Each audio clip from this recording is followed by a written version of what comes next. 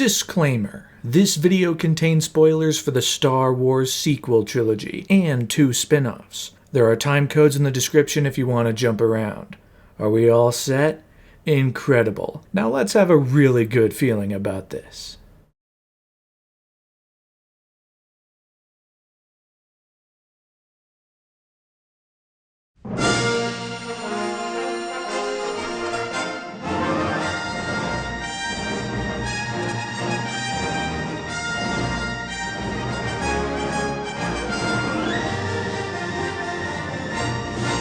Even with mixed reception, the Star Wars Prequel Trilogy managed to reinvigorate the franchise around the world in a big way, with 3 huge box office successes rocking the industry through the early 2000s. As a result, even though the trilogy was now over, this post-trilogy era was quite different from the last. While Star Wars almost completely dropped off in the years following the original trilogy, it never truly left the public consciousness following the prequels. The prequels, of course, were still generating passionate debates and conversations centering around the fanbase's widely differing thoughts. Star Wars was on TV with the ongoing Clone Wars animated series, telling the stories of what happened between episodes 2 and 3, all the while introducing a legion of new concepts, characters, and ideas. Books were still ongoing, adding to the endlessly growing expanded universe, and video games, both traditional and LEGO, were released, allowing people to engage with the universe themselves at every turn. Star Wars might not be at the very center of the pop culture conversation, but it was certainly still around, still generating excitement and interest in plenty of areas. And a new generation of Star Wars fans were slowly getting introduced to the entire universe through the new material, allowing them to look back and fall in love with all of the movies just like fans had. But while things were fairly strong right now, with Star Wars still holding its place, they were about to get stronger. Because once the clock turned to the new decade in the year 2010,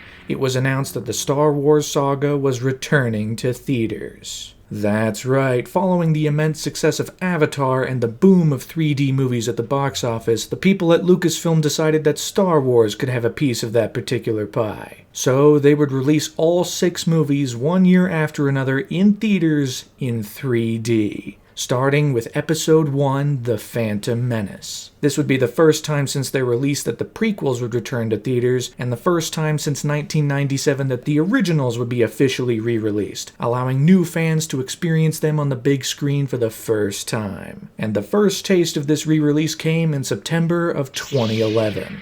When the entire saga was released on Blu-Ray, the latest home media format that was even better than DVDs, allowing Star Wars to have a release more crisp and clear than ever before. And of course, since this is George Lucas we're talking about, the movies got changed a little bit. While episodes 2 and 3 were mostly the same, Phantom Menace now featured CGI Yoda, replacing the puppet to create more continuity with the other 2 prequels. In the infamous cantina scene in A New Hope, Han and Greedo now shoot at about the same time. So they both shoot first? Also, Darth Vader yells no when he throws the Emperor off the ledge in Return of the Jedi, probably trying to create symmetry with Episode 3 despite the fact that everyone already knew what was happening here and the no is redundant and distracting. But I digress. The movies were on Blu-ray, and these would more or less be the versions officially released in movie theaters starting in 2012. Because once February 10th rolled around, in a box office lull, Star Wars rolled up to the club with Episode 1, The Phantom Menace. For the first time since 1999, the movie was back in theaters, this time in 3D. Some people definitely considered this a cash grab, but others were game to re-experience the movie in the theater, even if they maybe weren't huge fans of it. And if it was a cash grab, it was a moderate success, because this re-release gave Phantom Menace another $43 million domestically and $102 million worldwide, which managed to take the movie's grand total to the stratosphere, as it now cracked $1 billion. This was a pretty good success for Lucasfilm, and while there were criticisms of how effective the 3D actually was, I was there and I can say you couldn't really tell it was 3D half the time. The team behind it was moving forward on the next 5 movies. Attack of the Clones would storm into theaters in 2013, Revenge of the Sith would follow in 2014, then the original trilogy would begin with A New Hope in 2015, The Empire Strikes Back in 2016, and finally Return of the Jedi would wrap it all up in 2017. This was the big plan for the next 5 years. This was going to be Star Wars' presence throughout the decade. But before all of that could happen, there was one major thing in 2012 that fans could chew on throughout the year. That's right, they had Star Wars Kinect.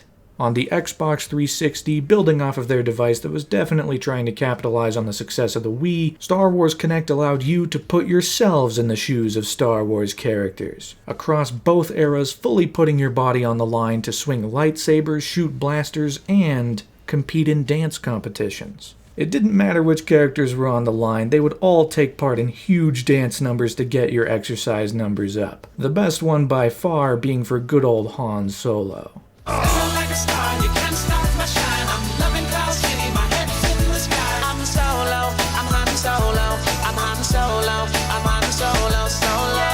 Star Wars is in such a good place right now. I mean, everything's just on the up and up. It's great. I can't possibly imagine things changing in a significant way that alters the course of the franchise going forward. Things are just too good right now.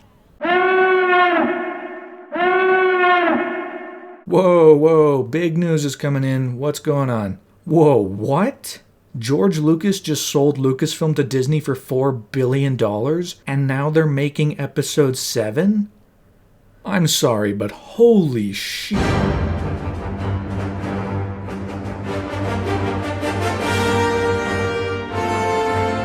While on the outside it seemed Star Wars was just going to repeat its greatest hits for the next several years, internally George Lucas had been thinking about launching the story forward. His plans back in the 70s and 80s were bigger than just the 6 movies, so perhaps with all 6 movies out and about, the time had come to jump into the future for episodes 7, 8, and 9. Lucas even contacted Mark Hamill and Carrie Fisher about reprising their roles, returning to their original characters for the first time in 30 years. However, the backlash around the prequels gave George Lucas some pause. He wasn't sure if he wanted to be the one to make more movies. He felt that he had done his part in the universe and maybe it was time to pass the reins to someone else. So, during 2012, he began looking around to see if anyone would be willing to take on the Star Wars franchise and carry it into the future. Which all led to the fateful day, a day that blindsided the entire fandom, October 30th, 2012.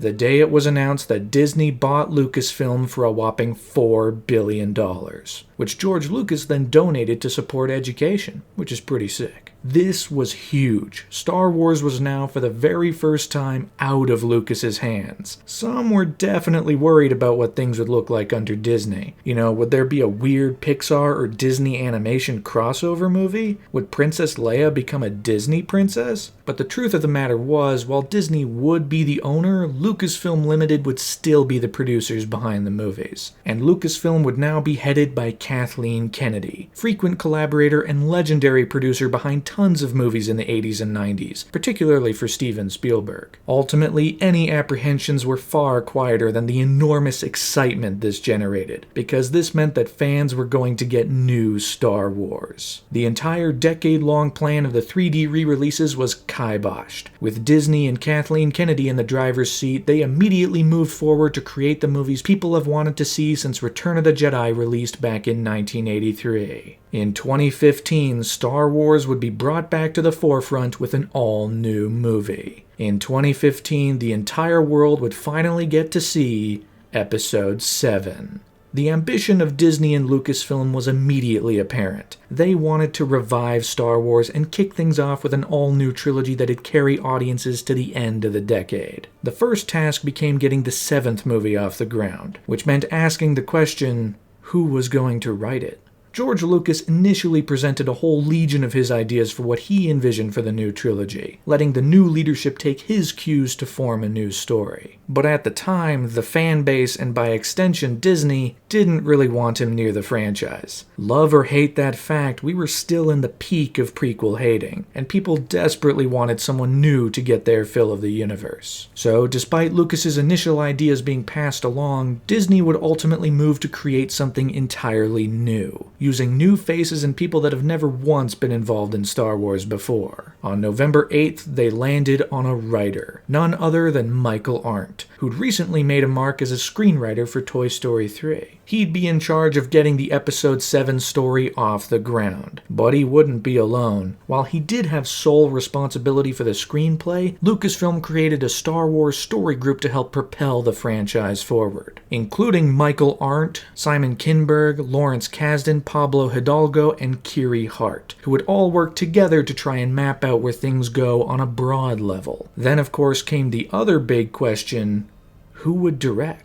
So many people were approached or considered for the movie, and lots of others turned it down because they just wanted to be fans. They didn't want to be involved with Episode 7, they only wanted to watch it. But several names still came up for the director's chair. David Fincher, Jon Favreau, Guillermo del Toro, Colin Trevorrow briefly, Ben Affleck and Neil Blomkamp both turned it down. Eventually Matthew Vaughn was approached, who even dropped out of the follow-up to X-Men First Class to open his schedule. But that ultimately didn't come to pass, leaving Brad Bird as the studio's top choice. But he was already committed to his next movie, Tomorrowland, also with Disney, so he wasn't able to open things up for Star Wars. You might think that after scouring through so many directors that the prospects seemed hopeless, but eventually the tide changed at the start of 2013. Because who else but Steven Spielberg suggested a name. No, Spielberg was never in contention to direct, but he believed and convinced Kathleen Kennedy as such that there was only one guy who could take on such a momentous task, and that was J.J. Abrams. That's right, the guy that did a keyboard solo that one time. J.J. Abrams! Yeah! Now you're talking. Famous for TV shows like Lost, Felicity, Alias, as well as the movies Mission Impossible 3, the Star Trek reboot, and its upcoming sequel Star Trek Into Darkness, J.J. Abrams had made his mark across the entire industry. He'd also been famous for his unique brand of storytelling dubbed the Mystery Box, which of course was the subject of his now infamous TED Talk from 2007. The idea being that all stories, and especially his stories, are based around getting the audience to ask big questions. That's how they get invested. They ask big questions, they get into it, and they want to know what happens next. And on January 27th, 2013, the news was made official. J.J. Abrams was going to direct Episode 7. And the fan base rejoiced, specifically because of how successful his Star Trek reboot was. It was visually exciting, it had tons of great action, and the cast was awesome. While it might not have felt 100% like Star Trek, tons of people coming out of it echoed the sentiment, they should give this guy a Star Wars movie. And now here we are. They've given this guy a Star Wars movie. And while he was still working hard on the last legs of Star Trek Into Darkness, this now meant the machine was rolling on the next chapter of the Star Wars saga. But Episode 7 wasn't all Disney and Lucasfilm wanted to work on after the acquisition. They wanted to open the floodgates and maximize the value of their purchase. Which is a horribly cynical way of saying that, I am sorry. But in February of 2013, Disney announced that they had 2 spin-off movies in the works, with possible subjects being revealed as a Han Solo prequel movie and a Boba Fett movie. Star Wars on the big screen wasn't just going to consist of the episodic saga, it was also going to feature further expansions into the universe, telling other stories alongside the mainline films, which also led to the larger plan for Disney's Star Wars, which was to release a new movie every year forever. Things would start with Episode 7 in 2015, move to a spin-off in 2016, then Episode 8 in 2017, another spin-off in 2018, and Episode 9 in 2019. The dates weren't set in stone yet, but Disney planted a flag every year for a Star Wars movie to hit theaters. And even after the new trilogy was wrapped up, I'm sure they'd continue to push forward with more movies heading into the 2020s and beyond. But while the future of Star Wars was certainly big, Disney's acquisition did mean that some ongoing projects were canceled or wrapped up in the following year. The most devastating of all being Star Wars Detours. Set to release in 2012 but canceled after Disney's acquisition. Now we'll never get to see moments like this on the small screen. Yo dudes, the Empire's pretty chill. Maybe you could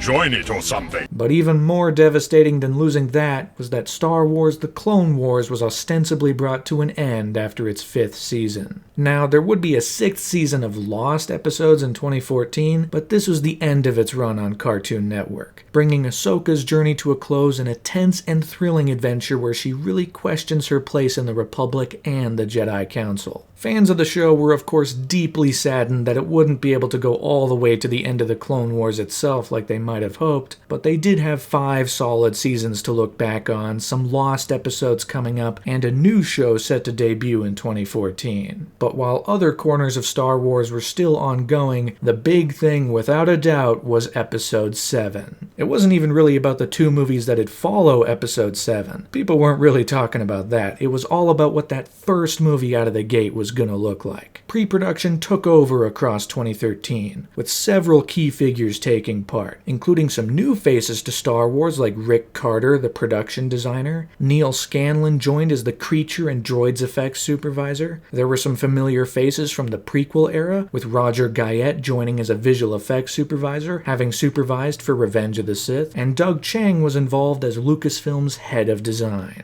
And on top of that, there were even some faces from the original trilogy, with Dennis Muren specifically involved as a creative consultant. He had worked on the camera team at ILM for the first 2 movies, and even worked as a visual effects supervisor on Return of the Jedi. So he was able to bring his expertise into this new story to carry it forward. The big goal with Episode 7 is that they wanted the whole thing to look and feel as closely to the original movies as possible. They wanted to eschew the designs and filmmaking practices of the prequels to make a movie that looked, felt, and sounded like the original did back in 1977. But the big question was, what's the story? When the saga left off, Luke had redeemed his father, Darth Vader had killed the Emperor, the Death Star was destroyed, and it seemed the rebellion had become victorious. So, 30 years later, where do you pick things up? Ultimately, the idea came around to center the story on some new characters as they slowly uncovered the past of the original trilogy for themselves, which was exactly the hook J.J. Abrams needed to ultimately sign on. The movie would be from the perspective of the new characters rediscovering the old universe, and of course, the old characters. Specifically, lots of discussion was had around how Luke Skywalker would fit into everything. Michael Arndt knew that the story would work best if he was kept hidden for a good chunk of the movie, that there was build-up to his return. Early drafts had him appearing about halfway through, but once he did, he took over the movie. Suddenly the new characters didn't matter, it was now all about Luke. This obviously couldn't work. The original characters couldn't completely overshadow the new heroes. So the decision was ultimately made to hold Luke's reveal until the last possible moment. The story would be about finding him. He'd be at the very center of every story beat, but he wouldn't appear until the very end, holding back his return for maximum impact. But unfortunately, despite Michael Arndt working on the script and even completing a first draft, his process was going to take much longer than Lucasfilm wanted. They wanted a script done in time for shooting in the summer of 2014, but that wasn't going to happen with Arndt running solo. So ultimately, the 2 parties split ways, with Michael Arndt leaving the project. Instead, J.J. Abrams would take over screenwriting duties alongside Lawrence Kasdan. Lawrence Kasdan, of course, wrote for The Empire Strikes Back and Return of the Jedi, along with other big hits like Raiders of the Lost Ark, so it was a no-brainer to have him back to continue the story along. Episode 7 was still in good hands, and eventually a release date was revealed. Before the end of 2013, Disney and Lucasfilm announced that Episode 7 would release on December 18th, 2015. Which would make it the first Star Wars movie not released in the month of May. The first one not released in the summer, for that matter. So mark your calendars, in just 2 years, in December of 2015, Star Wars is coming back. The Christmas season is going to light up for the galaxy far, far away. One thing you can always give J.J. Abrams credit for is that he and his team are fantastic at casting. From every show he's worked on to the ensemble cast of his Star Trek movies, everyone in them is batting 1,000. Each one is great individually, and they're all great as a unit. It's genuinely one of his strongest talents, if not his strongest talent as a filmmaker. So there was a lot of hope for the cast that'd appear in Episode 7. Following in the original trilogy's footsteps, and even the prequels to a certain degree, Episode 7 VII would look for mostly unknowns. While there would be some more known actors among the pile, the casting team was looking for new faces that wouldn't have enormous star power, all to follow in the footsteps of Mark Hamill, Carrie Fisher, and Harrison Ford, who became stars after Star Wars, not before. And eventually, after months of grueling searches and deep dives to find the exact right people, the cast was officially revealed on April 29th, 2014, which happened to be the day they all assembled for the first table read of the script, the day they all came together to read the story for the first time. And boy, was it a big cast. You had John Boyega, who'd starred in Attack the Block, Oscar Isaac, who was in Inside Llewyn Davis, with Adam Driver, who was also known for his role in the TV show Girls. Domhnall Gleeson had appeared in several movies up to that point, including the movie About Time, and even the last two Harry Potter movies as Bill Weasley. Andy Serkis was part of the cast, of course known for his mocap performances as Gollum in the Lord of the Rings trilogy, King Kong in Peter Jackson's King Kong movie, and Caesar in the ongoing Planet of the Apes franchise. Max von Sydow was the biggest name of the newcomers, having been seen in movies for decades across a historic career. And then you had Daisy Ridley, the least known before this, but proved herself in auditions and wowed J.J. Abrams enough to give her a hugely significant and central role in Episode 7. And of course, all of these actors were joined by several members of the original cast. Mark Hamill, Carrie Fisher, Harrison Ford, Anthony Daniels, Kenny Baker, and Peter Mayhew, who were all coming back to their legacy roles after only 10 years for some of them, but over 30 years for others. It was a momentous occasion, both for the crew internally and for fans watching from the outside. This was the first good look at what Episode 7 was going to be like, who was all going to be in it, and of course speculation ran rampant, leading to this fan-made poster. It's very funny. Every time I look at it, I notice something new. It's so awesome. Eventually, this main ensemble was joined by a couple new members, with Gwendolyn Christie joining as a new villain and Lupita Nyong'o joining as one of the film's motion capture characters, alongside the addition of Jonas Suotamo, who would join Peter Mayhew as Chewbacca, taking on the more physically demanding aspects of the character's role, himself standing at 7 feet in height. And all of this led to May 16th, 2014, where principal photography finally kicked off. I just want to say the obvious, which is that we are here on day 1 of Star Wars Episode 7. You're here. How incredible is that?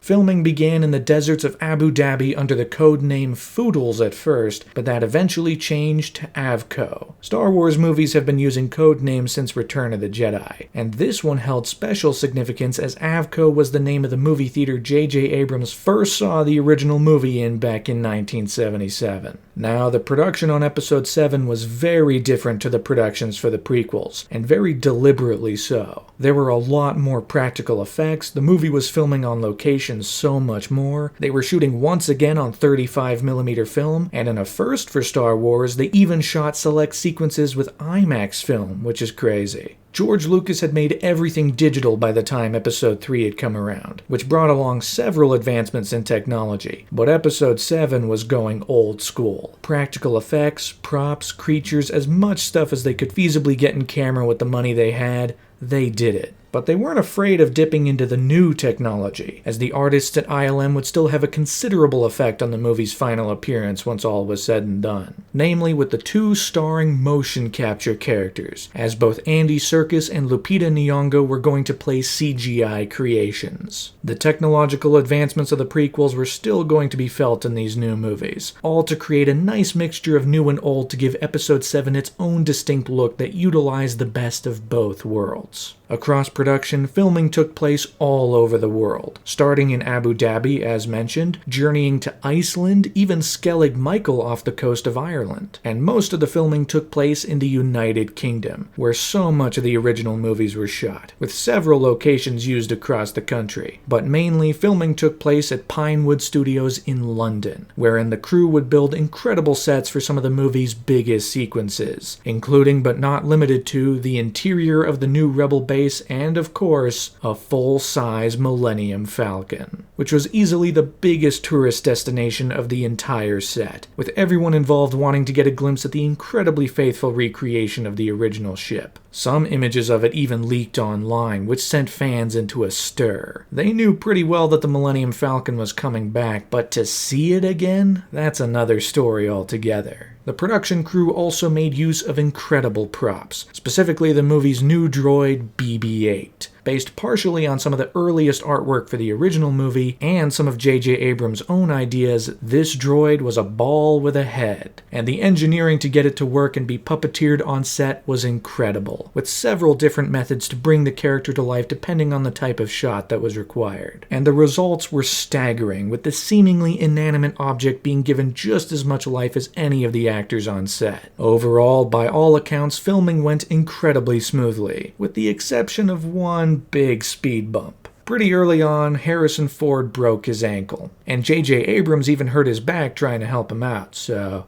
that wasn't great. This did result in a bit of reshuffling for the shooting schedule, and even a brief 2-week break before Harrison Ford had fully recovered, but they managed to make it work. All accounts suggest that filming for Episode 7 went swimmingly, and the cast and crew were having a blast bringing it to life. A lot of it was being kept tightly under wraps though, with fans only able to catch glimpses as filming continued, including some Force for Change promotional videos hinting at some of the props and creatures during the year. But the larger universe outside of Episode 7 was still getting updates, though not all were universally accepted. Specifically, in April of 2014, Lucasfilm made a big decision about how much Star Wars was canon and how much wasn't. Before, everything was canon. Books, games, movies, it all fit into one universe. Although the canon's always been a bit flexible, with the movies always taking priority over anything else. Like how the Star Wars prequels drastically changed the ideas behind the Clone Wars. Expanded Universe authors had lots of different ideas about what the Clone Wars might have been and when they took place, but that wound up changing in a huge way with the revelations in Episodes 2 and 3. The movies have always taken precedence, it was just official now. Suddenly, the entire expanded universe was declared not canon and rebranded as Legends. They could be pulled from in the future for story inspiration and larger ideas, but it meant that the only things that were canon were the 6 movies and the 3D Clone Wars show. Everything else, The Force Unleashed, even the 2D Clone Wars show, that's not canon anymore, at least not officially. This meant that the creators of new Star Wars movies, especially those working on the new trilogy, would have complete freedom to take the story in new and unexpected directions. That being said, some fans were definitely irked by this major change. To have something they like be deemed unofficial can feel like a slight, but it's worth noting that none of that material was being erased. If you wanted to engage with it, it was still there for you to enjoy.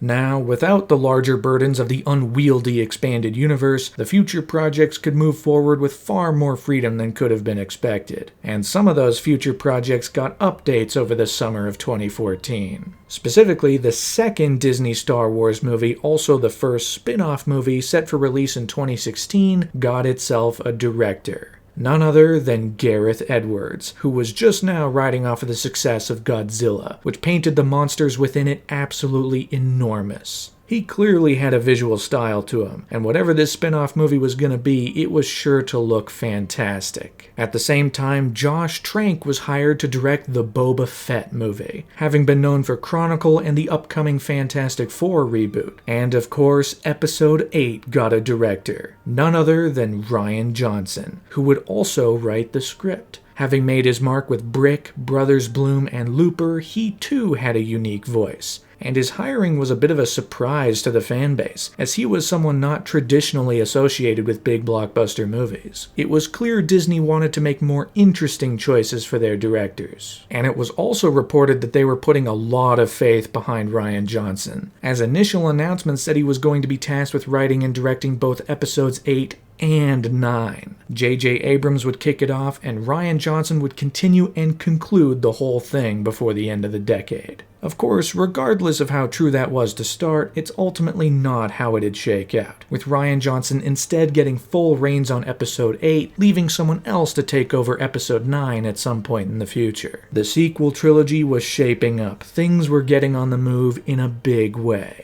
Meanwhile, on the small screen, Star Wars Rebels began in October 2014, an indirect sequel to the Clone Wars featuring a lot of the same creative team and a new animation style, this time following a whole new team of characters during the foundational years of the rebellion set between the events of Episodes 3 and 4. Introducing a whole new legion of characters and ideas that would themselves become beloved by the larger fanbase, like Ezra Bridger, Kanan Jarrus, Hera Syndulla, Sabine Wren, Zeb Aurelius, and the psychotic war crime committing droid Chopper. Lots of fans love that little guy. Star Wars was rising through the ranks once again as one of the big pop culture icons, slowly coming back to reclaim its throne as the king of the box office, which meant all eyes were looking forward to the big blockbuster event, Episode 7, which finally, before the year came to a close, got some big updates. For one thing, principal photography came to a close on November 3rd, 2014, and only 3 days later, on November 6th, the Disney Twitter account announced it by saying, "Star Wars The Force Awakens has completed principal photography." Whoa, wait, what? In the most nonchalant way possible, the Disney Twitter account just announced the title of Episode 7. Star Wars Episode 7, The Force Awakens. That's the title, and fans almost universally accepted it from minute one. Some definitely noted that it sounded a little vanilla, but it also immediately sounded like Star Wars, and questions inevitably began to be raised about what it meant. Had the Force gone away for a while? Is the Force a movement on top of being an energy field? In a meta sense, it works since this is the return of Star Wars for the first time in 10 years, but the questions around its intentions were sure to get fans interested. But it wasn't everything, because only a few short weeks later, the promotional cycle for The Force Awakens really kicked off. Because, surprising everyone, on November 28th, 2014, Disney and Lucasfilm released this. There has been an awakening. Have you felt it?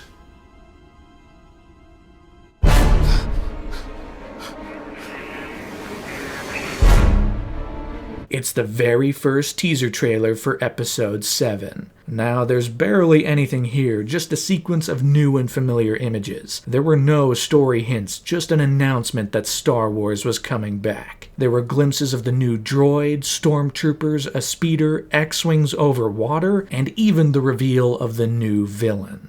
The dark side. Whoa, that lightsaber's got a hilt on it, dude. A little crossguard to protect his hand.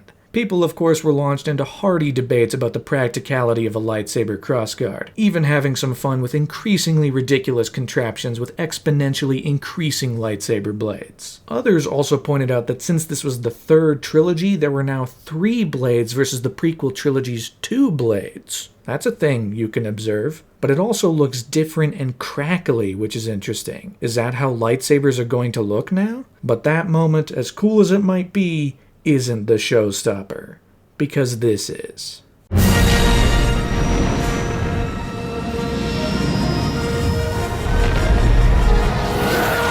Dude. You're telling me this movie is still another year away? I have to wait another year to see this? Can I at least buy advance tickets or something? No? Alright, fine. I'll wait. Ugh. This trailer was small, but it got so many fans united under one banner. United for their collective excitement for Star Wars and especially for its return. And it was almost immediately followed up by a bunch of 70s themed trading cards at the very end of the year, which not only featured images from the teaser again, but revealed plenty of the characters' names. This is Rey, this is Finn, this is Poe Dameron, this is Kylo Ren, and this is BB-8. The new heroes and villains had been revealed, their adventure had been cryptically teased to, and now fans were left to wait a whole nother year before they could see it for themselves. That Millennium Falcon shot is so cool, dude. I mean, I could watch that all day.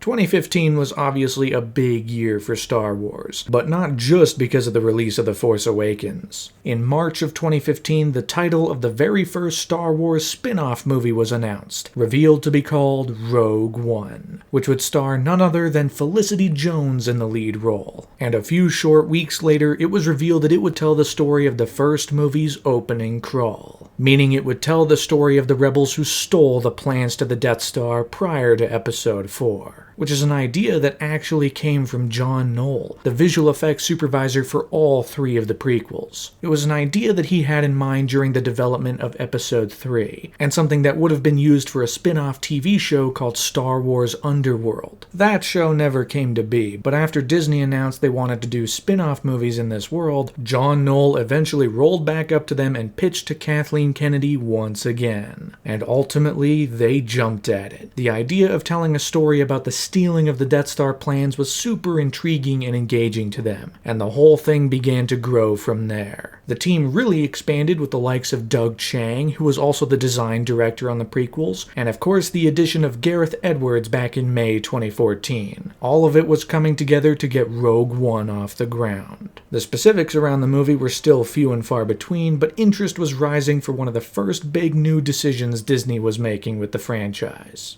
Eventually, everything led to Star Wars Celebration in April of 2015, held in Anaheim, California with over 50,000 people in attendance, all united in their love of Star Wars and their excitement for Episode 7, which of course was a central pillar to the event, with an entire panel dedicated to it, featuring the cast, director, and producers revealing little tidbits of information, which of course all built up to the reveal of a second teaser trailer. That first one in November was only a taste. Now that we're all gathered for celebration, it's time for something a little bit bigger.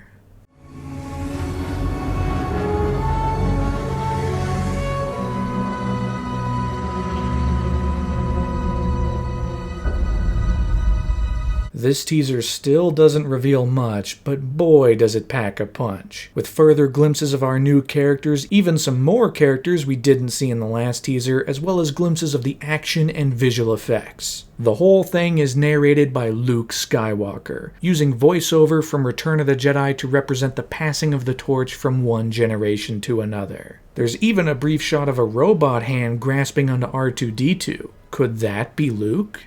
I don't know. What I do know is that this is the damaged mask of Darth Vader. Now that's big. There's some more brief shots of the main villain and even more of the Millennium Falcon, which is always a blast to see. But all of that was capped off with the real showstopper. Chewie, we're home.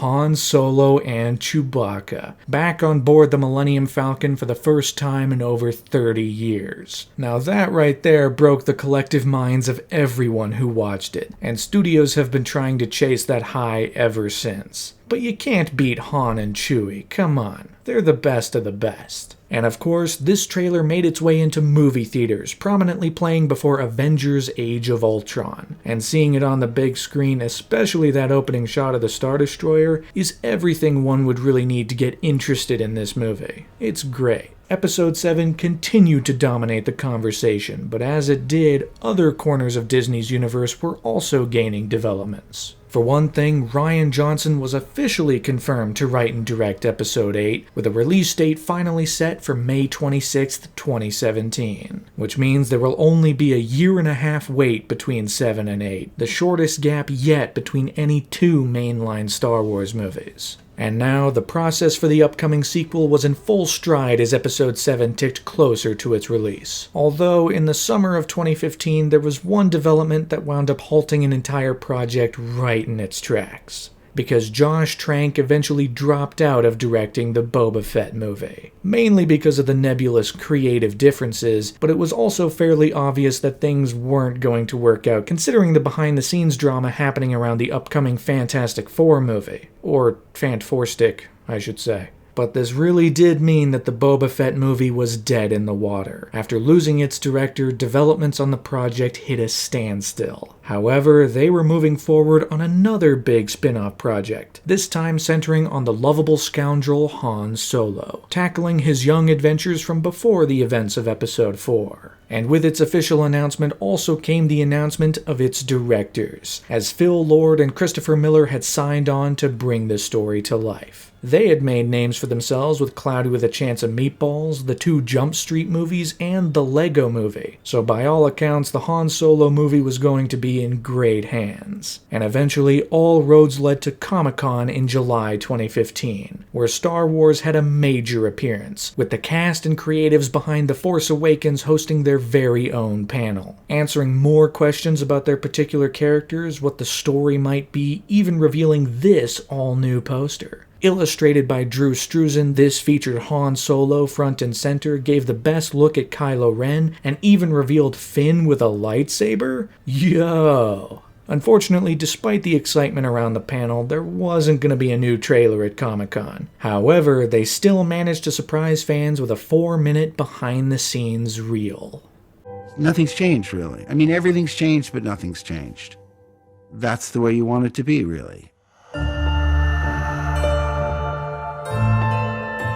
This reel reveals no story details, just promises of immense practical effects, creatures, set pieces, all the things that harken back to the creation of the original trilogy. Along with the excitement from everyone involved that they were making a Star Wars movie and continuing the legacy of the franchise into the future. It's clean, it's chintzy, but it's also nice to see this filmmaking prowess on display, and it got people very excited for this new yet familiar look for Star Wars. But while the movie would use a lot of practical effects, and so much of it was captured in camera, a whole bunch more of it was still going to be created in post-production. Editing this time was conducted by Mary Ann Brandon and Mary Jo Markey, frequent collaborators of J.J. Abrams. Sound was done by a huge team, but that team included Matthew Wood and Ben Burt, returning from the prequels and even originals. And of course, ILM would step in with a bunch of visual effects work for the movie, utilizing the technology that was pioneered and furthered by the prequels, just 10 years on. 2 characters in the movie were completely CG, created via use of motion capture technology. They made a bunch of CG model ships like X-Wings, TIE Fighters, and of course, the Millennium Falcon, which took a lot of its cues from the original. In fact, it took as many cues as possible, as the artists currently working at ILM on Force Awakens went back to the original model and copied everything they could for the new Falcon. Even little Easter eggs that no one would ever see that were there back in 1976, they'd still be present in 2015. And the most exciting thing was the team was creating a whole legion of incredible shots. Seeing TIE Fighters and X-Wings battle in the atmosphere, no one had ever seen that before. But also, some of the shots the team was creating vastly impressed some of the crew members working at ILM for the original, because some of those shots were attempted back in 1977, shots the original team could never get to work with the technology they had. But now, 30 years on, those shots were making it into Episode 7. At the same time, the music was getting further along, with none other than John Williams returning to the Star Wars universe after 10 years away. And he came in without missing a step, creating a bunch of new themes, reprising old themes, and taking everything back to the sound of the original movies, all the while adding to the larger tapestry of Star Wars as a whole. It's an incredibly exciting time to be a Star Wars fan. It's almost overwhelming how much stuff Disney and Lucasfilm are prepping for. Because in August of 2015, the next Star Wars movie, Rogue One, began filming. Now with a confirmed cast featuring Felicity Jones, Diego Luna, Donnie Yen, Jiang Wen, Ben Mendelsohn, Riz Ahmed, Alan Tudyk, and Mads Mikkelsen. But on top of that, you also had Genevieve O'Reilly, who was coming back to play Mon Mothma after she had previously played her in the deleted scenes of Revenge of the Sith. And you had Forrest Whitaker, who was going to play Saw Gerrera. Trevorrow, a character that had appeared already in the Clone Wars and was now going to be seen fighting a guerrilla war against the Empire. And this time, the production began under the codename Los Alamos, in reference to the location Dr. Robert Oppenheimer and his team first built the atomic bomb. Production for Rogue One would follow in The Force Awakens' footsteps by filming on a lot of locations with practical sets, costumes, props, all that stuff. Production went all over the world, filming in Iceland, the Maldives, RAF Bovingdon, Wadi Rum in Jordan, London, England, and interior work was done at the Cardington Airfield, where immense sets would be built for the production. At the same time, developments for the sequel trilogy at large managed to continue, because also in August of 2015, it was confirmed that Colin Trevorrow was going to direct Episode 9. Coming right off the back of Jurassic World's success, Colin Trevorrow would jump over to another massive franchise to see it to the finish line. J.J. Abrams would kick things off, Rian Johnson would continue it, and Colin Trevorrow would bring it all to a close. All three voices for the sequel trilogy were selected, and now that the first is only a few months away, all eyes inevitably turn towards the final promotional push for The Force Awakens. In October of 2015, fans were able to lay their eyes on the official theatrical poster, a huge, crowded image featuring every major character set to appear in the upcoming movie, which all led way to October 19th, 2015, where just 2 months before the movie's release, Disney and Lucasfilm pulled back the curtain in a big way, releasing the third trailer for The Force Awakens.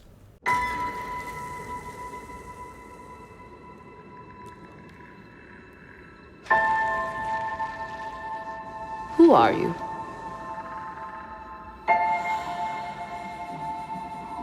I'm no one.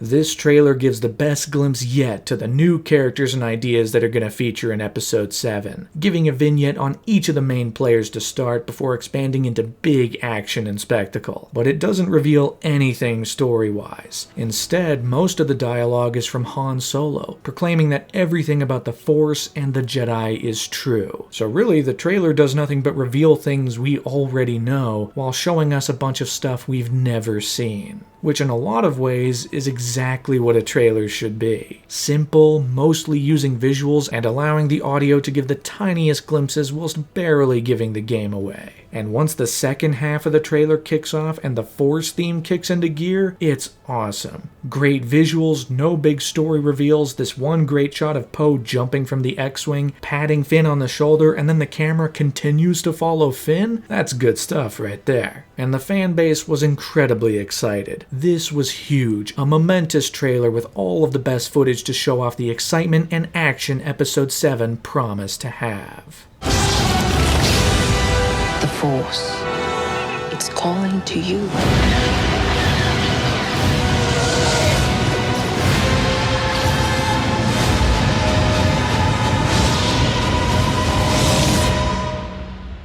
Just let it in. And oh boy, tickets are now on sale, and they were selling quick. The best seats on opening weekend were gone almost instantaneously. People wanted to be part of this event, a cultural event where everyone came together to watch the new Star Wars movie. But this trailer also got fans asking a lot of questions. Mainly, where is Luke Skywalker? He hasn't shown up in the marketing at all. I mean, his hand was seen at one point, he narrated the second trailer, but even then, that dialogue came from Return of the Jedi, so it doesn't really count. Big theories launched after this. They had to be hiding Luke for a reason. Maybe they just didn't want to show anyone his role. Maybe it was just as simple as keeping that element hidden for the theater. Or they could be hiding something more extravagant, like Luke Skywalker is the villain. Lots of people started peddling that theory. Even MatPat made a video about how it was maybe, probably, maybe perfect. I never liked this theory myself, but a whole legion of people were running with it. They even began running with the more ridiculous yet even funnier theory that Jar Jar Binks was the bad guy. I mean, come on, Darth Jar Jar isn't real, he can't hurt you. But he did give emergency powers to the Supreme Chancellor in Episode 2. Yeah, okay, I'm convinced. He's in on it. He knew the play. But from here, excitement and anticipation only skyrocketed in the final 2 months leading up to release, and the final promotional efforts were absolutely huge. In fact, The Force Awakens had a bigger multimedia marketing push than any movie save for The Phantom Menace back in 1999. It was insane. You had action figures left and right, Lego once again got their hands in the pot with new sets centering around Force Awakens concepts, vehicles, and ideas. You could even buy Force Awakens themed oranges for some reason.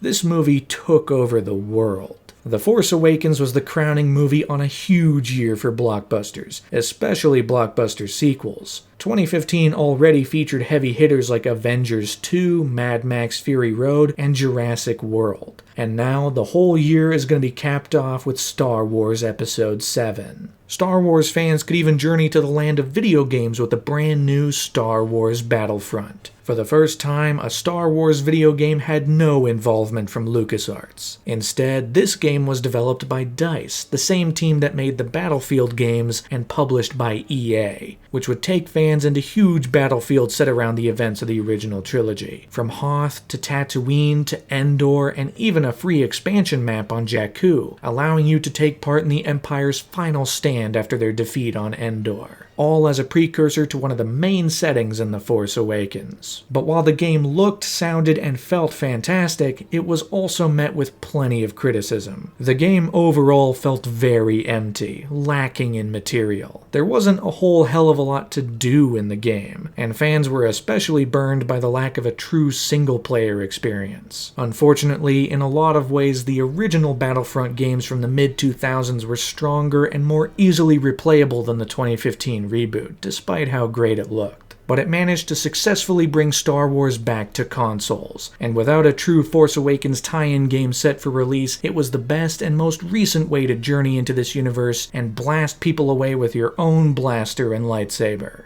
In the final weeks, excitement for The Force Awakens was on another level, akin to the same amount of excitement people had before Phantom Menace. The difference here, though, is that unlike fans in 1999, people were now acutely aware that these movies could be disappointing. The Phantom Menace was perhaps the first big example of that, of people going in on Cloud 9 but coming out not entirely thrilled, at least not universally. So, while lots of people were excited, it was also combined with a feeling of apprehension and anxiety. I sure hope this movie's gonna be good. Because I like Star Wars, and I like when Star Wars is good, and some people also wanted it to redeem the perceived failings of the prequel trilogy. Ultimately, this movie brought people together in their collective excitement for Star Wars. After 3 decades, there was now finally going to be a sequel to Return of the Jedi. The final sequence on Endor was no longer going to be the last scene of the saga. We were going to see what happened next. All of the familiar faces were coming back, joined by the new generation to bring things into the future. And on December 14th, mere days before the movie's release, 3 world premieres were held at the TCL Chinese Theater, the El Capitan Theater, and the Dolby Theater in Hollywood, with all of the stars uniting on the red carpet for the big event, which all led to the wide release only a few days later. 32 years have passed since Return of the Jedi, 10 years have passed since Revenge of the Sith, and now an all-new Star Wars trilogy is about to begin. After years of anticipation, excitement, and anxiety, the time had finally come. Episode 7 had now arrived. The clock had turned to December 18th, 2015. So take your seats, grab your lightsabers, and prepare for the dawn of the sequel trilogy.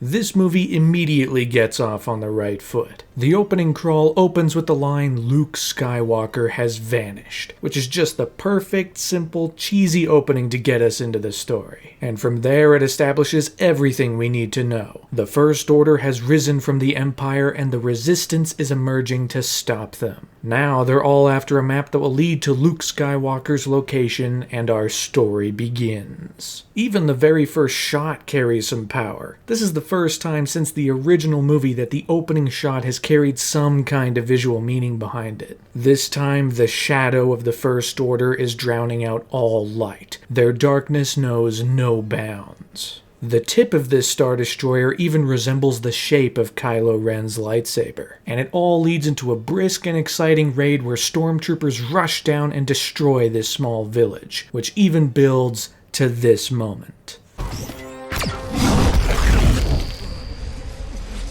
Alright, I'm in. I'm fully on board from the jump for what this movie promises to offer. This whole thing feels so Star Wars. Stormtroopers are raining down, they feel imposing and scary, the main villain is showing up, we have some over-the-top dialogue, we're going right back to how these movies have always felt. The Force Awakens is a very fun movie. It's moving at 1,000,000 miles an hour, it's carrying itself from one set piece to another at wicked speed, it's fast, it's energetic, it's just a whole hell of a lot of fun. And it spends a lot of its time introducing us to this new band of characters. In fact, The Force Awakens can be described as being a series of introductions laid back to back. We start with Poe Dameron, the hotshot pilot. Thanks to Oscar Isaac's performance, he carries a lot of that Han Solo roguish charm with him, even right from the very start.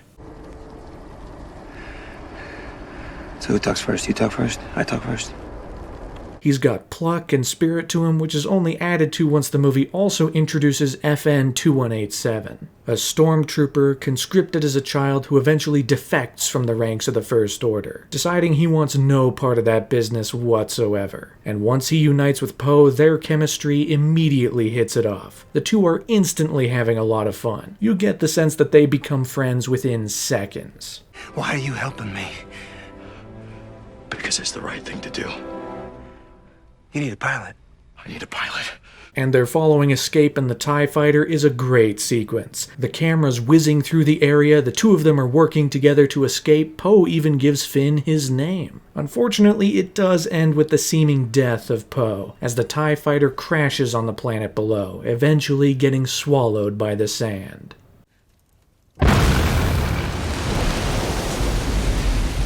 But while Poe might be out of the picture for now, there is one other part of this trio who gets by far the most elaborate introduction.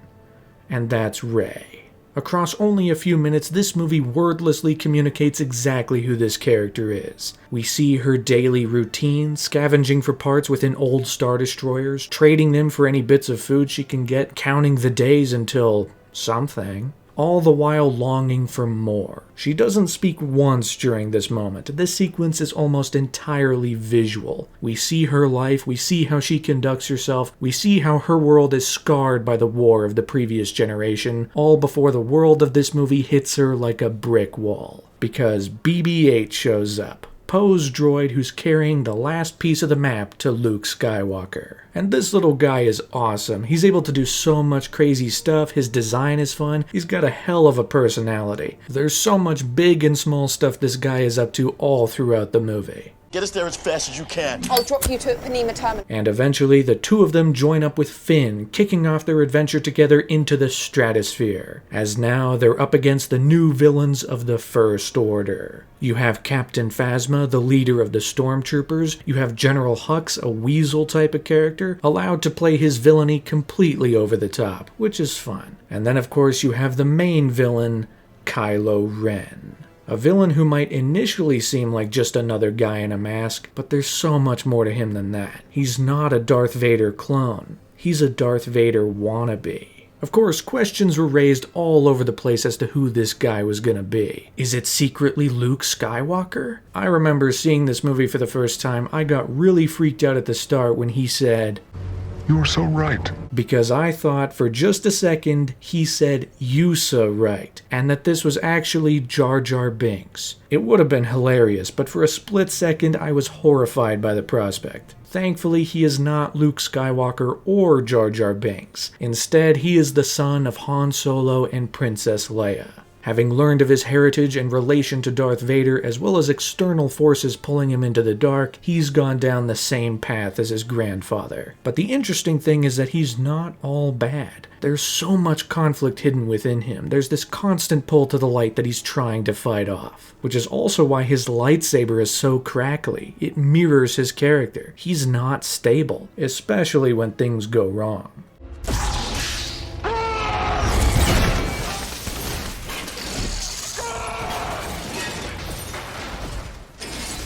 He's even using the mask as a form of intimidation, because once the mask comes off, we reveal that he's just a regular guy. Once you see his face, you see how unsure he really is. You see how desperately he's trying to seem cool and collected on the dark side, yet completely incapable of hiding the true conflict within, which all comes together in this fantastic scene where he interrogates Rey, a scene that even leads into the reveal that she too is strong with the Force. It's a whole showdown, one where Kylo Ren is so desperately trying to maintain the upper hand until Rey slowly begins to fight back, pushing against him until the ultimate moment.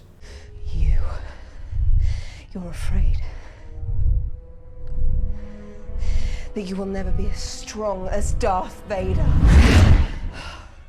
This central conflict powers Kylo Ren at every turn, easily making him the most interesting character in this movie, with a whole boatload of story potential going forward. But this movie isn't just about introducing the new, it's also about reintroducing the old. In fact, it's a lot about reintroducing the old, starting with the Millennium Falcon. The coolest ship of all time makes a comeback the only way it can. The only way that is absolutely befitting a ship of its legacy. What about that ship? That one's garbage! The garbage will do! It all ties back to its very first introduction in the original. Great stuff. What a piece of junk! And it leads into probably the best sequence of the entire movie, as Finn and Rey pilot the Falcon to escape the First Order TIE fighters bearing down on them. The camera is soaring around, you get that one kaleidoscopic shot that flips around and turns upside down for a bit. There are some telephoto shots, everything is moving at 100 miles an hour, it's so energetic and exciting. And it even builds into the moment where the turret Finn is manning gets stuck, so Rey has to pull off a big trick to take down the last TIE fighter so they can escape.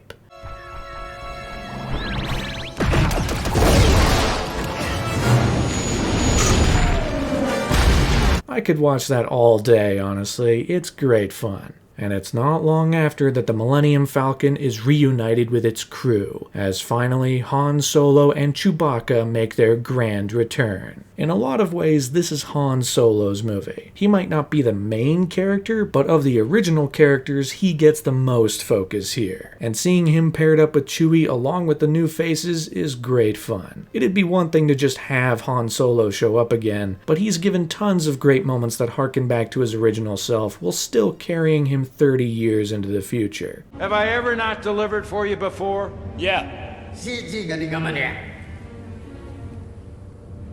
What was the second time? I mean, when we're introduced to him, we find out he's been doing monster smuggling. He's been out there, getting himself into scrapes. It's fun.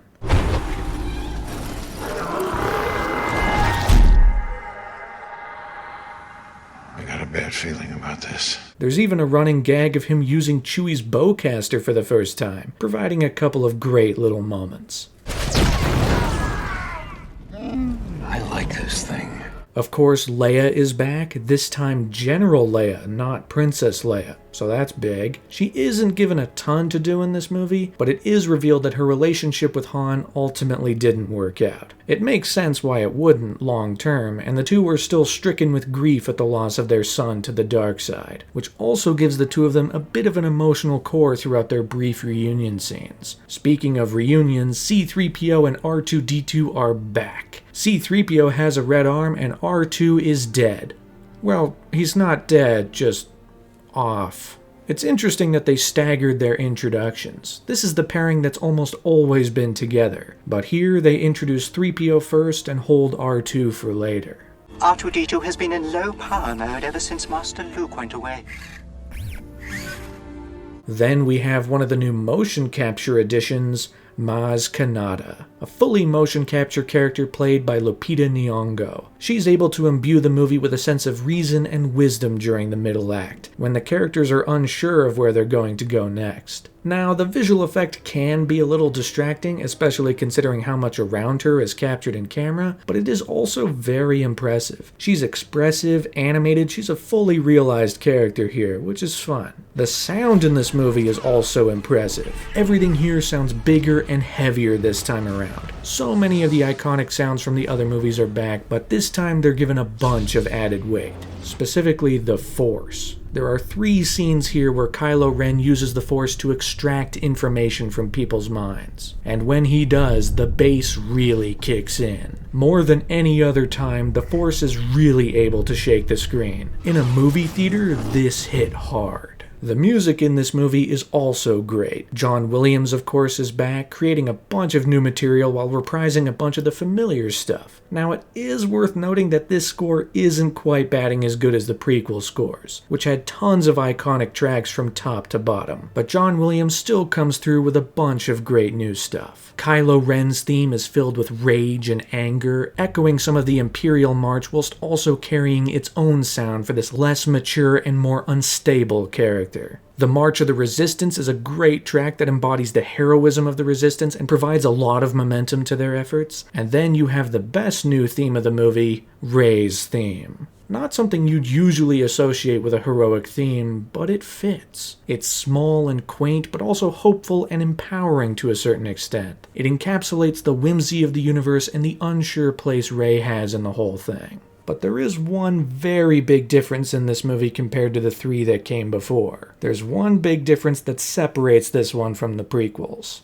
The direction. J.J. Abrams is a very different filmmaker than George Lucas. Where Lucas often shoots with objective framing, keeping the camera locked down, Abrams is more than willing to go subjective, getting into the characters' heads and flying the camera left and right. In fact, J.J. Abrams is far more similar to Steven Spielberg as a filmmaker. He uses a lot of long shots, he often combines different types of frames into one continuous motion. The difference is that Abrams pumps his shots with a whole bunch more adrenaline. Everything is dialed to 11, especially when the action heats up. Take this bit where the stormtroopers arrive at the start of the movie. Initially, the shot focuses on this transport, with particles flying everywhere. But once it sets down, we whip to the next transport over. We see that one open up, and then the shot cranes overhead as the troopers lay waste to the village. Whip pans are all over this movie, depth of field changes are all over this movie, there are plenty of telephoto shots using the longest lenses around, and all of that combined with the verticality and momentum of ship battles make them the highlights of the entire movie. We've talked about the TIE Fighter escape and the Millennium Falcon sequence, but the X-Wing assault towards the middle is equally as exciting. The X-Wings are flying over the water, there's this great shot of TIE Fighters silhouetted against the sun. I mean, we're batting 1,000 at every turn.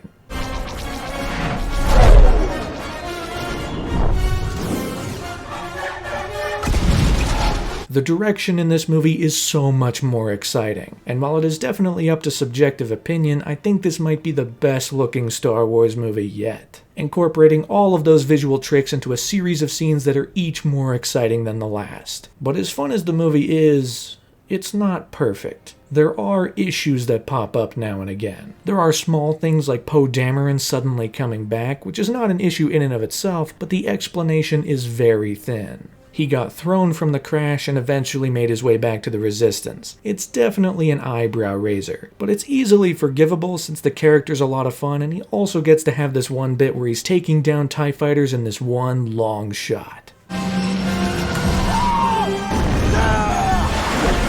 That's one hell of a pilot!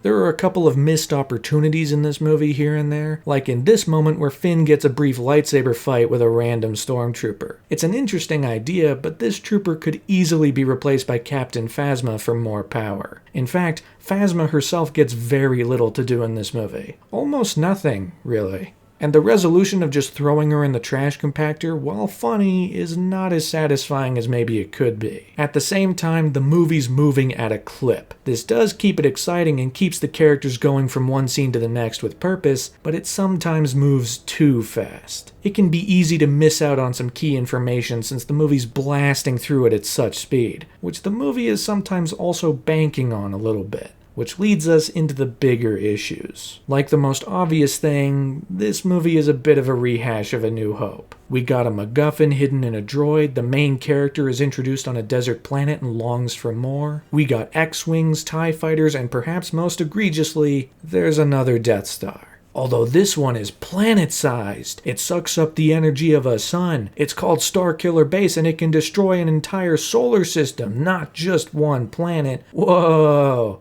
It's just another Death Star. A New Hope did a Death Star, Return of the Jedi did a Death Star, now Force Awakens is doing a Death Star. And the planet-destroying thing ties into the next big issue. The political structure of the galaxy is very unclear right now. Now, I understand that this movie wanted to avoid doing the full C-SPAN conferences that were so common in the prequels, but in an effort to get rid of those, this movie gets rid of any and all galactic politics. And those have always been very important to Star Wars, since the beginning. While the prequels were far more overt, the originals were also crystal clear in their setup. The Empire is in control and this small band of rebels is trying to stop them. But here, I'm not sure what the power dynamic is. We have the New Republic, we have the First Order, and we have the Resistance. The best I can figure is that the First Order, while big, is relatively fringe right now, until they use Starkiller Base to destroy the New Republic, leaving the Resistance as the only force standing in their way. But why does the Resistance exist? Shouldn't it just be the Republic Army? Is there a reason why this is a separate group and not the main fighting force against the First Order? It's clear they just wanted to reset the status quo to how it was in the first movie. Small rebellion versus evil empire. But then they also realized that this was after Return of the Jedi, so they had to work in some aspects of the New Republic and stuff. But all of that pales in comparison to the most unique little tick against this movie, the mystery box. J.J. Abrams is infamous for his mystery boxes, and while this movie doesn't go all in on them like some of his others, there are some big questions. There's small stuff like, where did Maz Kanata get the old Skywalker lightsaber, which is hand-waved away pretty much immediately. Where'd you get that? A good question. For another time.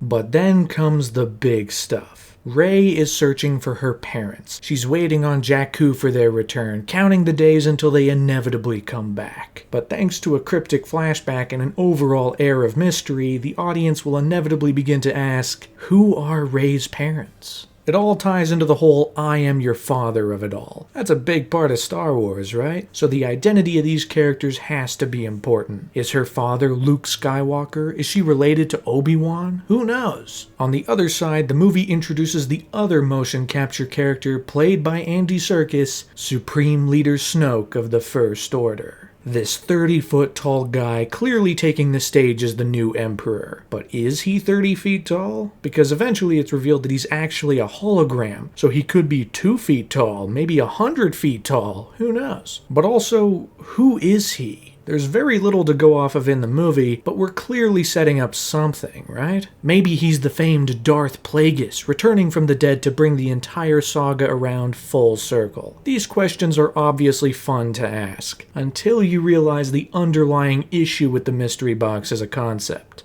The box is empty. It's only ever about getting the audience to ask the questions. Never in the writing process of using the mystery box is the answer ever considered. The truth about these questions is, there is no answer, which is added to when you realize that these questions aren't even being dramatically posed within the movie itself. Rey is not asking who her parents are. She wants to know where they are and when they'll be back, but she's not asking who. And no one seems concerned with Snoke's identity. It's purely a question that the audience is asking. So even if there were an answer, if it was provided in this movie, it'd ring hollow, because it's just for the audience, not the characters. It'd be like the Khan reveal in Star Trek Into Darkness, which is only significant because the audience knows who Khan is, but the characters don't, so it ultimately means nothing. Now, at this point, this isn't debilitating, but it is clear that Abrams and company have laid out some questions they had no intention in answering. And now the next 2 movies have to find a way to grapple with them. Where is this all going to go? Not even they know.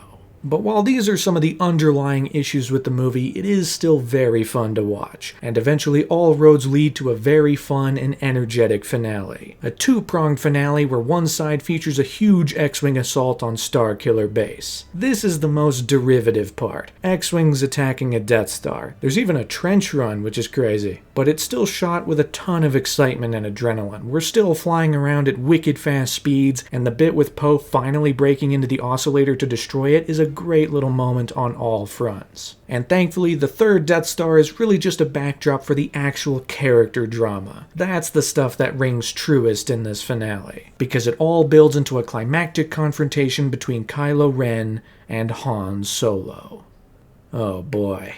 Lots of people were speculating before this that someone in the movie was going to die, and famously, Harrison Ford has wanted Han Solo to die since 1983. And now, once you see the two characters on the bridge, you immediately clue into what's going to happen next. It's even possible to clue in way earlier than that. It's a very predictable moment. But the performances from both Harrison Ford and especially Adam Driver carry it a long way. The inner conflict that has plagued Kylo Ren is front and center. We even learn that his real name is Ben Solo. The central core of the character is laid bare in a moment that will come to define him for this entire story, as it all leads to...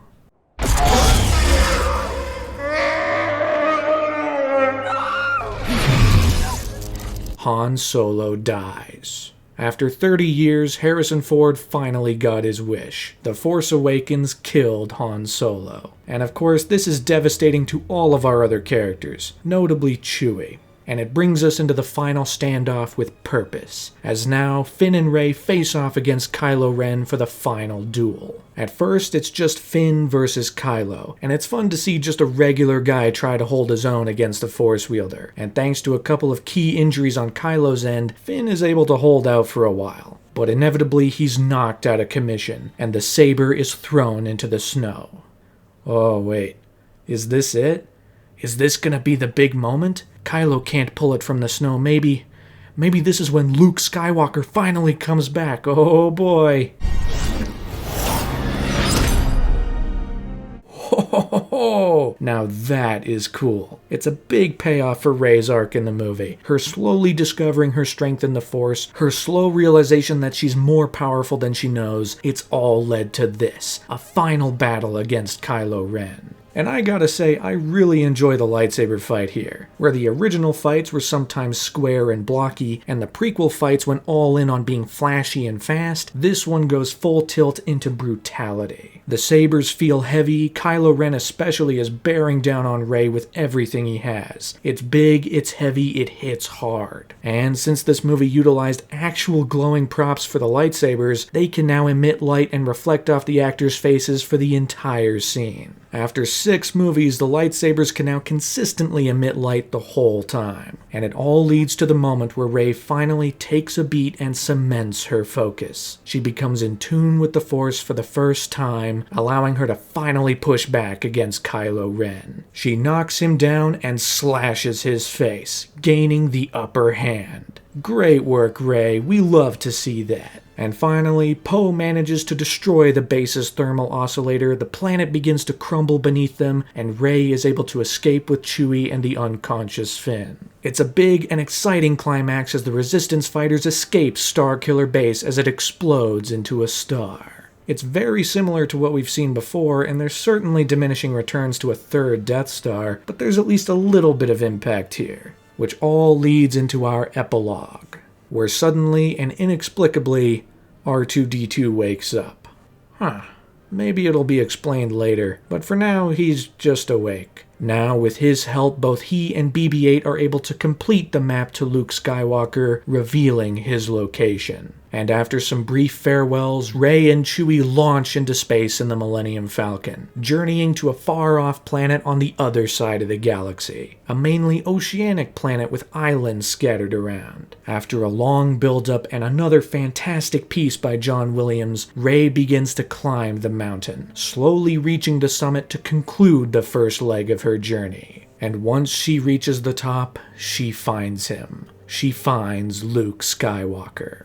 After 2 hours, after the opening crawl teased his disappearance, after 32 years since we last saw him in Return of the Jedi, here he is. Luke Skywalker is back. And Rey holds out the Skywalker lightsaber, extending an arm and asking for his help. And with the Force theme building over the sequence and the emotions running high, the whole thing comes to a close. Well, damn. Now I gotta go see Episode 8. The Force Awakens is a lot of fun. It's not perfect, there are definitely little bits and pieces that could have been improved. You also could have spent more time with Chewie mourning the loss of Han Solo. You know, it's a bit weird that he and Leia don't hug while Leia and Rey do. I don't even mind the hug in the movie, but give Chewie a little something, come on. But overall, the movie is fast, energetic, and a thrilling ride from top to bottom that introduces these new characters to audiences in an effective and successful way. Reviews for this one were very positive. While most reviews had caveats, critics were really enjoying the movie overall. And the fanbase for the most part also rejoiced. A lot of people really enjoyed this latest foray into the Star Wars universe. But at the same time, the love was not universal. Some people definitely did not like the movie, pointing out its many flaws as reasons why they couldn't get into it. Strangely, after only a few weeks, the tide slowly turned against the movie, as some began voicing their louder displeasures with it. Like the fact that it's a rehash of A New Hope, the fact that it's filled from top to bottom with tons of nostalgia. Questions began to be raised like, what is the movie about? Like on a deeper thematic level, what is it ultimately about? And the only answer people could give was,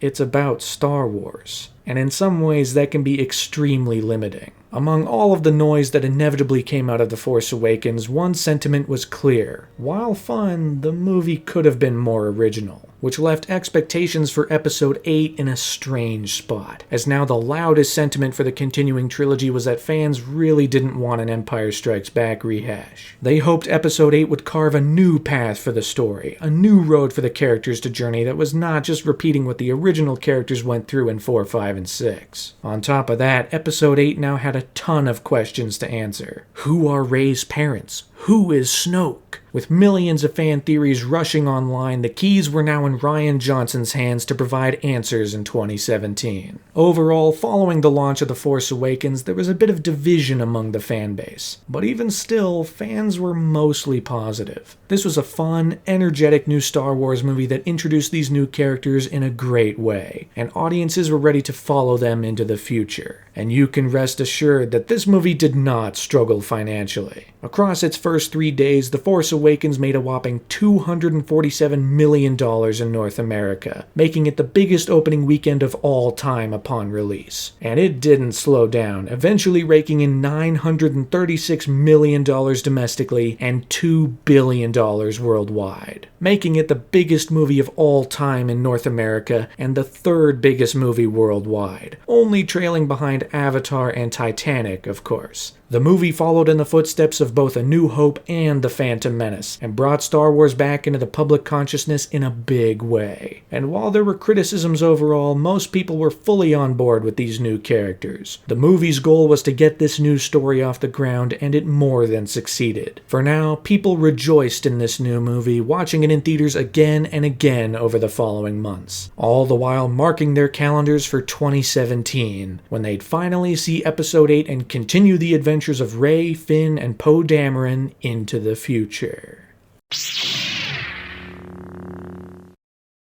Even before The Force Awakens hit theaters, Episode 8 was already underway. Rian Johnson had already teamed up with producing partner Ram Bergman and cinematographer Steve Yedlin, who had produced and shot every Rian Johnson movie so far. And the creative process had begun well over a year before The Force Awakens came out, with Rian Johnson looking at each of the characters, writing down who they were and what they wanted, then following that up by figuring out what the biggest obstacle would be in their path for the second chapter. And from there, Episode 8 took off. Scripts were coming in, rehearsals were taking place with actors, costumes, props, puppets, all sorts of things were already being created and sculpted for the next movie. In fact, in September of 2015, for only a couple days, the crew filmed the first shots on Skellig Michael, which was the exact same location that ended The Force Awakens. It was only for a few days, considering that the location was only available for a short time, but they made it work. Unfortunately, the wait for Episode 8 was going to take a bit longer than expected. While the movie was set for release in May of 2017, that eventually wound up getting pushed back to December 15th, 2017. Another Christmas release just like The Force Awakens and the upcoming spin-off Rogue One. Star Wars is a December franchise now. It was taking over the Christmas season like nobody's business. But despite the delay, Episode 8 was moving right along. After a few more months of pre-production, principal photography fully began on February 10th, 2016. All under the working title Space Bear. because during the writing process, Rian Johnson hit several snags, as you do when writing a screenplay. So he wrote that a bunch of space bears miraculously saved the heroes in their time of crisis. Of course, the space bears wouldn't make it into the final script, but the name stuck around for the secretive working title. The start of production was even announced with a brief video only a few days later, showing mere glimpses of Skellig Michael, a new look at Luke Skywalker, and Rey holding out the Skywalker lightsaber, confirming that Episode 8 would do something no other Star Wars movie had done. It was going to pick up right after the ending of Force Awakens, carrying the story right on from where we left off. Cut. Cover. Beautiful. As production began, the crew was joined by plenty of familiar faces from Episode 7. Daisy Ridley, John Boyega, Oscar Isaac, Adam Driver, and of course Carrie Fisher and Mark Hamill. But they were also joined by some new faces. Kelly Marie Tran joined as the new character Rose Tico, Benicio del Toro joined as the mysterious outsider DJ, and Laura Dern joined as the new Resistance leader Vice Admiral Holdo. Production took place around the world. While it mostly set itself within Pinewood Studios in England, just like Episode 7, it also went outside for location shooting in a few breathtaking places. Filming took place in Dubrovnik, Croatia for the gambling planet Canto Bight. They filmed at Salar de Uyuni in Bolivia for the final stand on Crate. And of course, they also returned to Skellig Michael once again for more location shooting on the mysterious world Luke had locked himself away on. Episode 8 followed in the Force Awakens footsteps in a number of ways, continuing to incorporate location shooting with tons of practical effects. I mean, you had creatures, props, BB-8 was back, all sorts of stuff. In fact, there was so much practical work done on Episode 8 that it effectively doubled the size of The Force Awakens. It was an absolutely enormous undertaking for everyone involved. Though it's not like anyone would see all this work just yet, as the crew worked as hard as possible to keep the secrets tightly under wraps, all to maintain the surprises for when audiences would sit down in the theater in December of 2017. But Episode 8 is not the next Star Wars movie, because in the coming year, audiences would be met with Disney's first big risk with the Star Wars franchise. In December 2016, fans would be met with the very first Star Wars spin-off movie, Rogue One, which right after Episode 8 began shooting, Rogue One wrapped shooting, putting the cameras away on principal photography once and for all. It was all post-production all the way home for the upcoming December 16th release, which also meant it was time for Rogue One's promotional game to get off the ground. Plenty of people were fascinated and interested in how the first spin-off movie was going to turn out. What would it look like? How different would it be? They were about to find out. At least a little bit. Because following in the footsteps of The Force Awakens, once April of 2016 rolled around, Disney and Lucasfilm finally released the first teaser trailer for Rogue One. State your name for the record. Jyn Erso. Across a simple 90 seconds, this trailer doesn't show much, but it does introduce us to some of our main characters as well as their ultimate mission. The Empire is creating the Death Star, and our heroes need to find out exactly how to destroy it. But while story details were kept pretty quiet, what this trailer did show off was its impressive visuals and immaculate scale. I mean, seeing a Star Destroyer, which is already big, get dwarfed by the immense scale of the Death Star, I mean, that's great stuff right there. Coupled with the Death Star alarm sound blaring over the second half, stormtroopers looking menacing, and one big shot of rebels storming up against AT-ATs. The trailer wanted to show off the visuals, and it showed them off well, getting tons of fans intrigued as to how this spin-off might shape up. What will you become?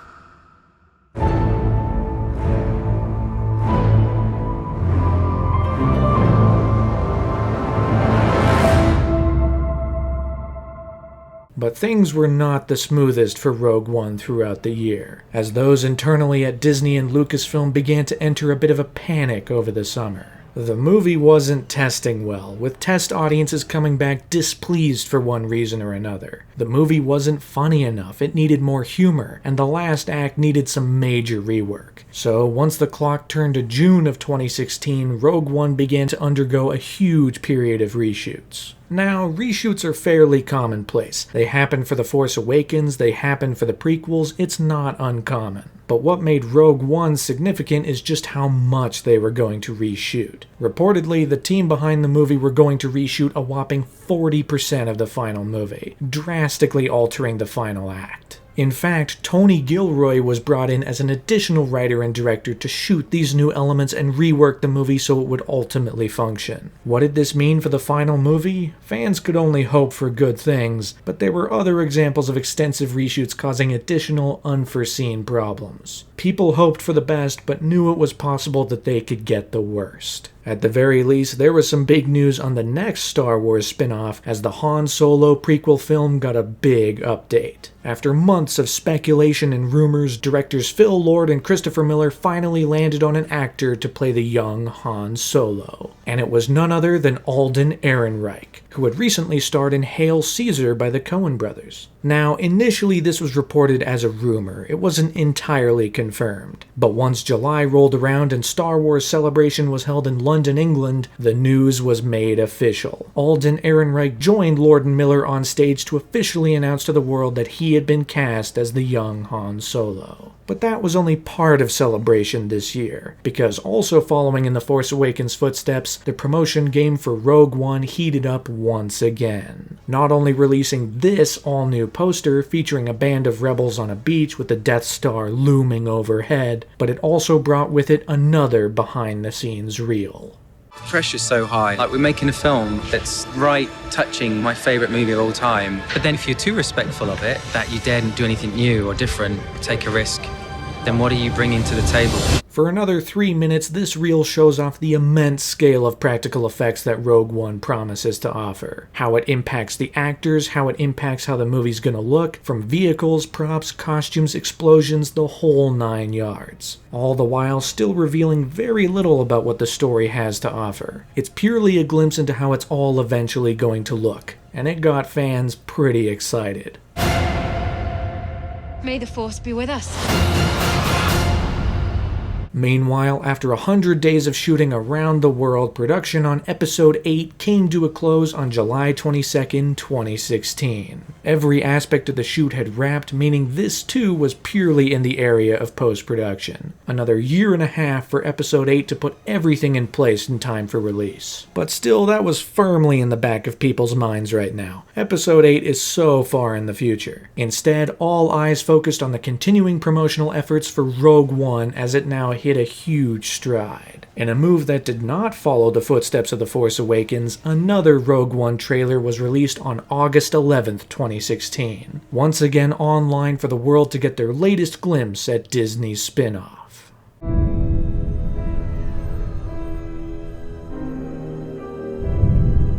The world is coming undone. Imperial flags reign across the galaxy.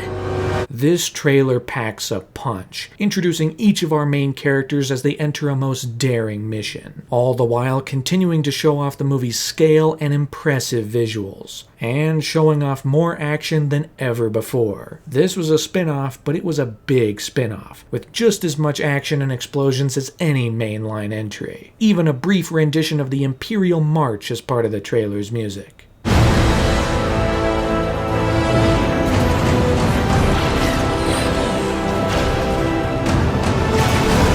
There is a 97.6% chance of failure. He means well. But the real showstopper of this trailer comes right at the end, because after the montage of action comes to an end and the title card hits, audiences were greeted with this.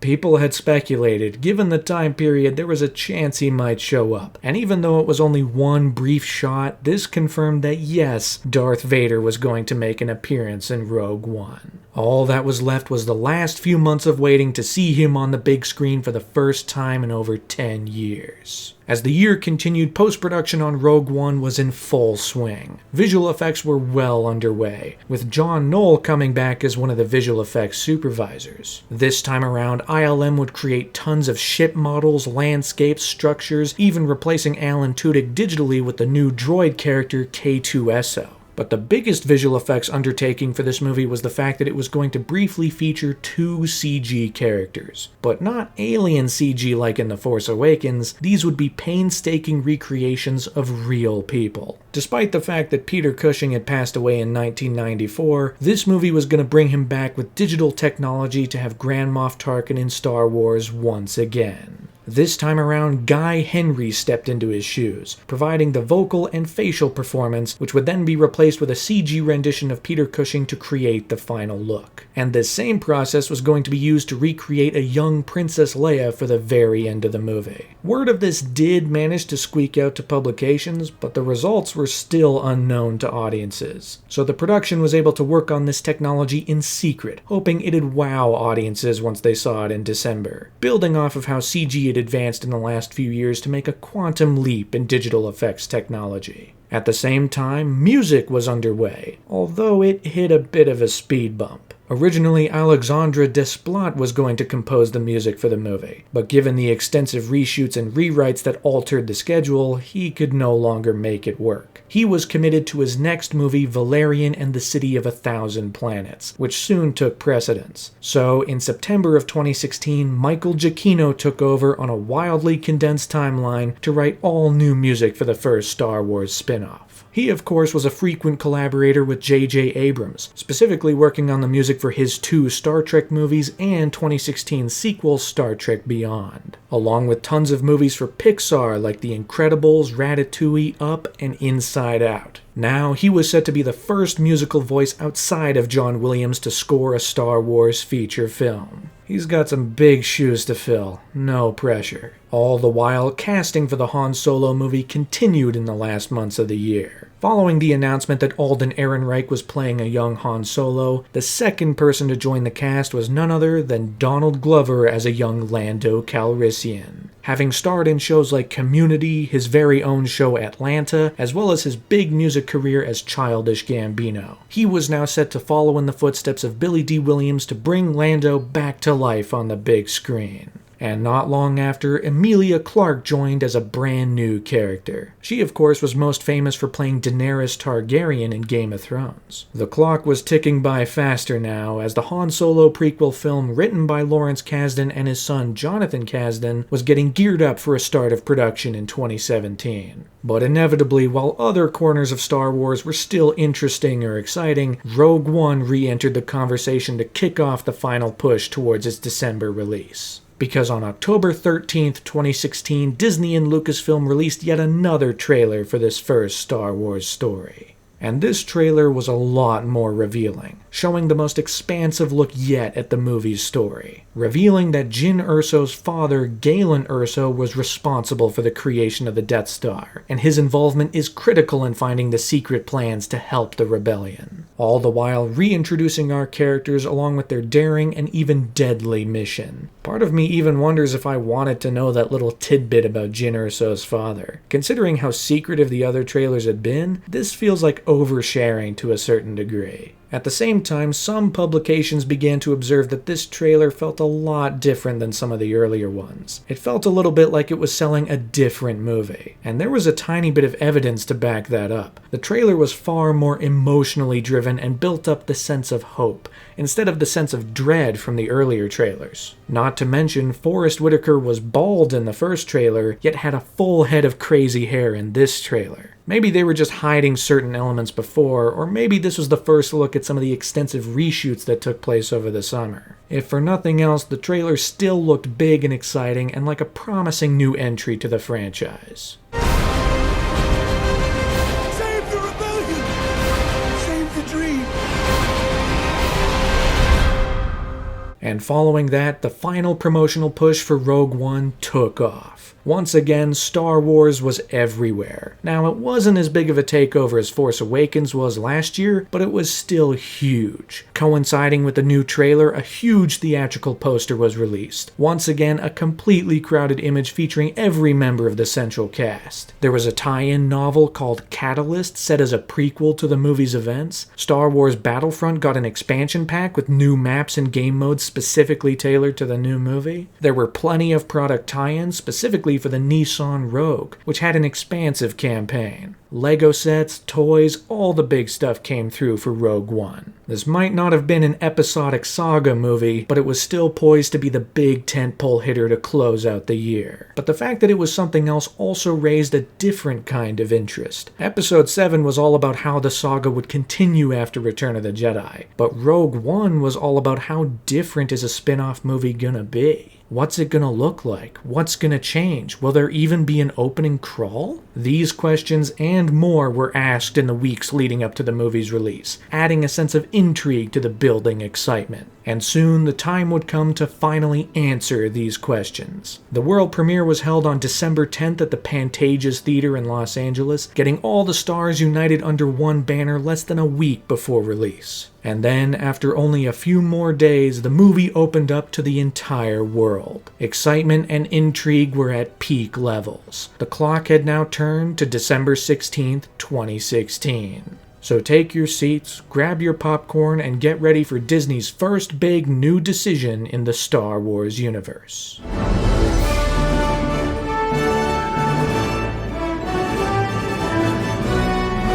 Right off the bat, you'll notice that some things are a bit different with this movie. For one thing, there is no opening crawl. The movie just starts. For another thing, the movie also opens with a prologue. Every other Star Wars movie starts us in the middle of an ongoing sequence, but this one provides a few minutes of backstory and setup before getting into the present-day mission. For the first while, the movie's jumping around a lot, so it uses location headers for the first time in Star Wars, letting us know exactly where we are. Ironically though, since this movie's jumping around so much in the first 30 minutes and there's so much to keep track of right away, this movie honestly could have used an opening crawl. The first Star Wars movie not to have one could have benefited from having one after all. How interesting. But bigger than any of that, one of the most significant differences with this movie is there are no screen wipes. Those screen wipes have been all over the other movies, especially the prequels where they transition between practically every scene. But here, in order to separate this from the mainline saga, there are no wipes, just cuts. Now that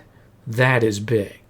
This story picks up mere weeks before the events of A New Hope. The Empire has just finished constructing their new weapon, the Death Star, which was helped along by Galen Erso. Now, his daughter Jyn Erso has been brought into the rebellion to find out the truth about her father and this mysterious weapon. Together with Cassian Andor and a crew of others, they must find the plans to the Death Star and deliver them back to the rebellion, all to eventually allow Luke Skywalker to destroy it once the time comes. Introducing new characters K2SO, Baze Malbus, Chirrut Imwe, and Bodhi Rook as this off-kilter team of new heroes to steal the plans for the Death Star. And overall, this is okay. I think this is an alright movie. I like it a fair amount, but I don't love it. There are things that hold it back overall, but there's also plenty of good. So let's start there.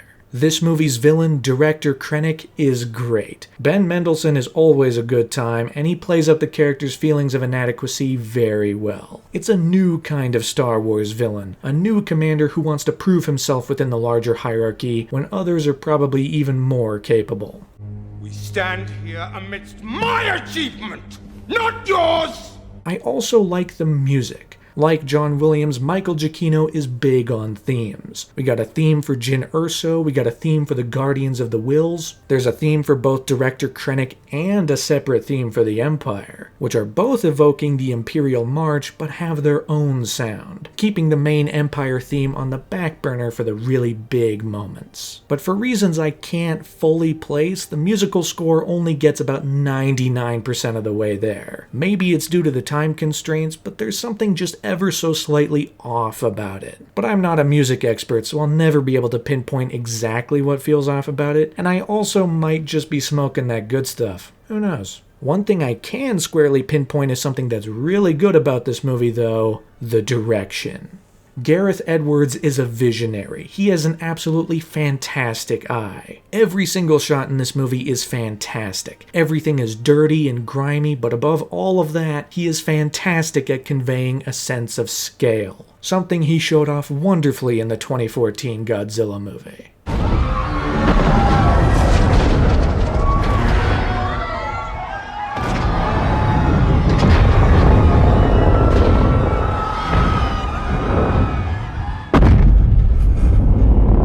And I, for one, love to reverse engineer what he and cinematographer Greg Fraser do to make things look so big on camera. There are a few things at work here. One is the camera placement. Where the camera is and where it's looking are a big element. We're almost always at ground level, looking up towards these huge ships and structures. Now, there are times when we break free from that, but we've been grounded enough that these shots still look huge. The second thing is that there's always some kind of scale reference in the shot. There's always something else in the shot besides the big subject that looks insignificantly small next to the big thing. Whether it be people in the foreground, buildings, even smaller ships. Like this moment where a TIE fighter flies by. We know how big those guys are, but then it reveals a Star Destroyer. Ooh boy, now that thing's definitely bigger. But what's casting that shadow? Well, we zoom out even farther and reveal the dish of the Death Star being put in place. We start small, we go where we think is really big, and then it goes even bigger. There's also a lot of handheld work, which grounds us with anything on the surface level, making large structures that much bigger. But above all, I think the lens choices are significantly important. The lenses used on the bigger sequences are almost universally the same lenses that'd be used for conversation scenes. Either that or they're even longer, also that you can never truly fit something into the frame. It's always reaching beyond, which in itself creates scale. Something can feel really big if you can't even see all of it in frame at once.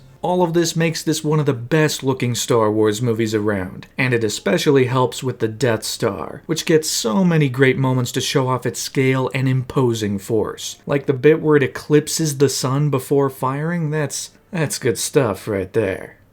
One blast to any part of it will destroy the entire station. This sense of scale also helps with the introduction of Darth Vader. Now, he might be a regular-sized dude, but when he's introduced, we get this shot of his shadow towering over Director Krennic. Suddenly, this regular-sized guy is larger than life, which gives it a lot of power. Be careful not to choke on your aspirations, Director. If there's one thing to be said about this new era of Star Wars so far, it's that it looks fantastic. Between the fast-paced excitement that J.J. Abrams gave The Force Awakens and the huge scale and dirty aesthetic that Gareth Edwards gave this, Star Wars has never looked better. But then we get to the small things about this movie that hold it back. Specifically, the movie makes one very questionable decision. It brings back Grand Moff Tarkin. Now, in-universe, this makes sense. Tarkin was in charge of the Death Star in Episode 4, so it does line up that he'd be around when it's finally completed. And the effect used to recreate him digitally is very impressive. It's obviously not perfect, but the fact that this technology even exists is astonishing. All sorts of little details in the face, all sorts of emoting. Guy Henry is doing a great job with the voice, trying to evoke that Peter Cushing energy. But while the movie proves that something like this can be done, the real question is, should it? Peter Cushing is dead. He died in 1994, and sometimes, even if some estate or his family signs off, there's a huge moral quandary you have to bridge. Sometimes you have to ask, should we just let people stay dead? Should we not recast if the role is so important? Should we not just stick to his reflection in the window, which looks incredible, by the way? Should we resurrect a man with computers? Is that a thing that should happen? Ultimately, audiences coming out of this were able to marvel at the technology, but the moral questions it raised were significantly more troubling and also more important. Sometimes it's better to leave someone in the past. I'm far when ready. But then we get to the story, and that's the real odd duck here. It's uneven, it's a little jarring, especially early on, but even weirder, I feel like the movie both gets better as it goes, and also worse as it goes. The movie starts on the right foot. The opening prologue sets up Jyn and Galen Erso with clarity. It also sets up Director Krennic as a villain you want to see taken down, setting up a cathartic moment between him and Jyn later on. From here, while the movie is jumping around a lot and some of this stuff could use some smoothing over, each character introduction is solid. Cassian Andor is introduced as a morally gray hero, someone who, like the rebellion at large, will do whatever is necessary to reach the desired outcome.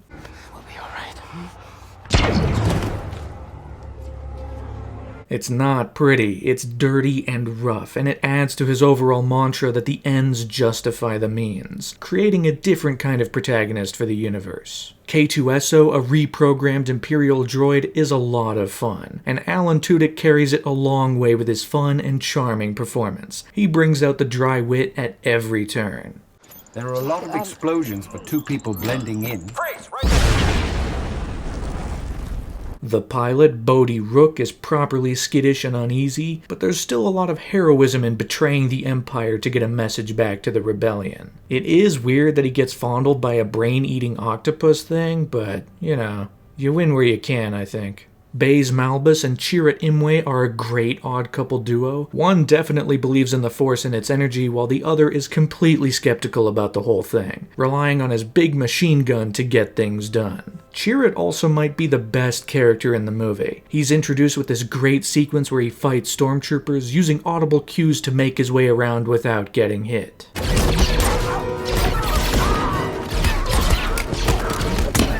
He's also got plenty of the movie's best lines, with tons of comedic moments to power things along. Are you kidding me? I'm blind! This first act even culminates with Saw Gerrera and Jyn Erso having this big conversation. They got a lot of housekeeping to take care of, and both actors are playing it really well. And it all leads to Jyn receiving a message from her father, revealing that yes, he was instrumental in creating the Death Star, but he also made himself instrumental. All so that he could lay a trap. A single weakness that could destroy the entire station. Now, it's arguable whether or not the exhaust port was a plot hole in Episode 4, but lots of people have talked about it over the years, wondering why the Empire would ever build such a weakness. But now, it's revealed that Galen specifically put it there, without the Empire's knowledge, to help the rebellion. I really like this change. It's deeply ingrained in his character, to do something no one expected, to use his position to help the rebellion. There's honestly nothing more heroic than that. Getting inside the evil machine all the while poisoning the hand that feeds you slowly and carefully. Good stuff. But from here, things slowly go downhill story-wise. The middle act of a movie is always the hardest to nail down in a screenplay. It's the easiest place to get lost in the weeds, and I think this movie gets lost in the weeds a bit. The conflicts soon become a little half-baked, centering on the fact that the only person who saw Galen's message was Jyn. Why didn't she take the message before leaving Jedha? I don't know, maybe it was a heat-of-the-moment thing. Why didn't Saw Gerrera come with them? He saw the message, he could help. Well, he decided to stay behind. Come with us! I will run no longer! Why? I guess because he didn't want to? The way it plays out, he just decides that this is the moment he's gonna die, and then he dies.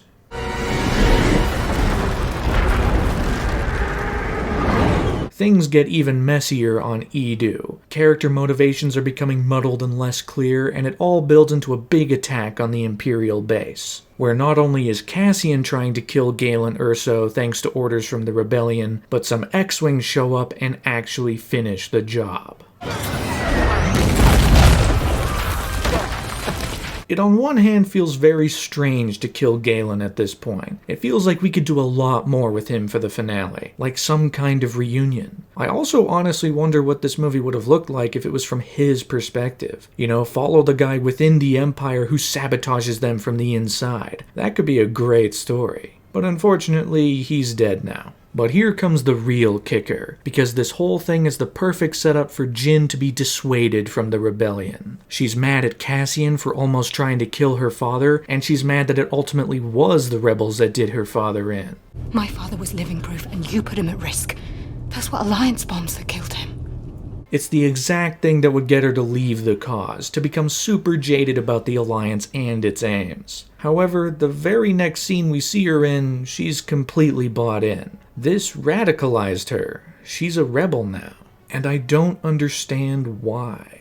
I can't connect those particular dots, and so I've lost the thread on her particular motivations. I no longer know what's going on in her head. But that's the setup this movie takes to push us into the grand finale, as all roads finally converge on the Imperial data vault on Scarif, the final raid to steal the plans once and for all. I've got a bad feeling about it. Quiet.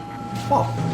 And this is where part of the movie is at its best, particularly visually, because once the shackles are off and Gareth Edwards goes all in on the action, he's pulling out all the stops. Especially in space, with all sorts of ships flying around, tons of great little moments. It honestly might be the best space battle in all of Star Wars so far. There's a bit where they crash a Star Destroyer into another Star Destroyer. I mean, that's the kind of stuff people have been interested in seeing since 1977. The spectacle of it all is great, and the visual effects are impeccable. I mean, they might even be real models. I can't tell, they're that good. This section of the movie does double down on the references, though. We did have some stuff earlier, like those two guys from the cantina. That was crazy. Mon Mothma's back. Even Jimmy Smits comes back as Bail Organa from the prequels. But now that we're that much closer to the events of A New Hope, we go all in. Red Leader, Gold Leader, Red 5 gets shot down, opening up room for Luke Skywalker to take his place in like 2 weeks. And then, of course, to make sure they're in every movie, C-3PO and R2-D2 make a cameo appearance.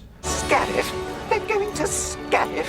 Why does nobody ever tell me anything, R2? In some cases it feels natural to have some of these things in here, but it's also a little distracting. In a movie so primarily about new characters and new things, once the familiar begins to take over, it feels like tonal whiplash. I'm just constantly reminded of the other thing, when I want nothing more than to be completely invested in the current thing. But I think the real kicker during this finale is that none of it was really set up. This is a heist sequence, essentially, yet no mechanic of the heist was established beforehand. Heists live and die by their setup. You don't get a movie like Ocean's 11 to work unless you establish every obstacle in the character's path and their objectives and goals for getting past them. That way, when they're thrown into the actual situation, you understand what they're up against, you understand what they have to do, and better yet, you understand when things go wrong.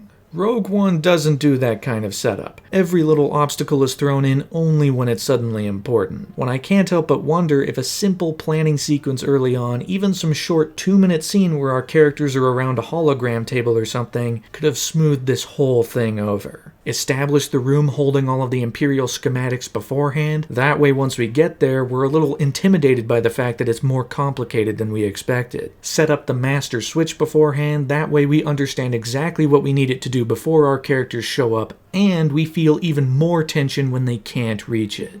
Master switch, describe. What are we looking for? But then comes the real kicker of the finale.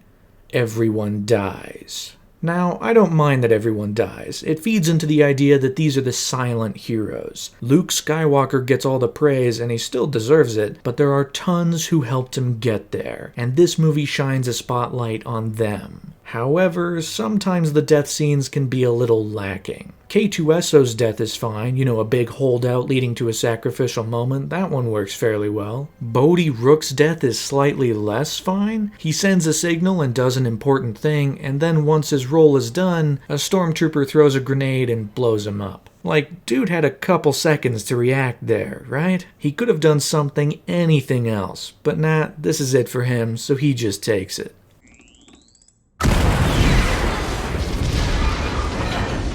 Then you get the big ones, which are the deaths of Baze and Chirrut. The whole scene sees Chirrut make his way towards the Master Switch, using the Force to guide his way through no man's land until he finally reaches the switch and flips it, which is then immediately followed by his death. Then Baze finally believes in the Force, resulting in his death as well. Now, I like the scene well enough, and it's good that the movie does understand Baze's arc. He was the skeptic at the beginning. Now he's finally going to believe like his friend. But the movie doesn't quite answer the question, to what end? Once Baze finally believes, he just gets shot a couple times, then a rogue grenade blows him up. It kinda makes it feel like he finally believed in the Force only for it to kick him in the balls. What happens if we reorder the scene a tiny bit? What happens if Chirrut dies before reaching the switch, and ultimately it's left to Baze to finally believe in the Force and make it through No Man's Land himself to accomplish the mission? Suddenly, Baze's arc is worked directly into the story, and the moment of his belief is given catharsis as he accomplishes something for the entire team. Could that have been better?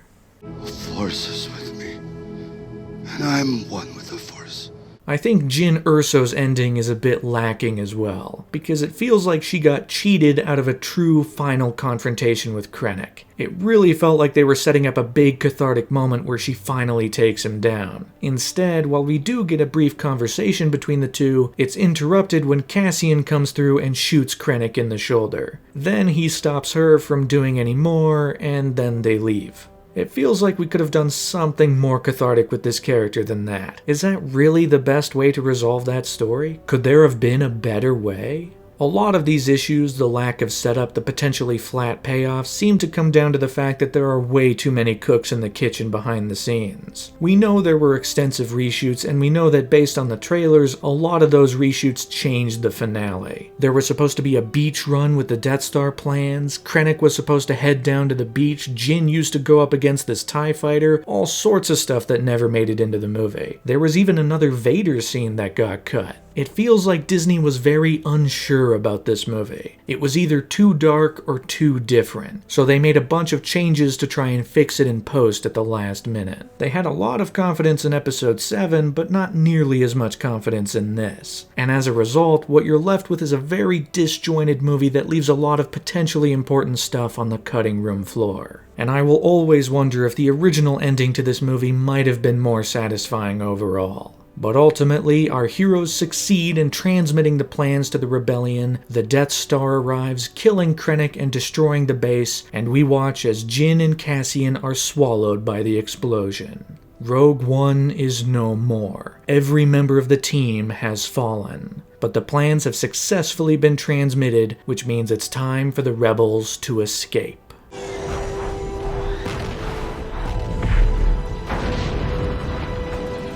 Another great moment that shows off some fantastic scale. And it all leads to one final scene, where the rebels now have the plans and are mere inches away from delivering them until...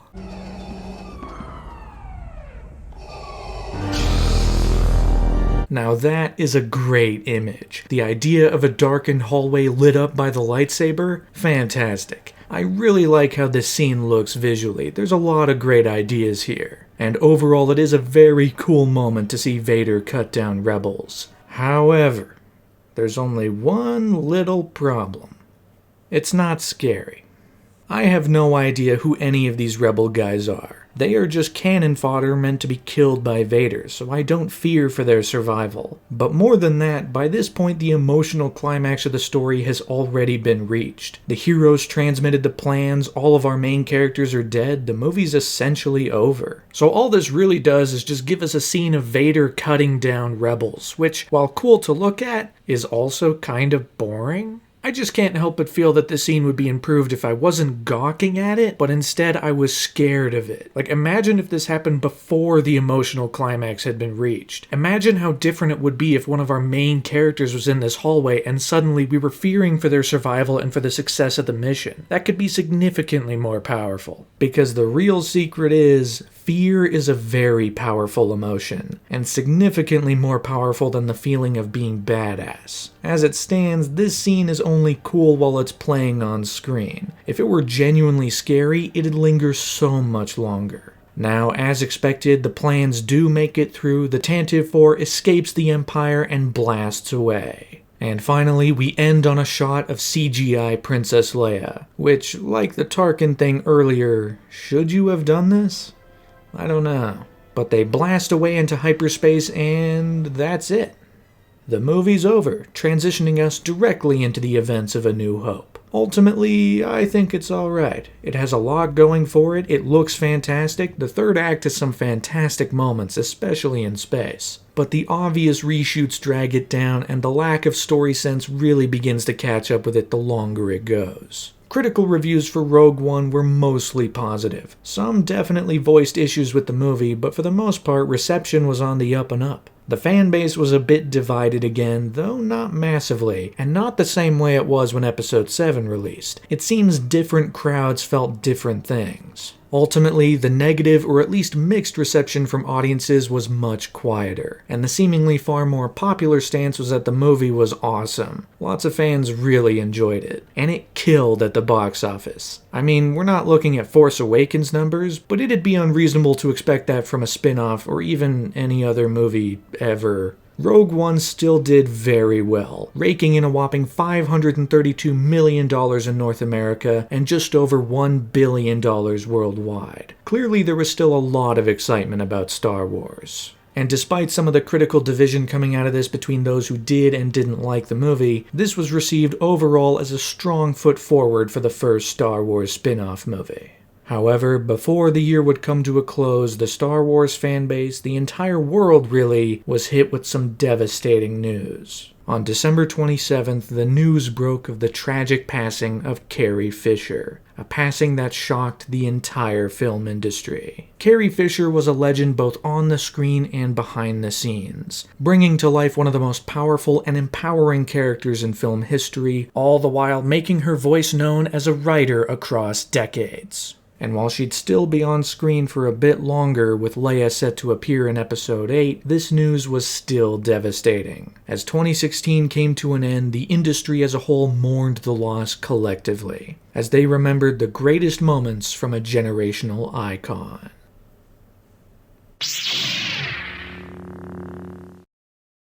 With Rogue One still taking over the box office in the early weeks of 2017, the next Star Wars spin-off movie finally got off the ground. Because on January 30th, 2017, filming for the Han Solo movie began, all under the working title Red Cup. Because of the Solo Cups. It's funny, you see. And as production began, new cast members joined, like Woody Harrelson, Phoebe Waller-Bridge, Tandiwe Newton, Michael K. Williams, and Jonas Suotamo as Chewbacca. He had of course played Chewbacca alongside Peter Mayhew in Episodes 7 and 8, but now he was running, well, solo for the Han Solo movie. And filming once again took place all around the world, with location shooting at the Canary Islands, the Dolomites in Veneto, the Fassa Dolomites in Trentino, and of course, Pinewood Studios in the UK. Although things were reportedly not off to the smoothest of starts, as only 10 days into shooting, the production had already spent $54.5 million.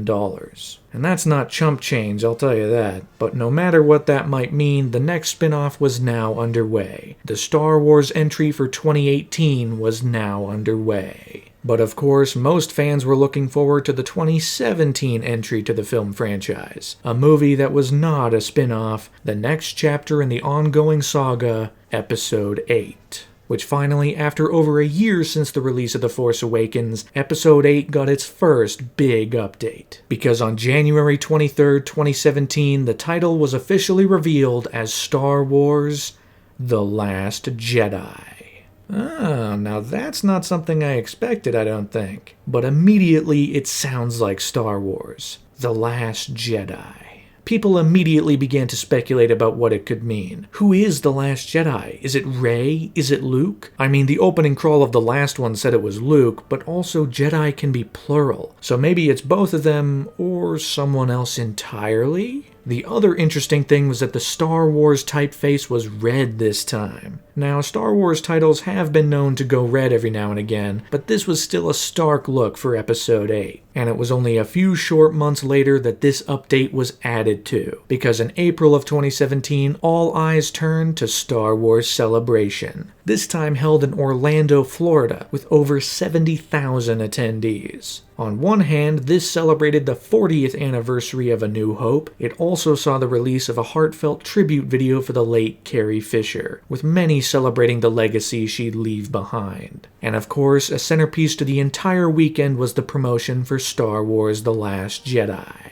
An entire hour-long panel was held featuring the main cast members, writer-director Rian Johnson, showing off some images, brief hints towards what the story might entail, and even an entire teaser poster. Look at that, Rey's holding that lightsaber with the faces of Luke and Kylo right behind her. That looks great. But that, of course, was just a prelude, because to the great excitement of fans attending and those watching the live stream at home, the panel ended with the very first teaser trailer for The Last Jedi.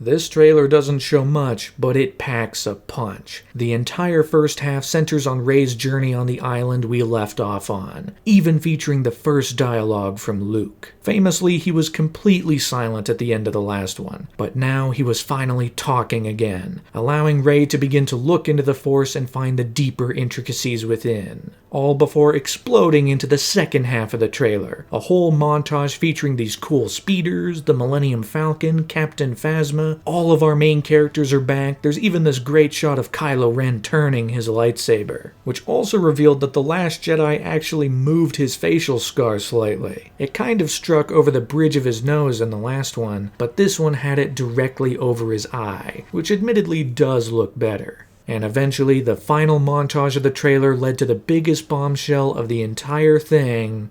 It's time for the Jedi to end.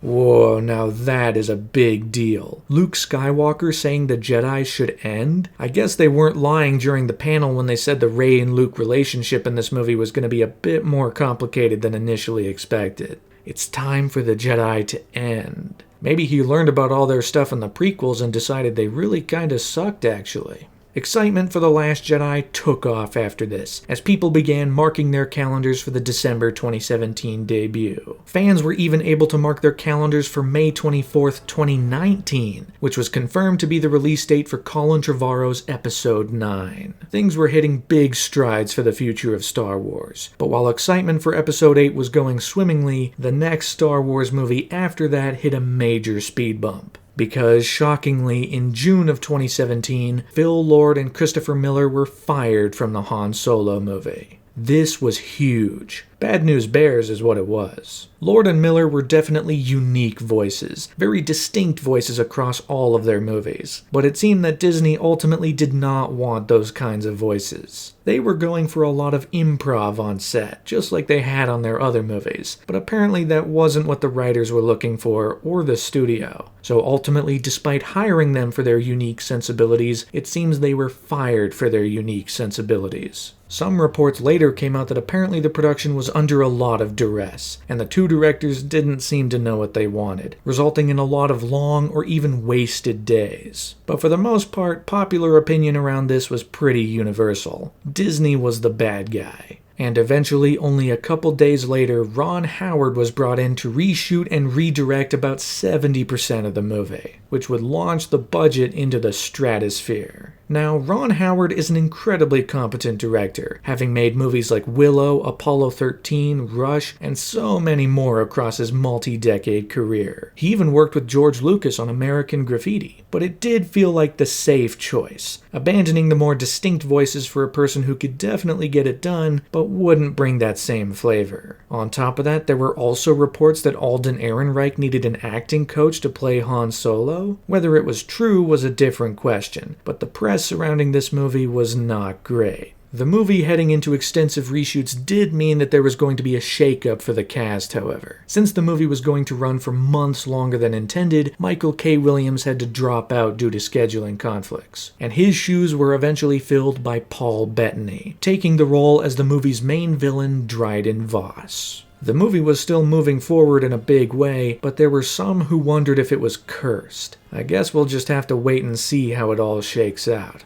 Thankfully, The Last Jedi re-entered the public conversation as promotion once again boomed at D23, Disney's own convention which Star Wars would have a big presence at. On one hand, you had a series of character posters for The Last Jedi, continuing to use red imagery and stark photography to get across a new feel for each of our returning characters. And on the other hand, a trailer wouldn't be released at the convention, but they did show off an all-new behind-the-scenes reel, following in the footsteps of The Force Awakens and Rogue One. Although, separating from either of those, this behind-the-scenes reel doesn't just focus on the immense practical effects and in-camera set pieces. Instead, it focuses on teasing the story itself, teasing the new choices and directions the movie's going to take this new trilogy. One of the exciting things about the sequel trilogy, which separates it from the prequels, is that there is no set endpoint. No one knows exactly where it's going to go. So the next movie can pick up where The Force Awakens left off and do entirely new and surprising things, all the while featuring the familiar characters and ideas, and even some great practical effects. But while The Last Jedi would have tons of practical effects, the post-production efforts would also contribute in big ways. Editing this time was conducted by Bob Doucet, who had worked with Rian Johnson before on Looper, and together they were cutting the movie since at least the start of shooting, to get through the mountain of footage they had filmed. Visual effects work took over as well, under visual effects supervisor Ben Morris, with tons of effects to augment existing practical sequences, add backgrounds, or even entirely CG sequences and ships flying around. On top of that, Snoke was coming back for the sequel, once again created with CG based on a motion capture performance from Andy Serkis. Sound design was ongoing at the same time under the supervising sound editors Ren Kleiss and Matthew Wood, and of course John Williams was back to do the music. While Rogue One might have broken tradition, the episodic movies were still under the original maestro, all to create new themes and repurpose old ones for the next chapter in the saga. By all accounts, the middle chapter in this trilogy was moving along swimmingly. Unfortunately, the same could not be said about the third chapter. In another big decision from Disney, Episode 9's director Colin Trevorrow alongside screenwriting partner Derek Connolly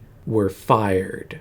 Of course, the reason cited was creative differences, but apparently things had been going downhill since at least June of 2017. A lot of it can be tied back to the loss of Carrie Fisher, who was set to have a major role in Episode 9. In the months since her passing, the writing process for the ninth movie essentially started over. Unfortunately, Colin Trevorrow and Derek Connolly had apparently been unable to deliver a solid enough script, and even when Disney brought in Jack Thorne to provide rewrites, that also didn't work out. Then you combine the timing with the release of The Book of Henry, Colin Trevorrow's latest movie, which was getting lambasted by critics. Faith in Colin Trevorrow was significantly eroded throughout 2017, ultimately leading to the day where he and Disney would part ways, leaving Episode 9 in a troubled spot. This meant that Episode 9 was now without a director, leaving someone new to take over and build from where things left off. And eventually, after only about a week since Colin Trevorrow was announced to have left, the director's chair was filled by J.J. Abrams. That's right, The Force Awakens director was back in the saddle to close out the trilogy he had begun. Now, the release date was pushed back to December 20th, 2019, meaning this entire trilogy would see Christmas releases. Another 2 years after the release of The Last Jedi, and Episode 9 would close the whole thing out with a bang. He ultimately decided that he would once again write the script, this time partnering up with Chris Terrio, who had previously penned movies like Argo and Batman v Superman. Together, they threw out all of the previous ideas for the ninth movie to start over again. But even with the added time, Episode 9 wasn't going to have nearly as much time as 7 or 8. So J.J. Abrams and Chris Terrio would have to speedrun the development to get it off the ground in time for release. All this really left fans with was a feeling of unease. While it seemed that J.J. Abrams was probably the best bet to close out the trilogy, there was one ongoing sentiment among the fanbase.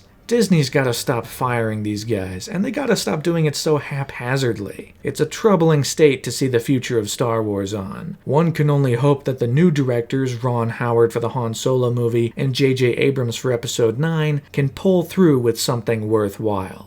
Speaking of, the Han Solo movie finally wrapped in October of 2017. After several months of reshoots to replace nearly 70% of the finished movie, Ron Howard announced that things had come to a close. And he also announced that the movie would be called Solo: A Star Wars Story. Which, yeah, no, that sounds about right, to be honest. But that's so far in the future, that's mere months away. Instead, all eyes were on the next big adventure in the galaxy far, far away, as the final promotional push for The Last Jedi really kicked off. Once October 2017 rolled around, Disney and Lucasfilm released this all-new poster for The Last Jedi, once again featuring the red motif as well as every major character set to appear during the upcoming sequel, which dovetailed right to October 9th, 2017, where fans were met with the release of the second full trailer for Episode 8. And once again, this trailer packs a punch, revealing just a tiny bit more about the story and the wild paths it promises to take, including more hints towards the shaky relationship Rey and Luke are set to have. I've seen this raw strength only once before.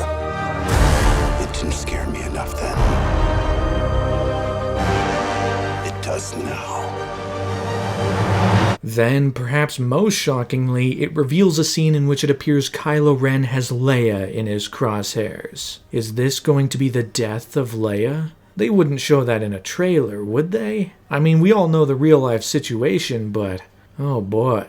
And ultimately, everything balloons into a huge montage of action. Porgs, spectacle, the whole works. Everything you could ever want in a Star Wars trailer, this one has it. Fulfill your destiny. And it all comes to a close with what appears to be Rey asking for Kylo Ren's help. Now that could be huge. Excitement for Episode 8 only skyrocketed after this, as promotional efforts took off in the final weeks leading up to release. Tickets were now on sale, selling out fast. Maybe not as fast as The Force Awakens, but still, they were going out of style, come on. Posters were released, toys were released, Lego sets, merchandise, product tie-ins, anything you could think of. TV spots took over the airwaves, even being posted on the Star Wars YouTube channel, revealing new little tidbits and pieces of information just before release. This is not going to go the way you think.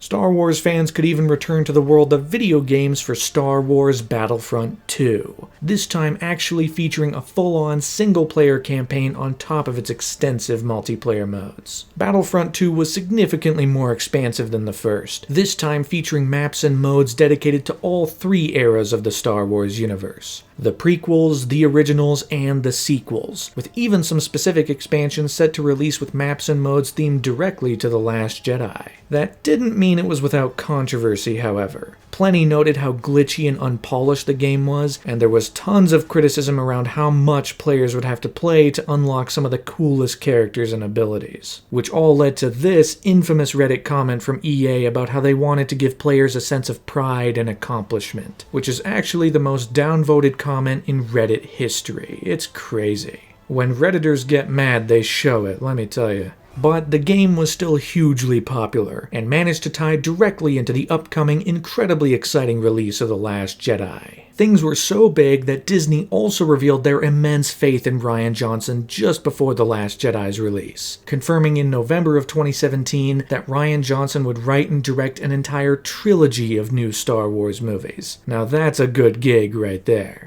And in the final weeks leading up to Episode 8's release, fan theories ran rampant. The Force Awakens got so many fans to ask a lot of questions, and now that the follow-up was nearly here, those questions got louder than ever. Who is Snoke? Who are Rey's parents? Is Luke going to be the villain? I mean, he looks kinda menacing on that poster. And he said the Jedi needed to end earlier. Could he turn traitor? And eventually all led to the last week, as the world premiere for The Last Jedi was held at the Shrine Auditorium in Los Angeles on December 9th, once again bringing all of the stars under one banner for the excitement of Star Wars. Like 2015 and 2016, Star Wars was the crowning movie on a huge year of blockbusters. And this time, it was no spin-off. While Rogue One was exciting for being fresh, this was the continuation of the ongoing saga. After 2 years since Rey held that lightsaber to Luke at the end of The Force Awakens, we'd finally revisit that moment and all of our new characters as they take their next steps through this trilogy's middle chapter. Finally, the clock had turned to December 15th, 2017. So take your seats and grab your popcorn, because this is not going to go the way you think.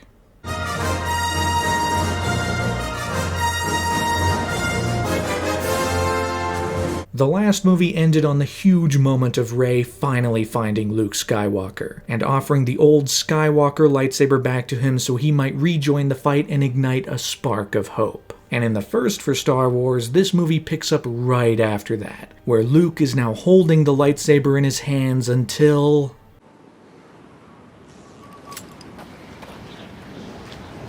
Ah, how interesting.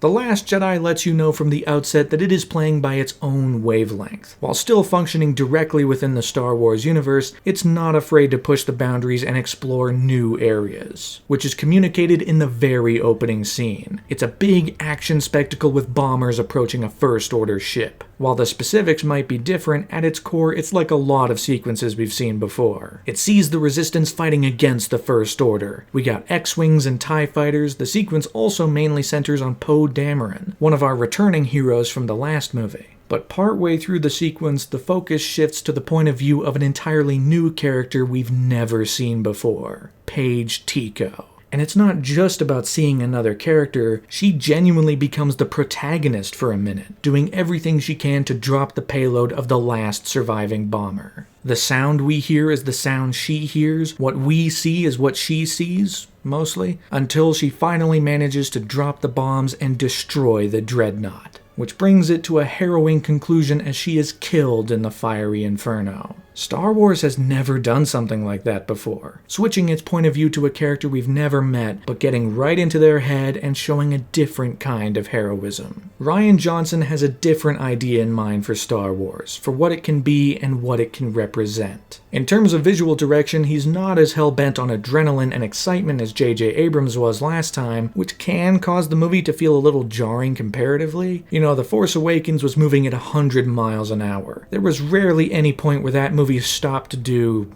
anything. But this one takes its time a bit more, especially early on, which creates a very different sense of pace. But Rian Johnson still brings out an immense sense of scale. As a show of power from the First Order, they bring out not one, but two massive ships during the movie. The first, of course, being the Dreadnought, but the second is Snoke's enormous command ship.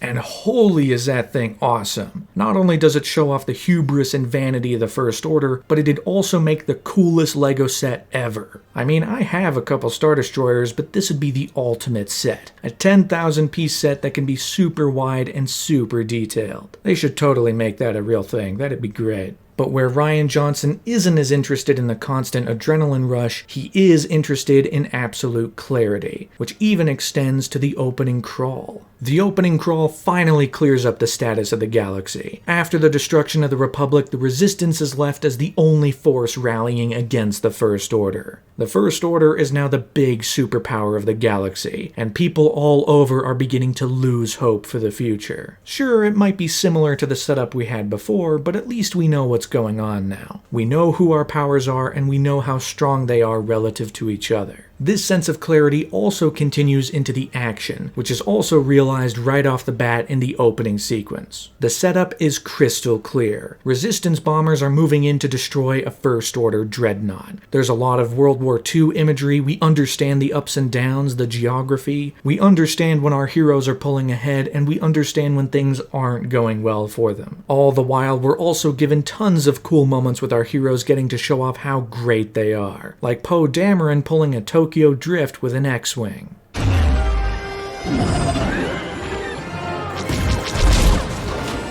The movie is also making little choices to separate it from being hard sci-fi. I mean, we have blasts arcing through space as if there's gravity, the bombs fall in space, there's fire in space. A lot of this has been the sentiment for the entire franchise since the beginning. I mean, this is a series where going light speed doesn't look like this, even though it should. It looks like this.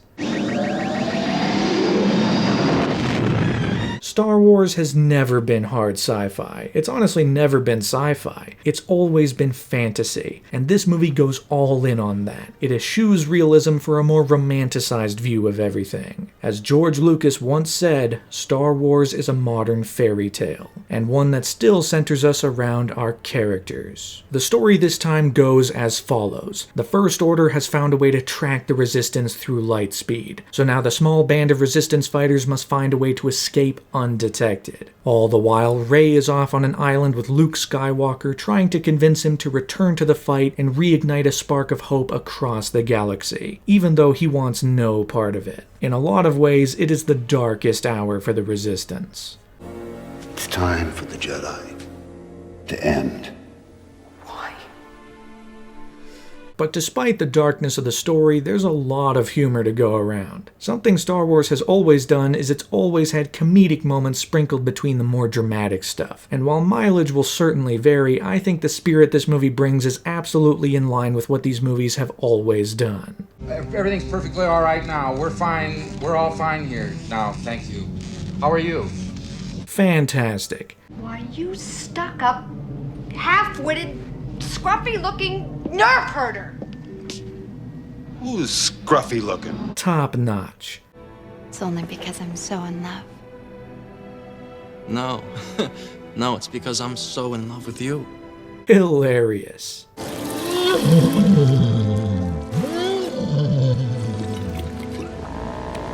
Incredible all around. Like, what a ridiculous little moment to put in the movie. Just a bit of Luke angrily drinking green milk. Dude's living the life on that island, let me tell you.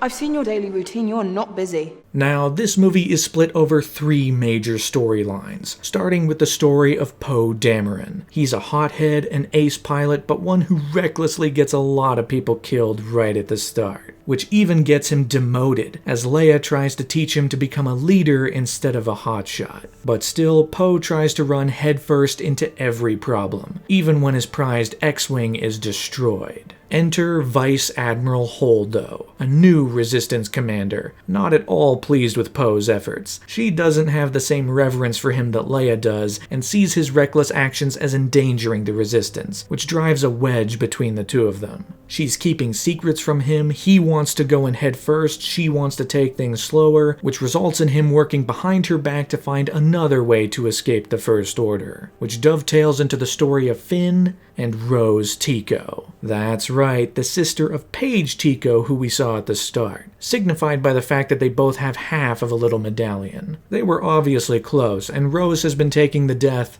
not too well, as you can imagine. Now, these two characters are united in an odd couple type of pairing, and sent to the casino planet of Canto Bight to find a master code breaker. Of course, they're stopped along the way. Parking violations can be nuts like that. I mean... Alright, you two are under arrest for parking violation 27 feet. Instead, they have to settle for the far more mischievous and sketchy character DJ, someone far more uneasy and less trustworthy. Visually, this whole sequence is great. I mean, the designs are something entirely new for Star Wars, going all in on this uber-rich capitalist kind of atmosphere. And that opening shot is fantastic. Obviously an homage to this shot from the movie Wings, released in 1927. Coupled with the new music from John Williams, there's a lot of good going on here. That being said, this sequence is probably the weakest part of the movie. It's the part that feels the most like a side quest. There's a part where they do a bit of horse racing to bust up the town, which is a little goofy looking, definitely in the vein of something you'd see in the prequels. But the big thing is that Finn's arc here is quite unexpected. I'm sure people had 1,000,001 ideas for where Finn could go after the last movie, and I'm also sure that this probably wasn't one of the ones they came up with. It can feel like he's being told that the First Order is bad, even though he of all people should be acutely aware of that. But that's also only one reading of this particular scene, because it also feels like since he's been trapped in the First Order for so long, he's never seen anything like this, and gets swept up in the glitz and glamour of it all. But once the curtain is pulled back and he's shown that it's just as bad under the surface, suddenly he can relate to it because of his past experiences, which can create an even stronger sense of anger anger towards the First Order. In the last movie, all Finn wanted to do was run away from the First Order, to find a place to get away from it all, until he ultimately began to fight for his friend Rey. In this movie, he's all in on protecting Rey, and while some of his arc might feel familiar to where we were last time, it's ultimately all about how he becomes radicalized to the cause. It's not just about fighting for Rey or Poe, it's about fighting for the entire Resistance and fighting against the First Order. It was worth it, though. To tear up that town, make him hurt. Now, following in the footsteps of the last movie, Kylo Ren is still the most interesting new addition. He was the most clearly defined character last time, and now this movie just digs right in and gets at even more about how this character works. His inner conflict is brought firmly to the forefront this time, especially when it comes to his hatred of Snoke. This movie makes the great choice to have these two characters be at odds. It's not like the Vader-Emperor relationship before, where Vader worshipped his master. These two guys hate each other. Snoke even makes Kylo feel super inadequate, criticizing him for his immense failure in the last movie. Alas, you're no Vader. You're just a child. In a mask. Oh, way to cut deep into Kylo's heart with that one. Which of course leads to him destroying the helmet, which isn't gonna do anything for Kylo, he just thinks it will. He's still trying desperately to be the coolest guy in the room, but his vulnerability so often gets the best of him. Like in the moment that was briefly shown in the trailer, where he nearly kills Leia. He wants to pull the trigger, but part of him is pulling back. He killed Han Solo before, which, as Snoke put it, split him to the bone. And now that he's faced with a similar challenge to kill his mother, he can't do it. Of course, other TIE fighters do the job anyway, taking things completely out of his control. Which also leads to a moment where, in space, Leia reawakens and pulls herself back to the ship with the Force. A moment that carries with it a lot of stylization, and a really great beat of all the particles moving around her hand as she slowly wakes up. Now, a lot of people have butted heads with this moment because it might look goofy, but I think it perfectly represents the movie's more romanticized visual ideas. It's not about looking real, it's about being a fantasy. I don't think it's an objective flaw when a movie makes a stylistic choice you happen to bounce off of. As it stands, I think it more than carries the power of the moment. Leia is finally using the Force, fulfilling the promise that was made all the way back in Return of the Jedi. It does unfortunately leave Leia unconscious for a good chunk of the movie, but she still gets plenty of moments to shine throughout the story. Meanwhile, Rey, on the island, is not getting what she wants out of Luke. The movie smartly adds to her inner strife by making it so that she now does want to know who her parents are. Rey is constantly searching for her place, and she's doing it through the lens of familial connection. For both of these movies, she's been looking for her parents, even hoping that maybe they might be the people she meets along the way. Could her father have been Han Solo? Could it be Luke Skywalker? But Luke, given his jaded and distant stance right now, is not providing Rey with the answers she's actually seeking. She even heads into a mysterious cave, which provides this very surreal scene of her trying to find the answers she so desperately craves. And even the cave doesn't give her what she wants. She's just slammed in the face with answers she doesn't want to hear. She's not getting what she wants out of Luke or the cave, but weirdly enough, she is getting what she's looking for with Kylo Ren. Which leads into the most interesting new concept in this movie, the Force connections.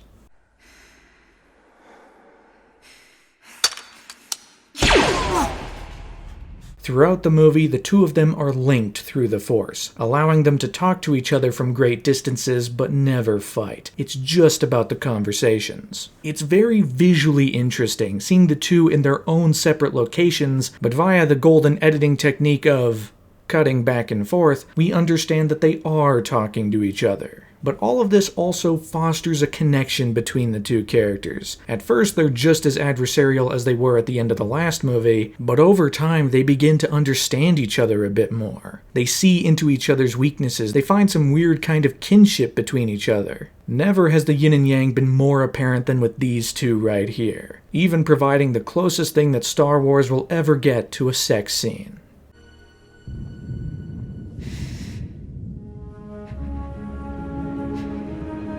But then we get to the spotlight character of The Last Jedi, the title character himself. If The Force Awakens was Han Solo's movie, then The Last Jedi belongs to Luke Skywalker. Right off the bat, we understand that he's different now. 30 years have passed and he hasn't been encased in amber for all of that time, awakening exactly as we remember him. Instead, he's older, he's grumpier, he's even out here criticizing the Jedi Order, echoing all of the stuff I've been saying about those guys. A bunch of boring monks in a room doing nothing. At the height of their powers, they allowed Darth Sidious to rise, create the Empire, and wipe them out. It was a Jedi Master who was responsible for the training and creation of Darth Vader. But while he is definitely different than he was before, there is still that spark of the original Luke Skywalker. There are tons of comedy lines and quips with plenty of things that harken back to the Tosche Station line from the first movie. Where are you from? Nowhere. No one's from nowhere. Jakku. All right, that is pretty much nowhere. There's a great little moment with R2, which also provides the most heartfelt tribute to Carrie Fisher, because in an attempt to convince Luke to help out, R2 plays Leia's original message from A New Hope.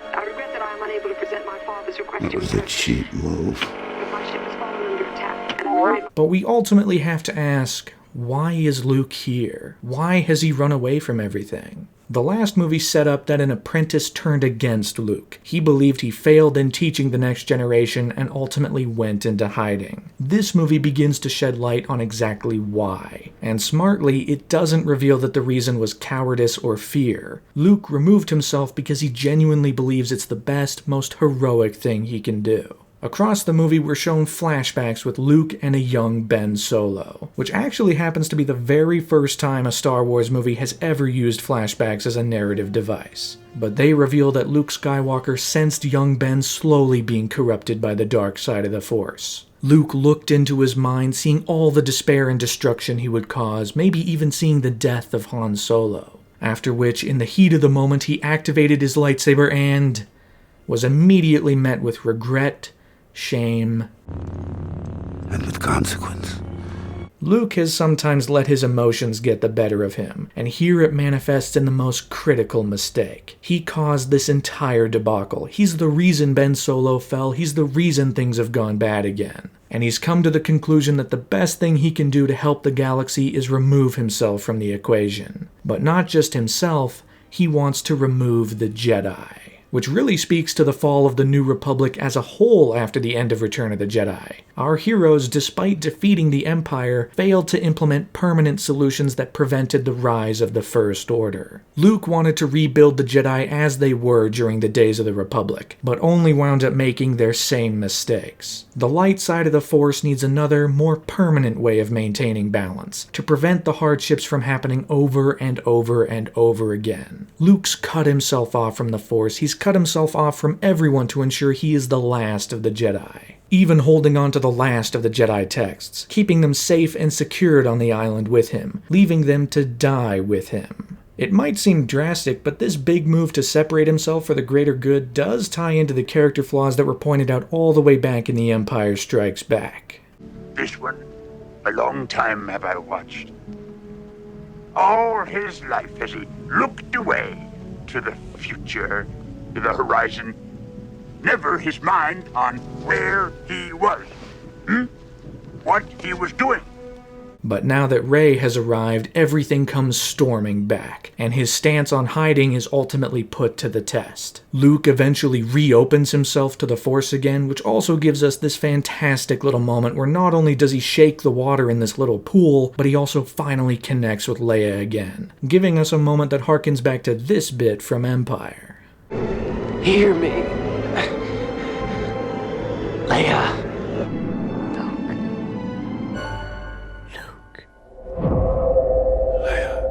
This whole sequence also gives us our best insight yet into the Force. Luke knows and has to teach Rey that it is not a power you have. It's not about lifting rocks.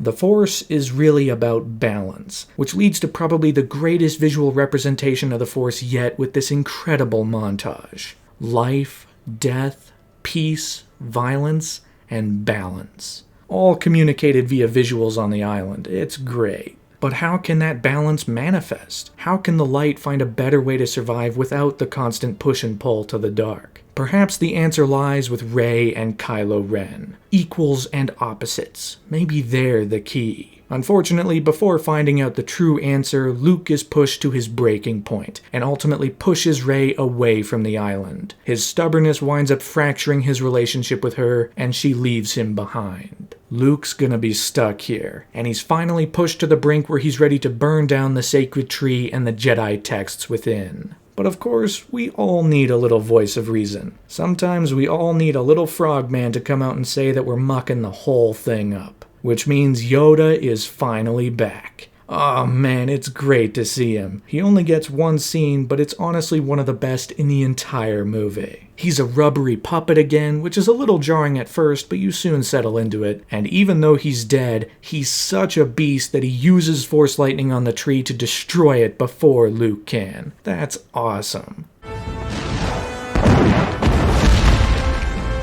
And most importantly of all, he gets to be a little goofy frogman again. Just like he was in Empire, he gets to mess around with Luke and teach him one last great lesson. The greatest teacher failure is.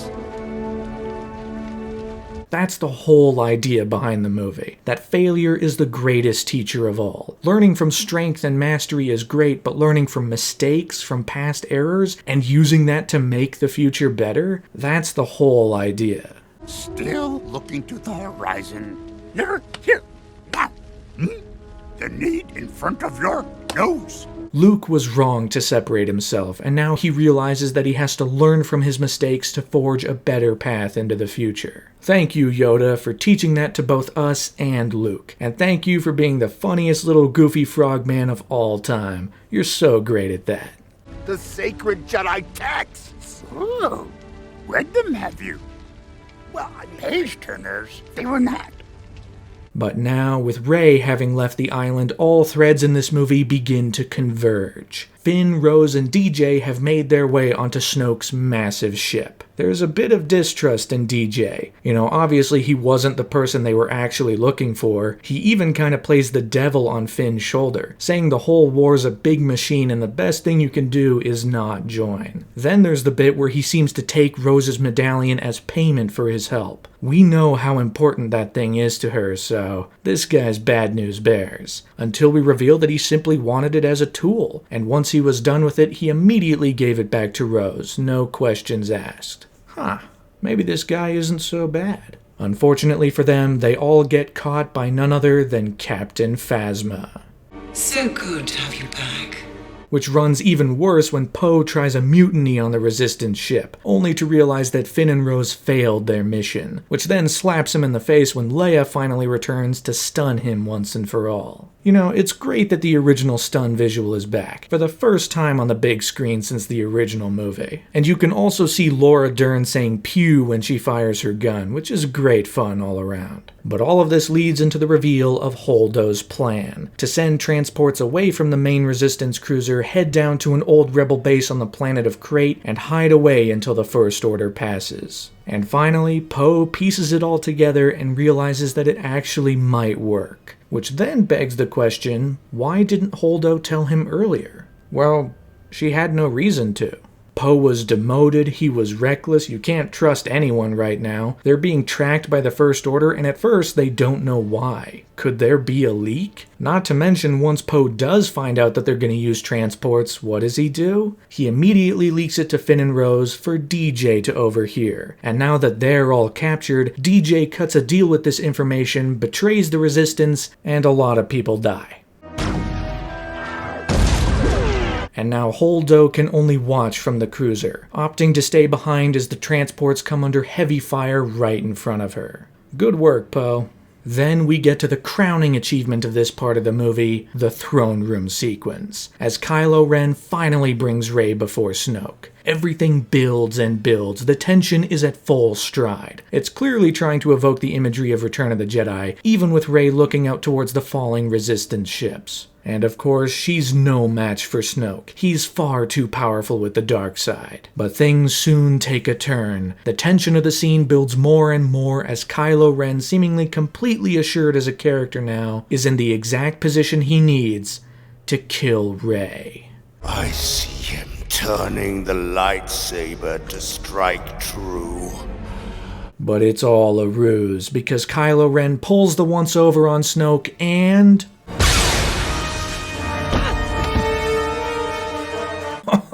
Oh, dude!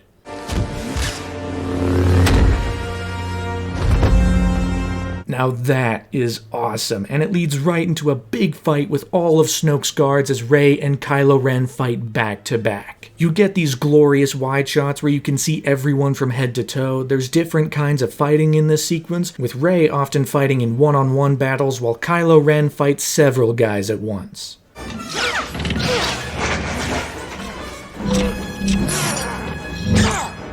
And it all ends with this great bit where Kylo ignites the lightsaber for just 2 seconds to kill the last guard. That's just great stuff right there, seeing our hero and villain fight back to back in this huge set piece. The Force is balance. But that does leave us with a very big turning point in the story. Snoke is dead now. What does that mean? Well, it means that this movie smartly realized something that the last one didn't. The box is empty. Who is Snoke? Doesn't matter, he's dead. Who are Rey's parents? They were nobody. They were filthy junk traders who sold you off for drinking money. But this makes it so much more interesting. Now, the unstable and emotionally vulnerable Kylo Ren is the supreme leader of the First Order, and Rey has to find out who she is on her own terms. She wanted to be part of some lineage. She wanted to be somebody within the universe, which makes the reveal that she comes from nothing the most hurtful piece of information to hear. It's the last thing she wanted, and yet something she already knew deep down. But it also creates a dichotomy between our hero and villain, because Rey comes from nothing, from nobody important, and yet she's been able to rise to become the hero. And Kylo Ren came from privilege, from a long line of Force wielders, and he's fallen to become the trilogy's main villain. And after a series that's been so hell-bent on chasing the I am your father of it all, this movie goes out of its way to say that the Force is not just passed through genetics. All of the other movies have been so centered on the Skywalker legacy, and now this one plainly says that the Force can come from anywhere and manifest in anyone, which is a far more empowering message. The Force belongs to everyone. But ultimately, things are still dire. Rey and Kylo Ren are at odds again, even destroying the mighty Skywalker lightsaber. Finn and Rose are going to be executed, and all of the Resistance transports are still under fire. But of course, Holdo's gonna do something about that, which leads into the coolest moment of all time. We've all imagined it. We've all wondered, what if you flew through something in hyperspace? What would that look like? And finally, in a big-budget Star Wars movie, Holdo turns the ship around, powers up its engines, and answers the age-old question with...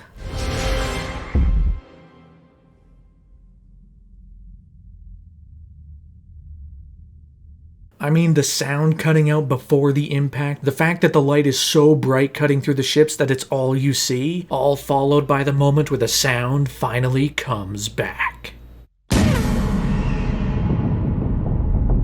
I mean, this is the kind of stuff I've been wanting in a Star Wars movie this whole time. To do things we haven't seen before and do them in ways that hold immense impact. All the while continuing to focus on different types of heroism, which all leads into our grand finale, as all of our characters converge on Crate, the salt planet. Salt. Thank you for pointing that out. Oh hey look, it's Gareth Edwards. And this battle is also visually incredible. It's all built around the idea that beneath the thin layer of salt is a red, crystalline substance. Every blaster bolt, every speeder skimming the surface, it all brings up that red dust. It's as if the planet is bleeding, that with each moment that passes, the battle is hurting the planet more and more.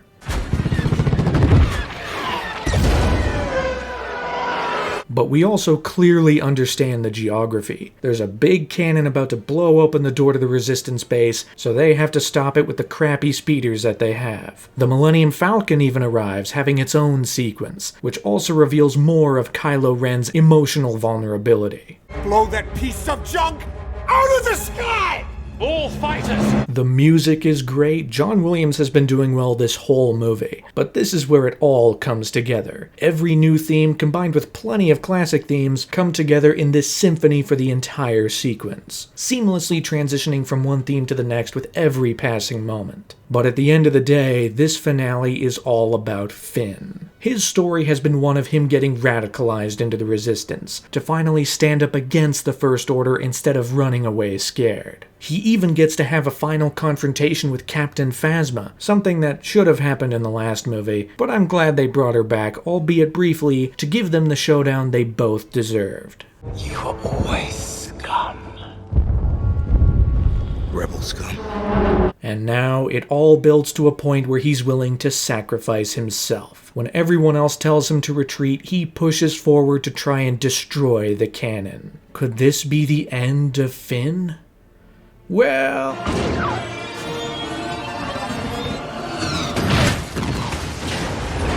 Now this is something I've butted heads with a bit, about why Rose decided to stop him, about why this particular sacrifice would be different from Holdo's sacrifice just a few minutes ago. But I think I've figured it out. It's honestly very simple. There's no reason to believe that Finn's plan would have worked. That speeder might have been incinerated and accomplished nothing. But even if it did work, Finn's still a goner. And we see that the area is cleared before the gun goes off, so ultimately no one dies as a direct result of the blast. So what Rose does here is she takes the possible casualties of this move from 1 to 0. She saves his life, which all ties into her final lesson: don't fight what you hate, save what you love. Which, yes, it is on the nose, but it's also the main thematic idea behind the entire series. That there's always hope, always love to be found in a world where there seemingly isn't any. This movie just decided to say it out loud. The only thing I still don't mess with is the kiss, but it is a showcase of how she loves him, and maybe not even in a truly romantic way,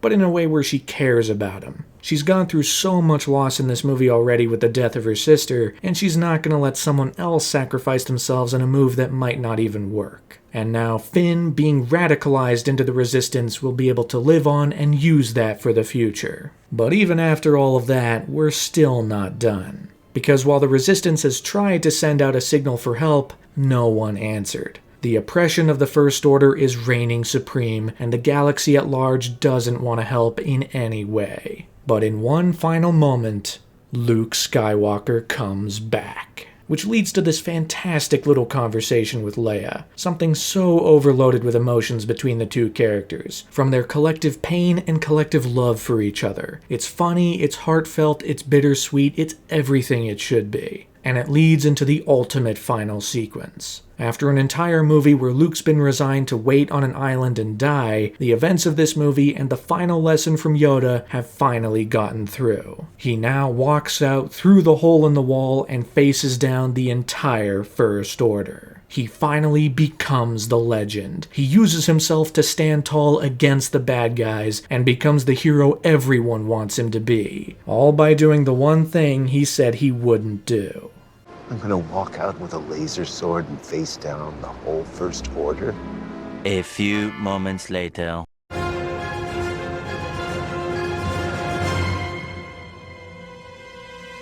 Now this is powerful. It's the final standoff against Kylo Ren, and it's a big one. Although it inevitably raises some questions. Like, how did he get here? Well, they did set up the crashed X-Wing before, so that might explain it. But also, right after Luke emerges, Kylo Ren does the obvious thing and blows him to smithereens.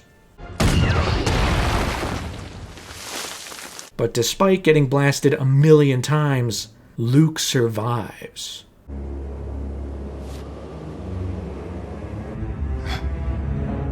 How? How can you survive that? I guess he's just really powerful. But he also looks younger? Did he get a haircut on the way here? Also, how does he have the old Skywalker lightsaber? That thing got destroyed.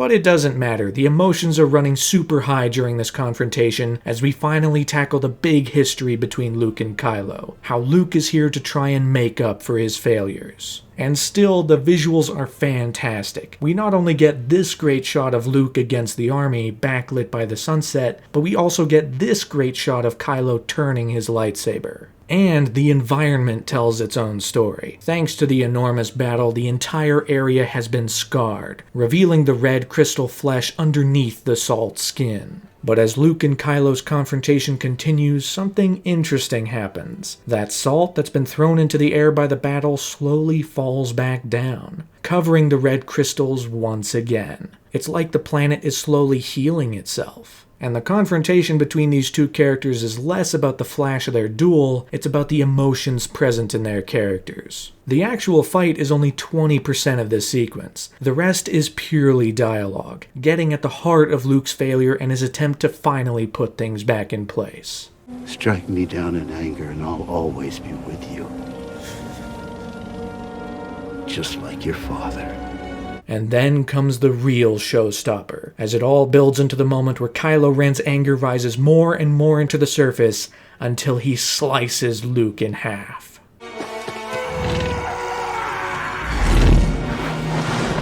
But wait, Luke's still alive. How is...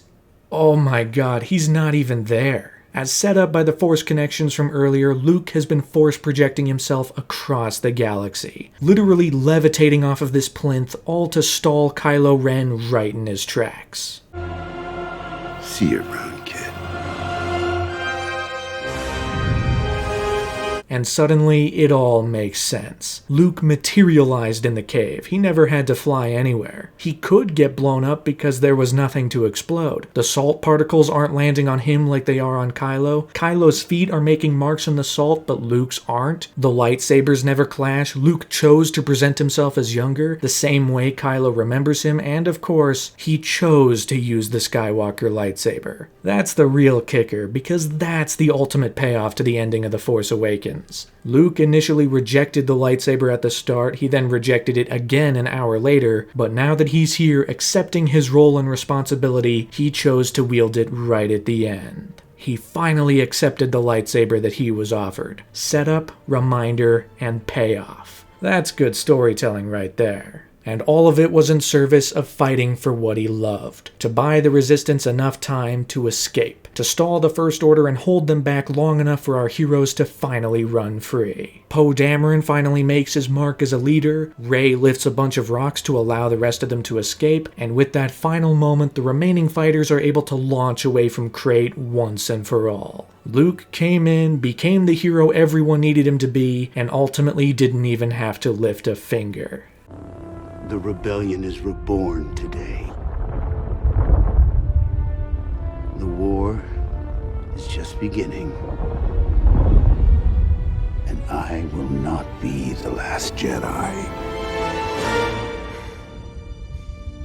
And ultimately, it will be the last thing he does. As set up earlier, to create a Force connection like that, the effort would be so taxing it'd kill you. And now, Luke Skywalker, having stretched his abilities to the brink, resigns to his fate. In front of the twin suns, no less, all as a final link back to that famous scene from the original. Only this time, he's looking to the left. Why is that significant? Well, before he was looking to the right, which signifies looking out towards the future. He was longing for something more. But now he's looking back. He's looking towards his past with reverence and resolve. And in that moment, he fades away, finally becoming one with the Force. And so ends the journey of Luke Skywalker, with peace and with purpose.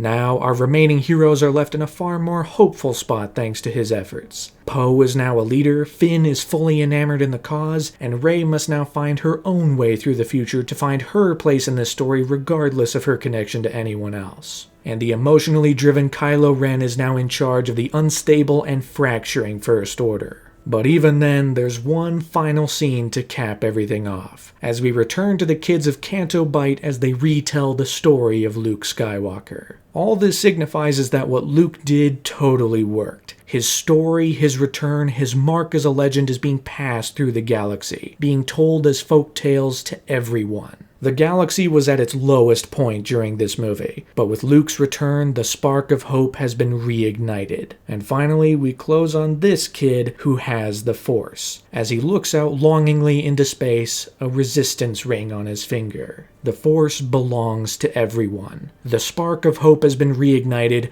and the movie closes out. What a damn ride. That was easily the best of Disney's outings so far, building on what Force Awakens set up to create a far more emotionally driven and meaningful story that does new things with Star Wars that have never been seen before. Everything is given a setup and payoff. The movie puts in all of the necessary work to make the cathartic moments come through, like Luke saying, Impressive. Every word in that sentence was wrong. Amazing. Every word of what you just said was wrong. Or the reveal of Rey lifting rocks, directly set up earlier by Luke. The movie puts in the work, it comes out swinging, and thanks to a slower first half that puts the pieces in place, the second half just comes through with hit after hit after hit. It provides a more critical look at the previous generation. It's not hell-bent on nostalgia and redoing things from the past. Instead, it's more interested in facing the consequences of our previous heroes, but in a way that both they and the current generation can learn from to create a brighter future. The Last Jedi continues to pass the baton from one generation to another, and does so by recognizing the flaws in both, and gives us one last great lesson that Star Wars has to tell. Failure is the greatest teacher. What a great time at the theater. But it's over now. I can finally refrain from hiding from spoilers. Let's see what other people thought. Oh, that was a mistake. Happy beats here, buddy. Come on. The Last Jedi, more than any other Star Wars movie, fractured the fanbase into a million tiny little pieces. This was easily the most divisive one of the bunch. It also became divisive so much faster than anything before. The negativity around The Force Awakens took maybe a couple weeks to manifest, Rogue One took a couple days, but The Last Jedi was instantaneous. As soon as the movie was out, people were at each other's throats. There are a couple of big reasons for that. For one thing, there was pushback against the fact that the movie ditched the mystery boxes, which I think can be fair considering how big those questions were last time, but since those questions were never designed with answers in mind, this movie came to the most interesting conclusions. Snoke is nobody, Kylo Ren is the bad guy. Rey is nobody, she has to find her own path. They both open the door for interesting things going forward. But by far the most significant pushback towards the movie was because of the fact that it's quite provocative about its criticism of the past generation, and sometimes that can be an uncomfortable topic, especially with the reveal of how exactly Luke failed Ben. Now, to see Luke be old, grumpy, a hermit living on an island, it's showing a person who many wanted to become a super god of all of the Force, who is actually just a human being with deep-rooted flaws just like everyone else. Which then builds into an incredibly uplifting message about how it's important to recognize our flaws and find a way to move forward, to pass on strengths and failures equally to the next generation so everyone can be better in the future. It's arguably one of the most human arcs a character's gone through in these movies, all the while actually giving Luke a huge moment where he's so powerful with the Force he dies from it. I really like Luke's arc in this movie. I think it's incredibly well done, incredibly powerful, and overall a great stepping stone and endpoint for his entire journey through the saga. Now, despite the divisive reaction, the movie did not disappoint at the box office. It made a killing. Across its opening weekend, The Last Jedi made a whopping $220 million, making it second only to The Force Awakens at the time of its release. And over its run, it managed to bring home a whopping $620 million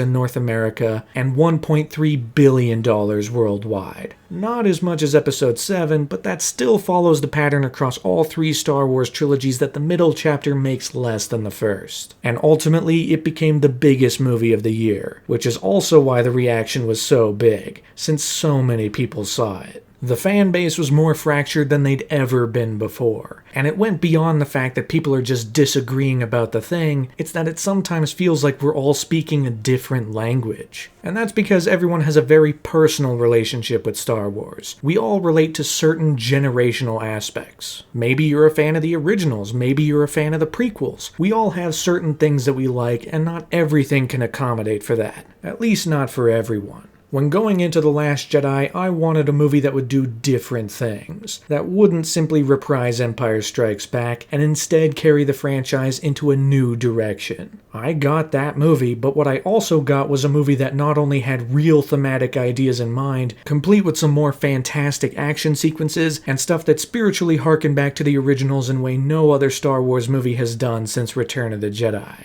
Every movie in the original trilogy was hell-bent on constant reinvention. Every movie brought along new technology, new advancements, but also new story ideas. No one lifted anything with the Force before Empire. No one used Force lightning before Return of the Jedi. And now, no one's done Force projection or Force connections before this movie. The Last Jedi provides a romanticized fairy tale view of Star Wars, completely in line with George Lucas's intentions for the original, all the while imbuing a deep-rooted message of hope and optimism against overwhelming odds. For all of those reasons, on top of the fact that it's an incredibly well-made movie that looks great, sounds great, and has all that solid filmmaking stuff I really appreciate, I really enjoyed it. If you didn't enjoy it, that's alright.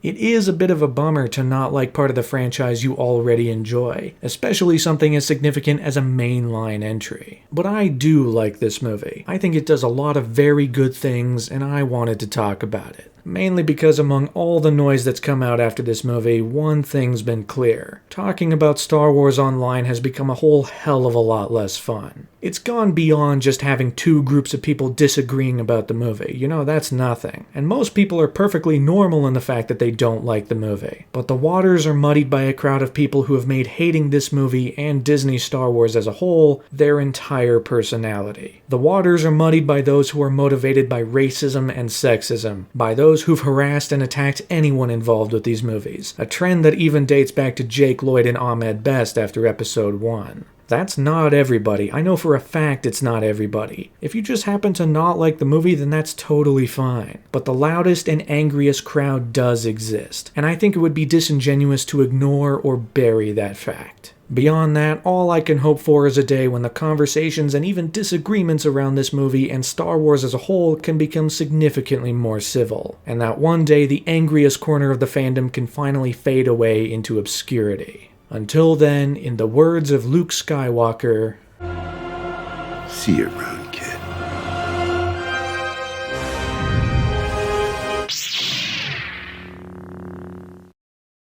As 2018 kicked off, discourse and discussion around The Last Jedi continued at its loudest pace. People were still passionately debating whether they liked the movie or not. Regardless of what side one landed on, however, it was true that excitement for future Star Wars was significantly lessened as a result. Some people were definitely a little tired of everything, either by too much Star Wars or too much Star Wars discourse that clouded everything else. At the very least, we still have another year before the next one comes out, right? Yeah, the Han Solo movie. When did you say that was coming out? Hold on, what? It's coming out on May 25th? Are you saying it's only 5 months away? Oh man. I guess there's no time to relax. More Star Wars is right around the corner. Unfortunately, excitement for the Han Solo movie was not all that big. Some people were definitely looking forward to it, but the press cycle had not painted it in the most positive light. You know, the whole director switch kind of threw the movie for a big ol' loop. And then there was the question of, why make a Han Solo prequel movie? Are people really clamoring for another Han Solo story? Lots of predictions stormed online as audiences waited for the first trailer, with tons going for the obvious things that'd likely appear in the movie. Like the Kessel Run, Han will meet Chewie, Han might shoot first, maybe Boba Fett or Greedo will show up, hell, maybe Jabba the Hutt will show up, who knows? Also, The Last Jedi very blatantly made these dice a key fixture of its story. Dice that had only briefly appeared in the other movies. And also a deleted scene in Episode 7. All that says is that on top of becoming significant in that movie, they were also going to have some kind of significance in Solo. Plenty of ideas stormed across the internet as to what the Han Solo movie was going to look like, until eventually people would discover the look of the movie for themselves. Because finally, once the Super Bowl came around in February, the very first TV spot for Solo was officially broadcast, followed by a full 2-minute trailer the next day. So you want to make a difference? Yeah.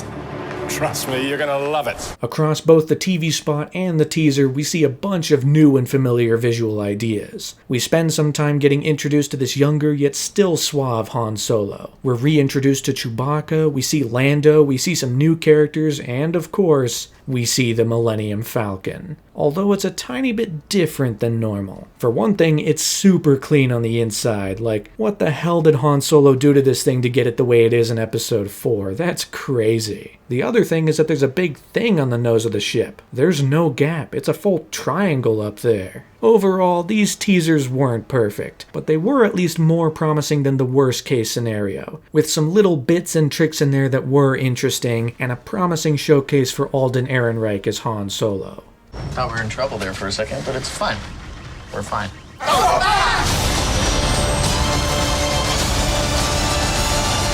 Although some audiences did note a missed opportunity for the teaser. A missed opportunity to do something really funny. They could have used the Han Solo song from Star Wars Kinect. I'm Solo, I'm Han Solo, I'm Han Solo, I'm Han Solo, Solo, living my life and got stress no more.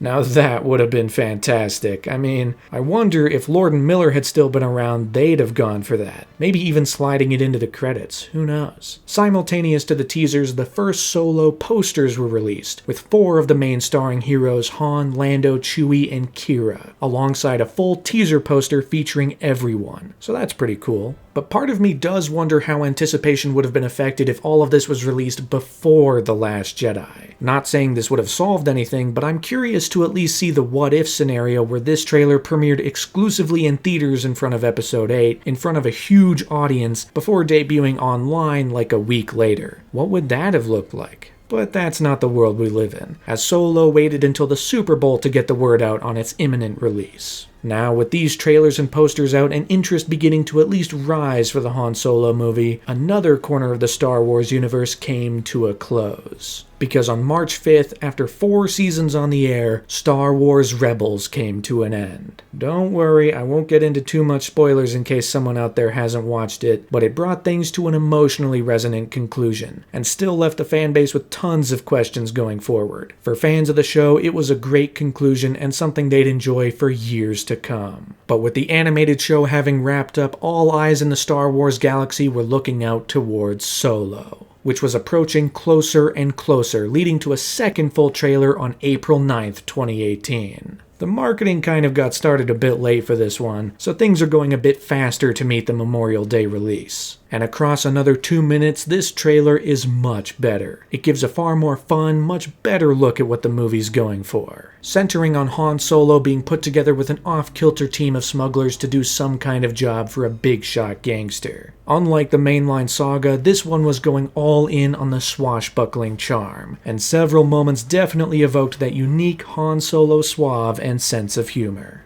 What do you think? Well, what do you know? There were even glimpses of other Wookiees outside of Chewie. I wonder if they'd have the gall to bring back Mala, Itchy, and Lumpy from the holiday special. That'd be so funny. Couple it all with more action, more shots of the Falcon, and you have yourself a pretty engaging trailer that shows a lot more promise than the worst fears around this movie could have. Since when do you know how to fly?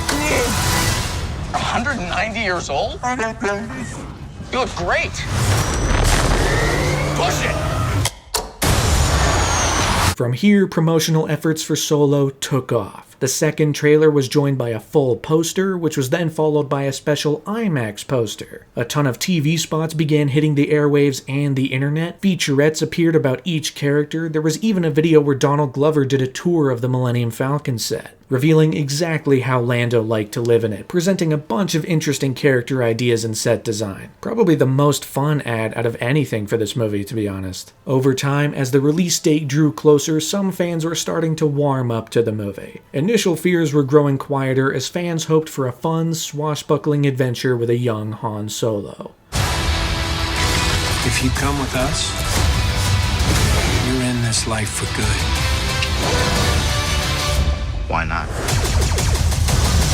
But it's also worth noting that excitement overall was definitely a lot more muted this time around. This one didn't have nearly as big a presence as the previous Star Wars movies, or even other big hitters this summer like Avengers Infinity War, Jurassic World Fallen Kingdom, Deadpool 2, Incredibles 2. I mean, it was a big year for franchise hitters, and Solo was the smallest one up to bat, it seemed. But still, it's Star Wars, and that brings with it a guaranteed audience. And so, after seemingly no time had passed since The Last Jedi, the galaxy far, far away had returned to movie theaters. The clock had now turned to May 25th, 2018, which is actually 41 years to the day after the release of the original movie. So grab your popcorn and load up the Millennium Falcon, because it's time to make the Kessel Run in less than 12 parsecs.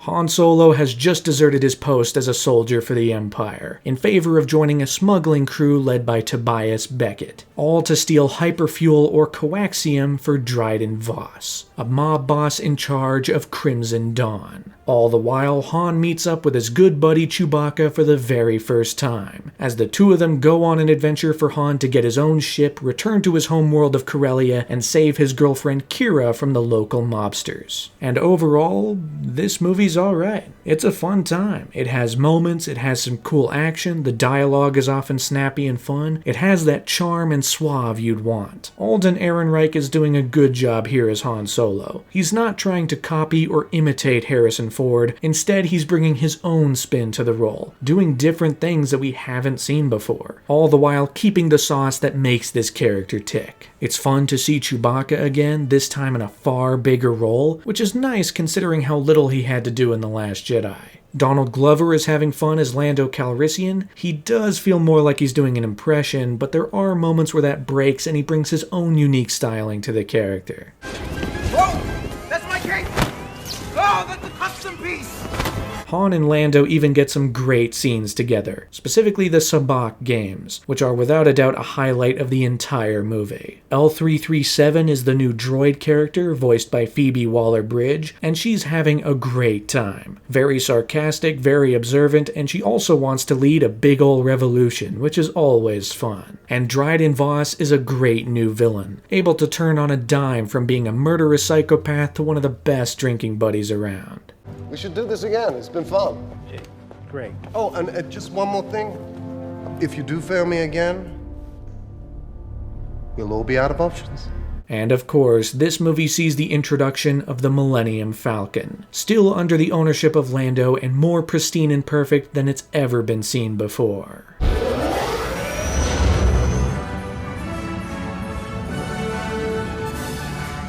This is easily the most light on its feet Star Wars movie from Disney since The Force Awakens. Rogue One and The Last Jedi were significantly heavier, but this is a movie you can pop in at any moment and have a solid time. You have crazy characters like an Ardinian with 4 arms, you have funny moments like Chewie pulling Han away by the chain, there are even some jokes created in the edit, like the moment Han enlists in the Imperial Navy to become a pilot. Good luck, Han Solo.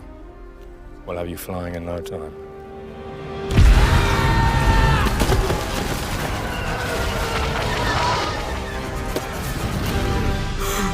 Or even the moment where we're introduced to Dryden Voss for the first time. He's just finishing with the regional governor.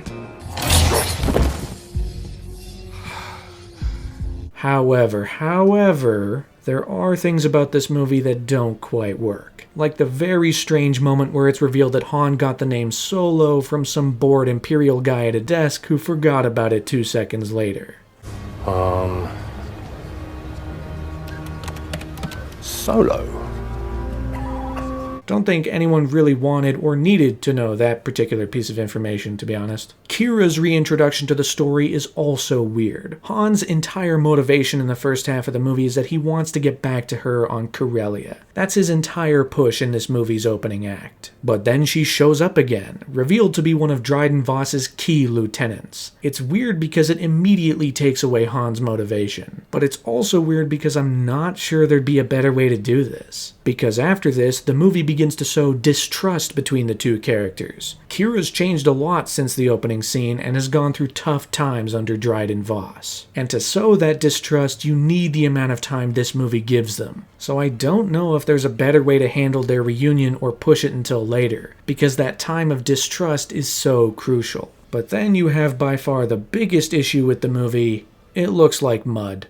Colorful mud, sometimes it's blue, sometimes it's gray, sometimes it's brown, it's mostly brown, but it still looks like mud. And it all comes down to lighting. Traditionally, you have three main sources of light when constructing a scene. You have a key light, which illuminates your subject, then you have a fill light so the rest of them isn't pitch black, and then a backlight to separate them from the background. This movie seems to only use the last two. Everything is backlit, dark, and murky, and it makes it much harder to see. Especially when the movie reaches Kessel and suddenly you have a bunch of Wookiees running around this dark, muddy underground tunnel area. I can't tell who's who or even what's happening. This movie would easily be 10 times better if they lit it more traditionally, or at least made things brighter. But despite the lack of key lights, this movie does have some fun action scenes. There's a big old train sequence towards the start of the movie that's a lot of fun. It's moving fast, you understand the geography, every little goal is illustrated with clarity, and there's a ticking clock to the whole thing. Not to mention, it ends on one of the coolest explosion effects ever.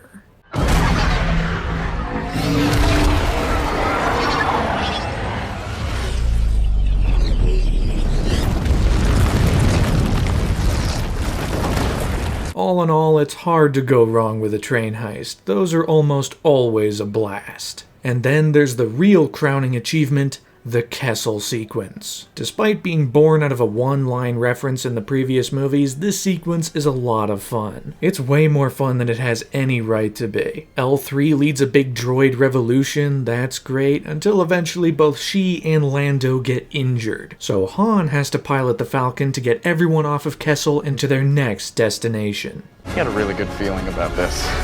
And from here, the movie's having a great time. Han and Chewie finally unite as pilot and co-pilot, that's awesome. They're fighting against TIE fighters in this huge, fast, and energetic area. They even go up against a giant tentacle monster. And the funniest part of all, the ship is immediately destroyed under Han's control. We were all wondering what the hell Han did to make the ship look so worn down after taking it from Lando. And it turns out he just flew it one time and everything went right to hell. Which is very funny.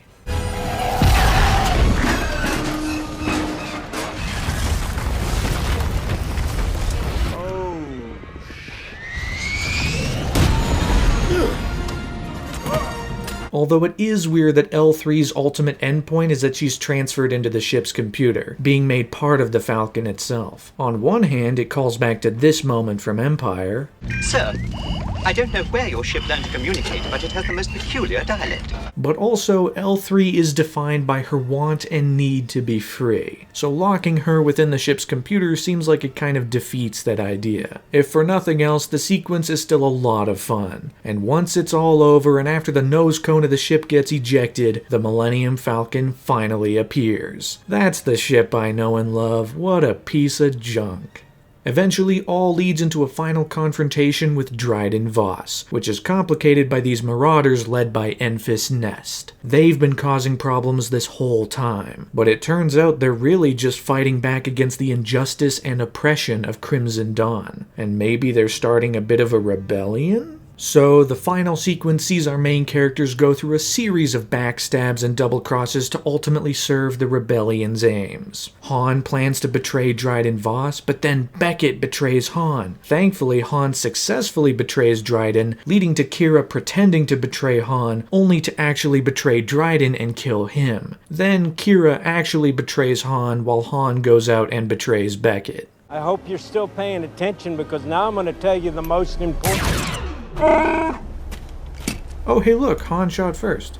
All this really gets me to think is, I think this is a very good use of the spin-off idea. You know, something that explores an entirely different corner that's not really all that attached to the original movies. I mean, sure, we have Han Solo and Chewbacca, but this movie is mostly separate from the Empire and Rebellion of it all. Instead, it's able to explore the criminal underbelly of the Star Wars universe in ways the mainline movies might not have the luxury to. Until Darth Maul shows up. I don't know if that works all that well. I mean, most people won't know that he came back in the Clone Wars, but I also think it's just unnecessary for this movie. Like, we were doing fine centering on Han Solo and the criminal underworld. We don't really need this. But I guess we gotta have a lightsaber in a Star Wars movie at some point, so...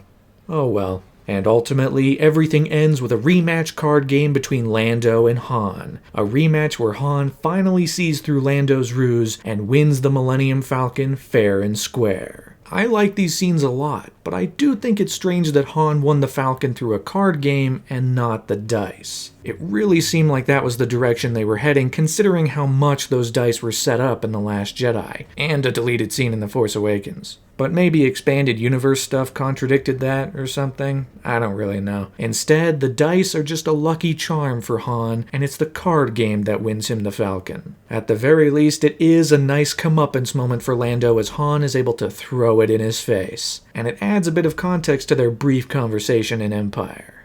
What have you done to my ship? Your ship? Hey, remember, you lost her to me fair and square. But now, the Millennium Falcon belongs to Han and Chewie as they blast off to Tatooine to get involved with Jabba the Hutt. And that right there is where the movie ends. It's alright. It's fun, it's light, it has solid performances, but it's also not perfect. And even more damning, you could argue that it has no reason to exist at all. You know, this is a movie that takes over 2 hours to establish the same thing the first movie was able to do in 5 minutes. But even though it is largely unnecessary, it's at least fun. At the very least, they made it fun. So I'm sure it did well at the box office. Oh, it did not. After a half-decent opening weekend of $84 million in North America, the movie went on to make $213 million domestically and $392 million worldwide, making it the lowest-grossing live-action Star Wars movie by a mile, which is especially damaging considering how much money they put into it. They essentially shot the movie twice, spending up to $275 million on production alone. Maybe even more than that. And then you account for marketing, which adds on to that, you'd be hard-pressed to say that this movie broke even. It's unfortunate that this movie didn't do that well, and it's even more unfortunate that Disney kinda learned the wrong lesson from it. That being that people don't want to see these characters recast with younger actors. Instead, we're only going to fake them in the computer. I don't know about you, but that feels 100 times more soulless to me. But I'm also not surprised that this didn't do well, because I'm not sure that many people really cared to see a Han Solo movie. It had already gotten into some hot water press-wise, what with the switch in directors, but it could also look like a cash grab at first glance. I'm not even saying that's what it was, that's just what it looks like. But even bigger than that,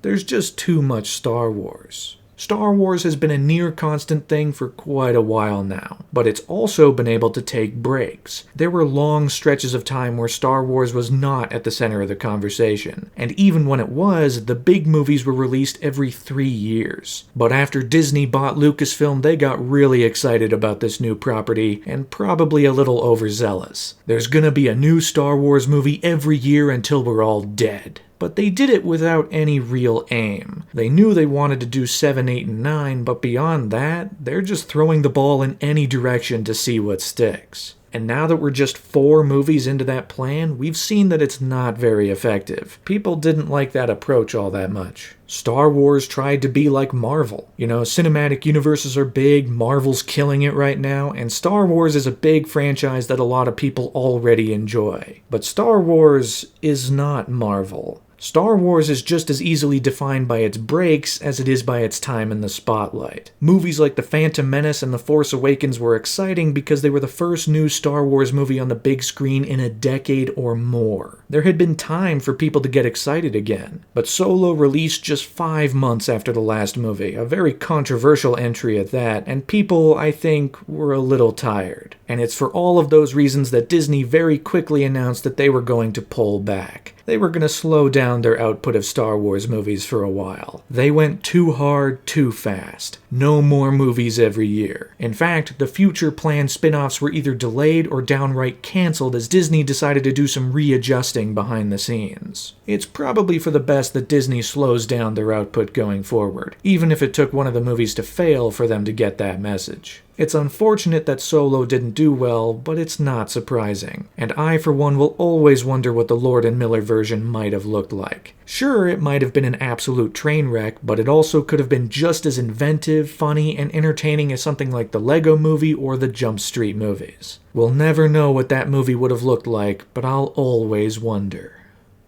Always.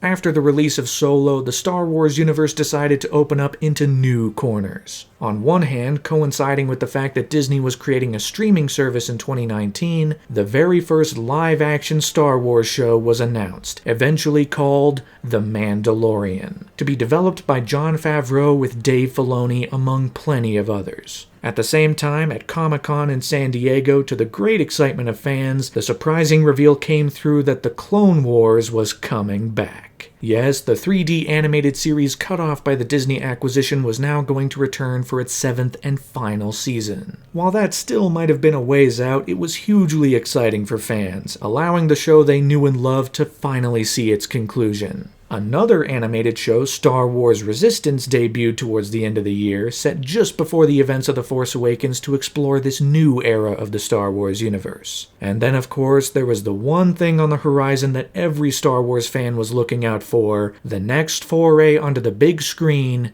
Episode 9.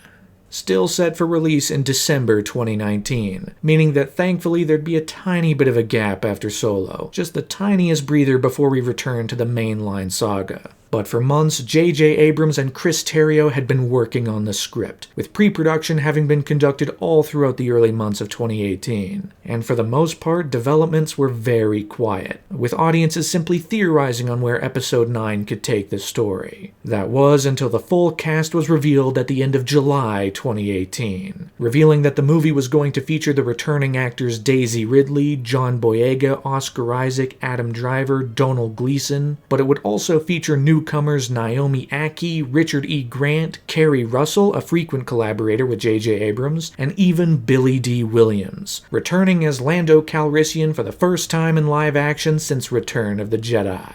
But on top of that, it was confirmed that both Mark Hamill and Carrie Fisher would make the return journey for the final step in this trilogy. Somehow, someway, Carrie Fisher was going to come back for Episode 9. The character wouldn't be dying off screen between movies. Now, with all of the new and familiar players back on base, production finally kicked off on August 1st, 2018. Initially, it was going to run under the codename Black Diamond, but eventually the name changed to Trixie, something that included the Roman numeral 9, signifying the final step for this trilogy. Filming once again took place all over, with tons of stuff being filmed once again at Pinewood Studios in the UK, with a bit more at the Cardington hangar. And also, the movie took a trip to Wadi Rum in Jordan for the biggest production effort the area had ever seen. It's not like the area is new to film production, however, as Rogue One shot here a few years earlier, and even more famously, Lawrence of Arabia shot here, and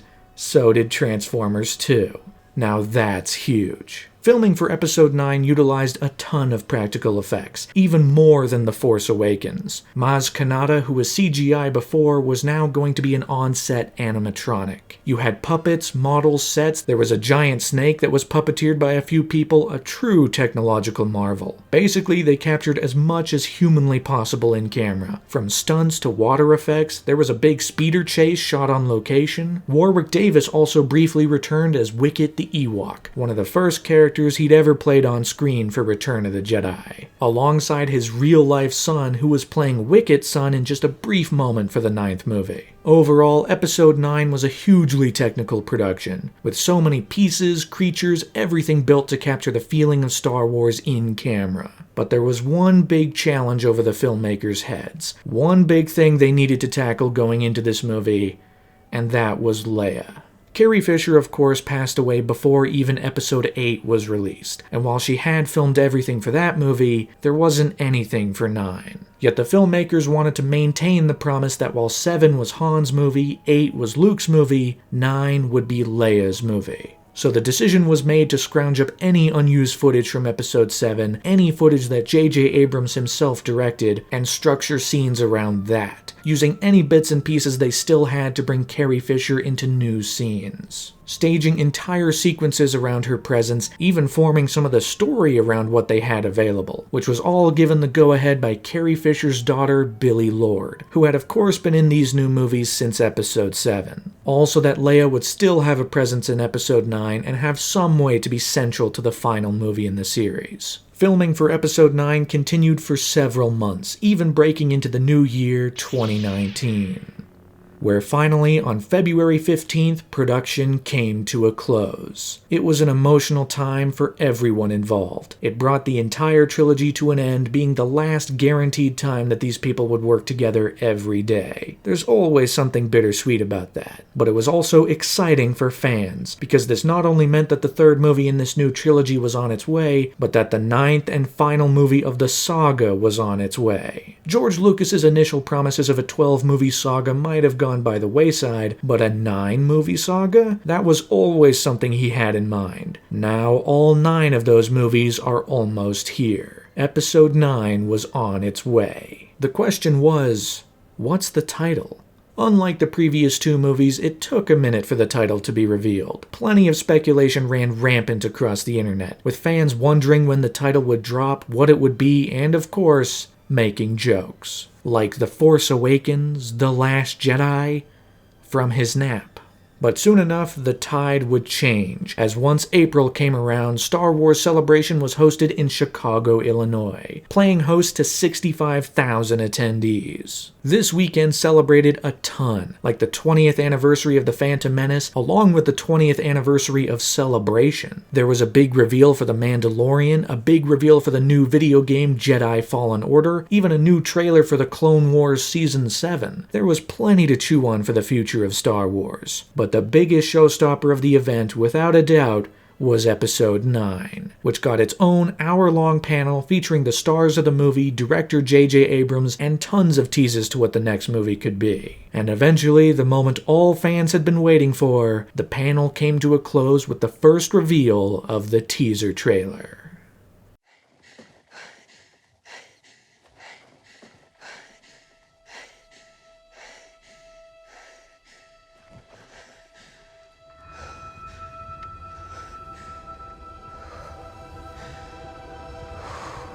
The first half of this teaser is a very simple sequence, seeing Rey in the desert being pursued by Kylo Ren in his TIE fighter. She ignites her lightsaber, we get some text harkening back to the first teaser for The Phantom Menace, pulling things full circle, until she jumps over the TIE fighter ready to destroy it, probably. Which brings us into a final montage of action and spectacle. Lando is back, our characters are on another adventure, new planets, new places, lightsabers, and finally the whole thing ends with a reveal of the wreckage of the second Death Star. All before...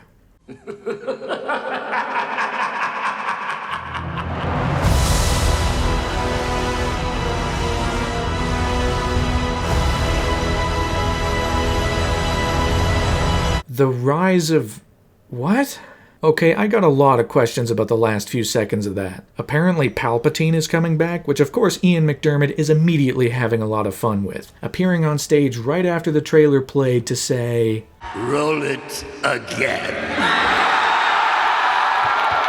If for nothing else, he's gonna have a blast. But how is he alive? He got exploded. How is the Death Star wreckage here? I saw it explode too. In multiple iterations, mind you. There was nothing left. But more importantly than either of those, the Rise of Skywalker? What? Maybe it'll make sense in time, but that's not a great title, I don't think. But of course, excitement now skyrocketed for the 9th and final movie in the saga, and soon enough, The Rise of Skywalker became one of the centerpieces in the 2019 movie season. Like 2015, 2016, and 2017 before it, Star Wars would once again become the crowning movie to close out a huge year. And this was a big year, with huge blockbusters releasing every month, mostly from Disney. They made a killing this year. And the movie that'd cap it all off was The Rise of Skywalker, which meant promotion was now going to heat up through the year until the December 20th release. In May of 2019, a huge Vanity Fair story was released with exclusive images, interviews, and little bits of information about the upcoming movie. Perhaps the biggest part of all of it was that it revealed the Knights of Ren were going to have a starring role. They of course briefly featured in The Force Awakens before being completely absent in The Last Jedi. But now, for the Rise of Skywalker, they were going to feature in a big way. Things continued in August at Disney's own D23 convention, where they revealed an all-new special look at The Rise of Skywalker to attendees only. Yeah, only those physically there had a chance to see this new special look. Audiences on the outside were able to catch a glimpse of this poster, which is fun, showing Rey and Kylo Ren locked in a clash, all the while the face of Emperor Palpatine watches over them. He looks a little cartoony, but what are you gonna do? Actually, what you can do is you can watch the new D23 special look because 2 days after its initial debut, it made its way online for everyone to watch around the world, allowing fans from all over to get a fresh look at Episode 9. This trailer starts quite differently than any other, as the first half is simply a montage of footage from all of the previous movies, starting with the original trilogy, moving into the prequel trilogy, and eventually culminating with episodes 7 and 8, all to signify the long journey the saga has taken so far and how it will all build into episode 9.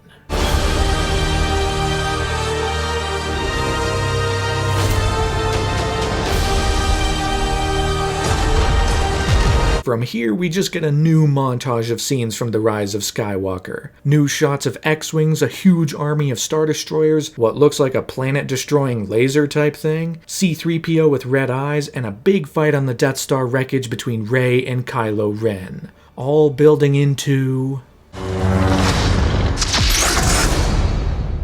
Whoa, I wonder what that could mean. Although the fact they put it in the trailer is kind of a tell. If Rey was actually going to turn to the dark side, then they'd keep that hidden. So the fact that this isn't hidden tells me it's a dream sequence.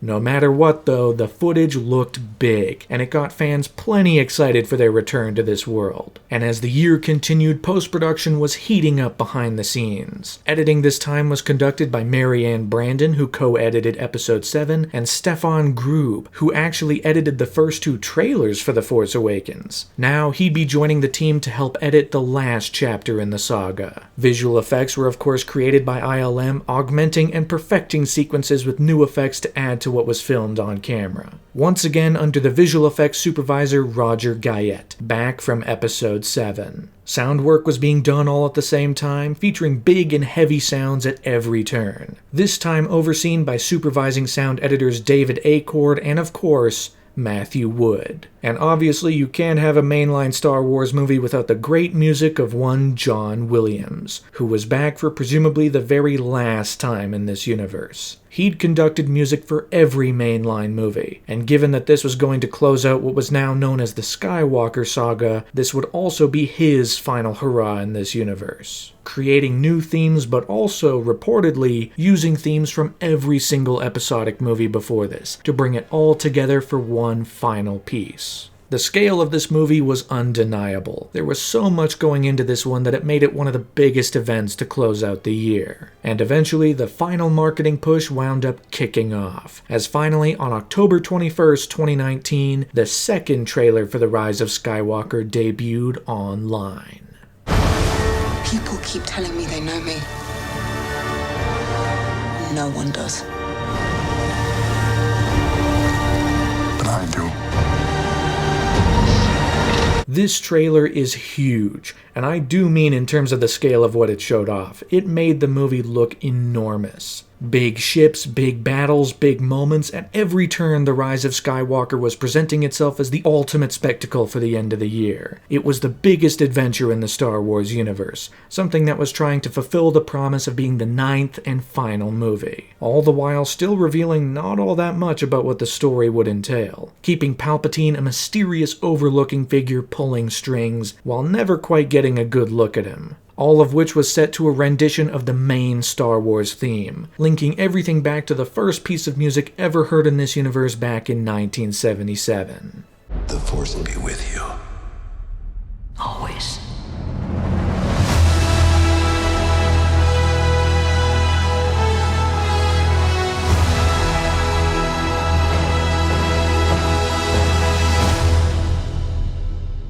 which all led into the final push. Promotional efforts skyrocketed in the last 2 months leading up to release. Right as the trailer released, this poster was revealed, finally completing the tapestry of posters for the entire sequel trilogy. Although there is an ever so slight discrepancy with these posters now. They got really close to a consistent motif that this one kinda sorta dropped. On the poster for The Force Awakens, Rey is holding her staff parallel with Kylo Ren's lightsaber. They're right next to each other, right? Then, the Last Jedi poster sees them pointing their lightsabers in opposite directions, but still parallel. It's like they're eternally linked, leaving the possibility open for the Rise of Skywalker poster to complete this trio, and they didn't. They're just slightly off from being perfectly parallel. I know not many people would notice that, but I do think it's a missed opportunity for some poster cohesion across this trilogy. But that was only a piece of the final marketing push. There were of course even more posters. You had toys, Lego sets, merchandise, but also TV spots hitting the airwaves left and right. There were even some featurettes, with some really building up the legacy of the franchise and how it's now coming to something of a conclusion. The Rise of Skywalker was setting itself up as a grand finale, much like Avengers Endgame earlier that year. It was building this up as the movie that had finally fulfilled a promise made decades ago. This was always the plan, to make 9 massive movies, and now the last one is nearly here. Star Wars fever took over in the last few months of 2019. On one hand, Star Wars Jedi Fallen Order was released, developed by Respawn Entertainment. While there were criticisms for its buggy debut, it was well received on almost every front. You take control of Cal Kestis, one of the last Jedi after Order 66 and the fall of the Republic, and you must journey to different worlds to pick up the pieces and explore new corners of the Star Wars galaxy, all the while hacking and slashing your way through the Empire's goons, which is great fun, I might add. And of course, with the launch of Disney Plus, the very first live-action Star Wars series began, The Mandalorian, telling the story of an all-new Mandalorian character going on swashbuckling Western adventures, tackling new sides of the universe that even allowed people who'd never seen Star Wars before to get into it, all the while making people go crazy for the premier new character, Baby Yoda. Everybody loved that 50-year-old frogman baby. The Mandalorian wasn't the only thing that came with Disney Plus though, as every previous Star Wars movie was now on the streaming service for everyone to enjoy. But since this is Star Wars we're talking about, things changed again. When gearing up for the 3D re-release of all 6 movies back in 2012, George Lucas decided to make even more alterations. Alterations that would not appear in the Blu-ray releases, they would instead only appear on the big screen in 3D. Until of course that entire project was cancelled, never to see the light of day. But now, with every movie on Disney Plus, just one single change managed to squeak through on episode 4. Check it out.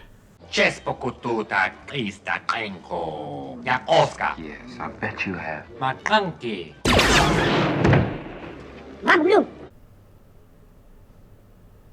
It's almost like a practical joke at this point. Since so many people were upset by the Han and Greedo scene changing since the original, more than any other change in the special editions, this feels like a joke at their expense. Oh, you hated the change? Here's another useless change that you have to live with. Haha, suck it. Coupled with the fact that it was held in a vault for at least 7 years before it was revealed, I mean, good job, George Lucas. Incredible prank.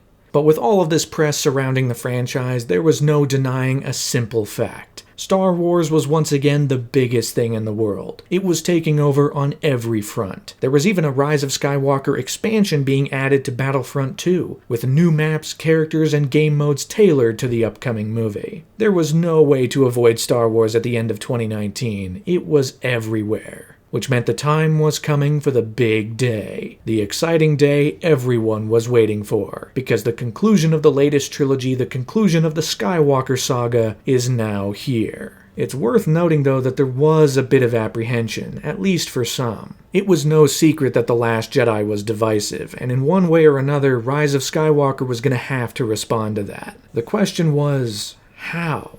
How do you build off a movie so polarizing? Some feared that maybe the movie would dive into the wrong kind of reactions. But of course, they hoped beyond hope that Episode 9 would pull through, concluding the trilogy on a high note and continue in good faith from where things left off. And now, the day had come when fans around the world would return to theaters for the grand finale. The clock had finally turned to December 20th, 2019. Take your seats and grab your popcorn because this trilogy, this entire saga, is about to come to a close.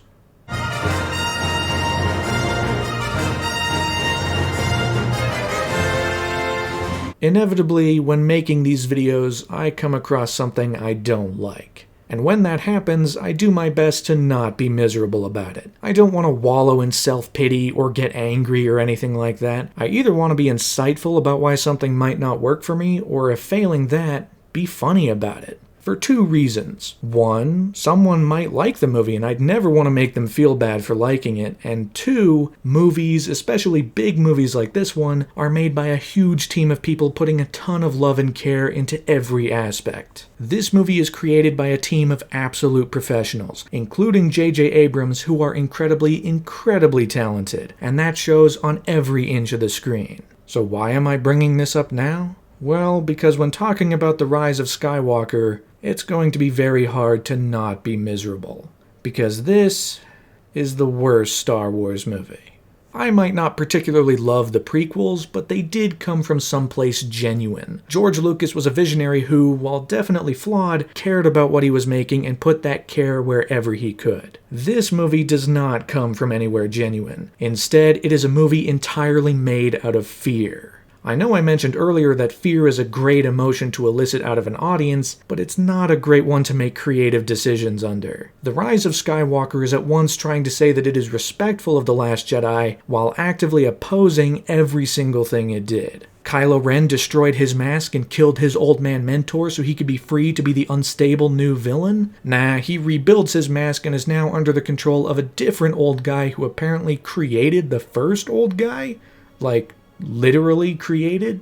Rey isn't defined by who she's related to. Instead, she must find her own path forward? Nah, she's Palpatine's granddaughter, actually. The Force belongs to everyone and genetics don't matter? Nope, genetics do matter. They matter a whole hell of a lot, actually. Rey has Force lightning because she inherited it from Palpatine, you see. And also that cool yin and yang of Rey and Kylo from the last movie? Well, that's actually because they're a dyad in the Force. They're both grandchildren of other guys, so they have big connections or whatever. What about Rey's parents being no one who sold her for drinking money? Well, as this movie literally says, they sold you to protect you. Stop talking! Yes, please stop talking. That was an incredibly stupid thing to say. But the most offensive thing this movie does in response to the last one is how it ultimately handles Rose. I feel so incredibly bad for Kelly Marie Tran. She got into this super excited to be a part of Star Wars, filled with a sense of giddy optimism, and then got hit in the face with the worst this fanbase has to offer. And as a consolation prize, she is essentially removed from the next movie.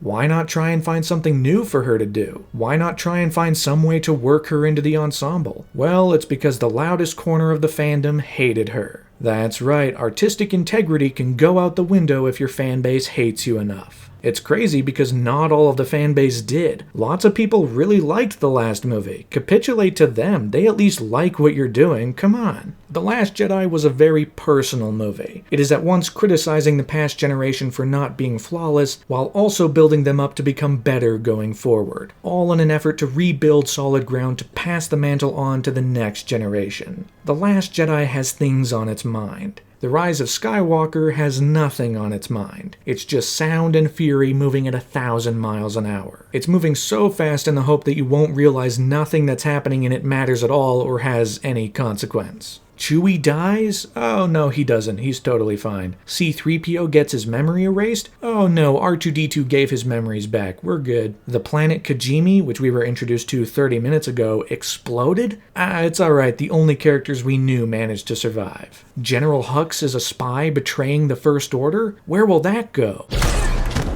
Nowhere. It goes nowhere. Because why would it go somewhere? Now, it's worth noting that this is not all bad. The Rise of Skywalker has plenty of merits in plenty of different areas. Every actor here is giving it their all. They're all delivering solid performances, even if it does look like Oscar Isaac wants to die at a couple points. Somehow Palpatine returned. Billy D. Williams is great as Lando. He doesn't get a ton to do, but he's filled with energy and verve, something that makes him a great presence from top to bottom. I got a bad feeling about this. Daisy Ridley and Adam Driver are also killing it, playing up any inner conflict they can, which leads to a big clash atop the wreckage of the second Death Star. It might not be the greatest lightsaber fight of all time, and maybe it could use a big theme like Duel of the Fates or something, but I like the visuals and the idea behind it. And it even comes to a big moment where Kylo Ren is ultimately defeated, leaving Ben Solo to rise again. Ben Solo even has a brief conversation with Han, something that signifies the change this character's gone through, running through the last conversation he had with his father, something that probably plays in his head on repeat. I know what I have to do, but I don't know if I have the strength to do it. Only this time, he makes a different choice, to throw the evil lightsaber away. I think it's probably the best moment in this movie because it's one of the few that comes from someplace genuine, someplace real. You know, it's one of the only moments that represents real change within the story. And on top of all of that, despite how dumb it is that this movie brought back Palpatine, Ian McDiarmid is having an absolute blast. He's rushing through this movie with his incredible cackle, just reveling in a character who loves being evil. I also love how his voice sounds. It's given so much weight and power. I can listen to it all day. Look what you have made. The sound in this movie is awesome, Babu Frick is a lot of fun, C-3PO gets to do funny things, Claude is here and you can't go wrong with Claude, come on. There's even that one guy that says, okay. You need a Kabaya. Okay. And above all of that, the movie looks great. J.J. Abrams has a fantastic eye for visuals and scale here. I especially love how so much of it is practical. Like when Kijimi explodes, it's so obviously a model. It's fantastic. Strangely enough though, this movie is very blue. Now, you might not think that's all that significant to bring up, but consider the fact that this is the second time a J.J. Abrams sequel in a space franchise has gone blue. His first Star Trek movie is graded fairly naturally. You know, it looks like how you'd expect. Into Darkness, however, is much bluer. The title card at the start, the warp effect, the inside of the Enterprise, it's all blue. Fast forward to The Force Awakens, it's once again graded very naturally. But the Rise of Skywalker, right down to the title card used in marketing, is blue. Kijimi is blue, Exegol is blue, the inside of the Star Destroyers is blue, even Pisana, the desert planet, is blue somehow. This is not an issue by any means. I just find it fascinating that in the 2 times he's been presented with a sequel to a space movie, J.J. Abrams decided to go blue. Damn it! Welcome to Exegol! But unfortunately, despite those surface-level glimmers of light, there's so much to this movie right down to its core that falls short. Every character is reduced to doing essentially nothing. Finn is screaming people's names all the time, particularly Rey's name. It's frustrating because he was actually given the perfect setup here for a stormtrooper rebellion, because he discovers a new group of characters who are also defectors like him. Now he can realize that he's not alone, and that maybe all of the stormtroopers are capable of change. And maybe that's how they defeat the First Order, by crumbling their ranks from within. But this movie doesn't do that. Poe also apparently has a tragic backstory as a spice runner, which is really only here to introduce Zori Bliss, whose only function in the movie, along with Janna, is to make sure Finn and Poe can be not gay. Because why have them be gay when you can instead make money in foreign markets who won't allow gay people on screen? It's why the one lesbian kiss here is so brief, so it can be easily removed for different markets. It's stuff like that that makes the Disney gone woke claims all the more ridiculous. Because if this is Disney trying to be woke, then they're doing a really bad job at it. Honestly, when I watched this movie for the first time, it didn't even really feel like I was watching it. It just washed over me. It was a series of images playing on screen that had no emotional effect on me whatsoever. It was just stuff. Which is signified by the big moment during the finale where everyone from across the galaxy shows up to help. It's a big Avengers Endgame-styled cavalry arrival moment, and it should be the most exciting thing of all time. So why isn't it?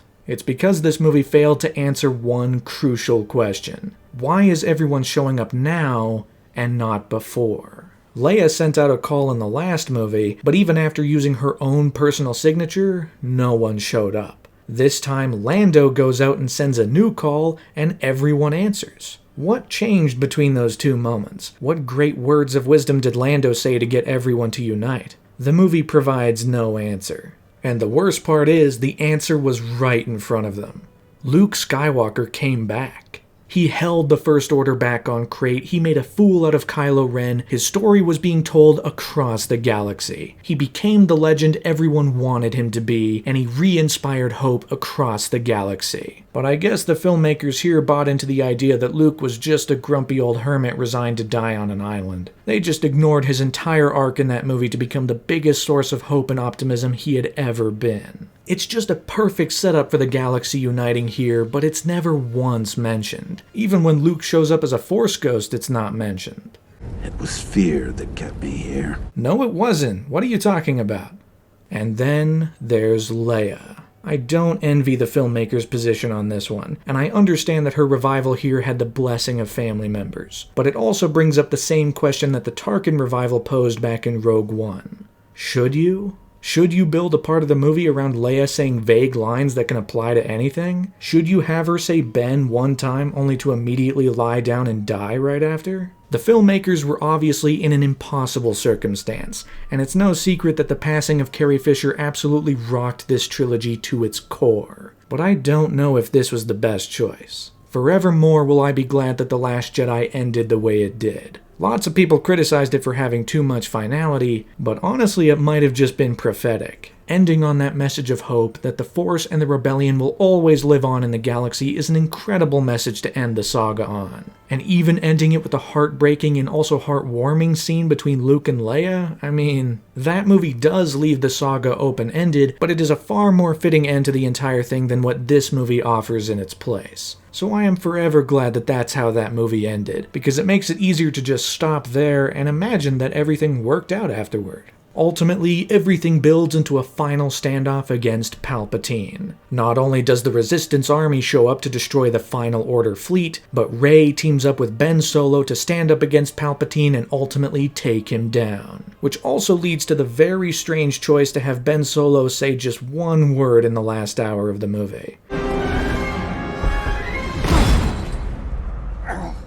After his redemption, he doesn't say anything more than ow, which is really weird. This entire finale is actually kind of insane, and the only way to present that well is to quite literally give a play-by-play. So this is things that literally happened during the finale of The Rise of Skywalker. Rey shows up to fight Palpatine. She wants to kill him until Palpatine says that's what he wants. He wants Rey to kill him so his spirit can pass into her and she'll become the ultimate Dark Lord. But then Ben Solo shows up, they do a Force connection lightsaber handoff, he kills the Knights of Ren because they also didn't really matter at all, and together they stand against Palpatine. Only for Palpatine to then realize they're a dyad in the Force, and he can use their life force to heal himself. So the plan of getting Rey to kill him goes out the window because he can just become stronger on his own. Then the entire army shows up, Palpatine shoots lightning at it until Rey stands up, the voices of the Jedi behind her. This distracts Palpatine so he stops shooting lightning at the army and instead shoots it at Rey. Rey's nearly overtaken by this until she grabs a second lightsaber. Suddenly, she deflects the lightning, it melts Palpatine down, and he is completely destroyed.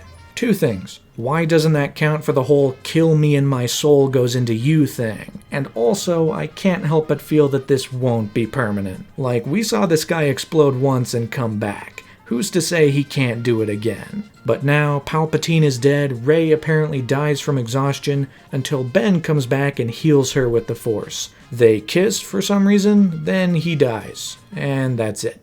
What are we doing here? Are we going for emotional and tonal whiplash? Just throwing every possible story beat into the whole thing? I don't understand how I'm supposed to feel or why this matters for these characters. But anyway, our heroes are ultimately victorious, there's a big celebration back at the Resistance base, and the entire movie ultimately ends on Tatooine.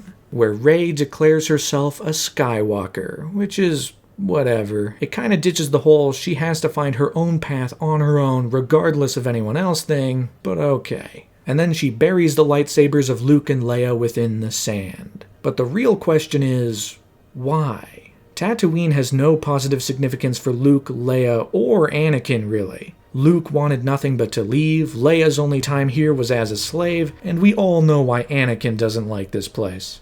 I don't like sand.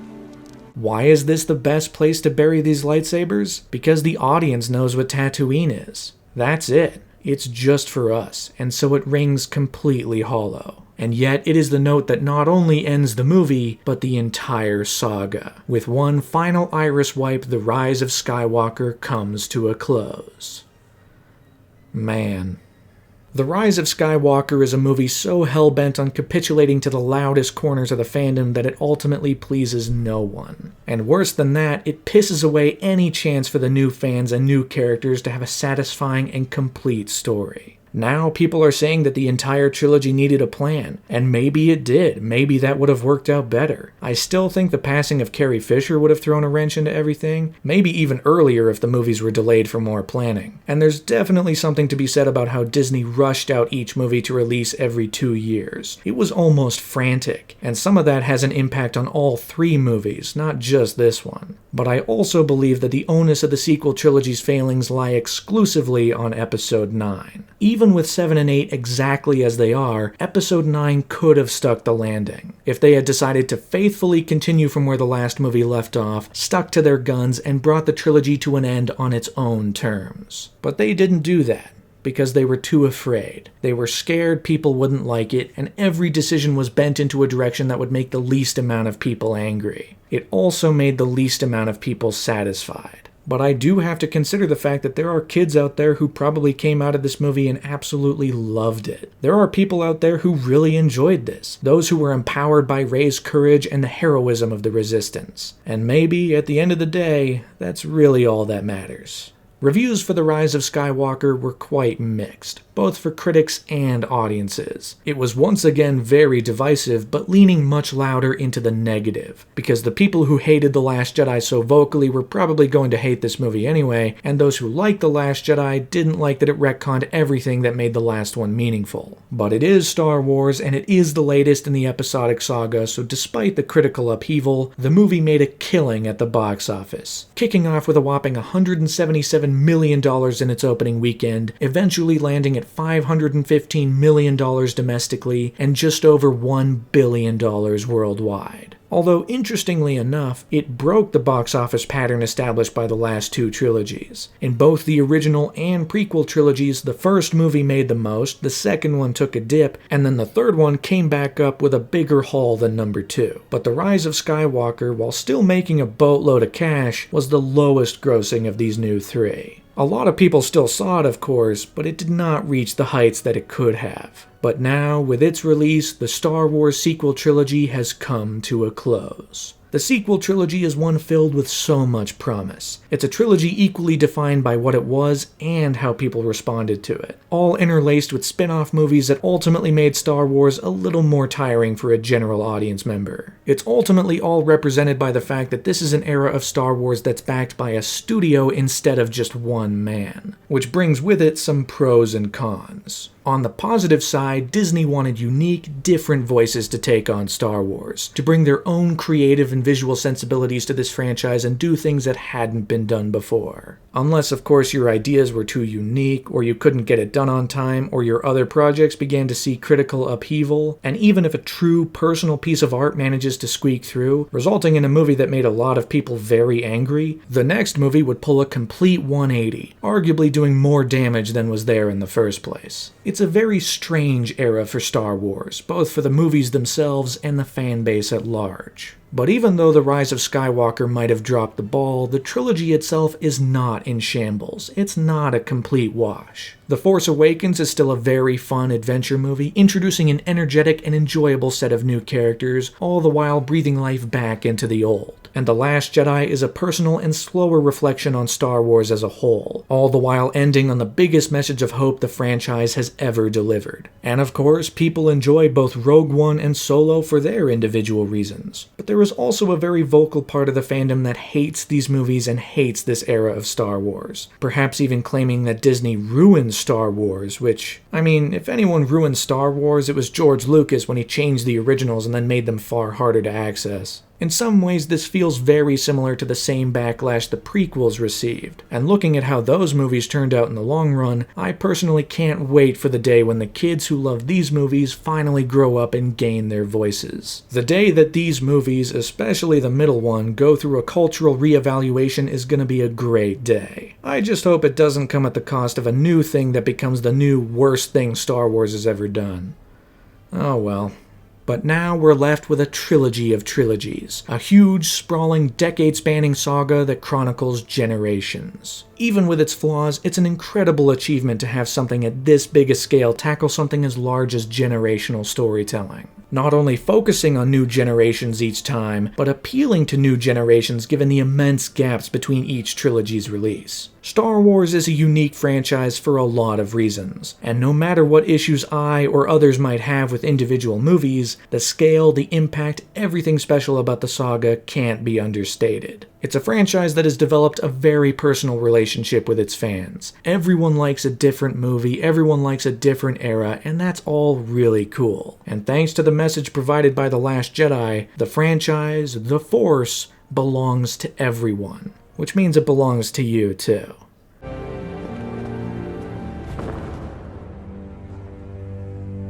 But the uneasy response to the Rise of Skywalker has left the franchise in a very different spot going forward. On the movie side of things, Disney seems scared to bring Star Wars back to the big screen, with almost every project that's been announced getting cancelled. Rian Johnson was getting a trilogy? Probably not anymore, unfortunately. Kevin Feige was getting a movie? Nope, not anymore. Patty Jenkins was getting a movie? Nope, not anymore. Or maybe she is?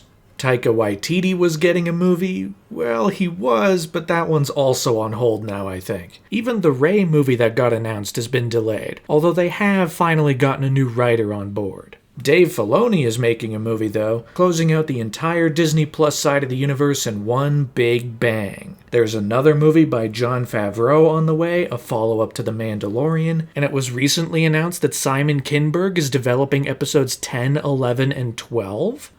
I'll believe it when I see it. Because the truth is, since so many movies have been announced only to fall through, it feels almost pointless to get attached to some of these projects, even if they're interesting, because in a few short years, they might be donezo. However, video games have still carried the franchise along. While Star Wars Battlefront 2 stopped getting updates a couple years ago, fans have been able to engage with Jedi Survivor, the sequel to Fallen Order. And while it was buggy and half-broken upon release, there's still great fun to be had in cutting down stormtroopers with a lightsaber. Then you have Star Wars Outlaws, which is kind of a spiritual successor to Solo. Not only that, but LEGO games have risen back to prominence, with a Force Awakens video game in 2016, and then the entire Skywalker saga got put together in one title in 2022, bringing fans through all three eras in a LEGO game that's never looked better. But the main corner of Star Wars has primarily shifted to streaming. Most new Star Wars media is being released on Disney+, like the 7th and final season of The Clone Wars, which consisted of 3 new arcs about these characters. The first arc was alright, the second arc was less alright, but the third brought the heavy hitters, fully embracing and capitalizing on the tension of the events surrounding Episode 3, all to give a new perspective on the events so clearly demonstrated in that movie. It's a tense and heart-pounding story, and really the only way that show could have gone out. And of course, live-action Star Wars now lives primarily on streaming as well. So even with the sequel trilogy having come to an end, the Star Wars universe is showing no signs of slowing down. Which also means my journey with Star Wars isn't over just yet. There is one more chapter in this retrospective where I will not be focusing on everything that's happened in the last few years. Instead, I'll turn my sights to one show in particular. So get ready, because next time we will witness the dawn of rebellion.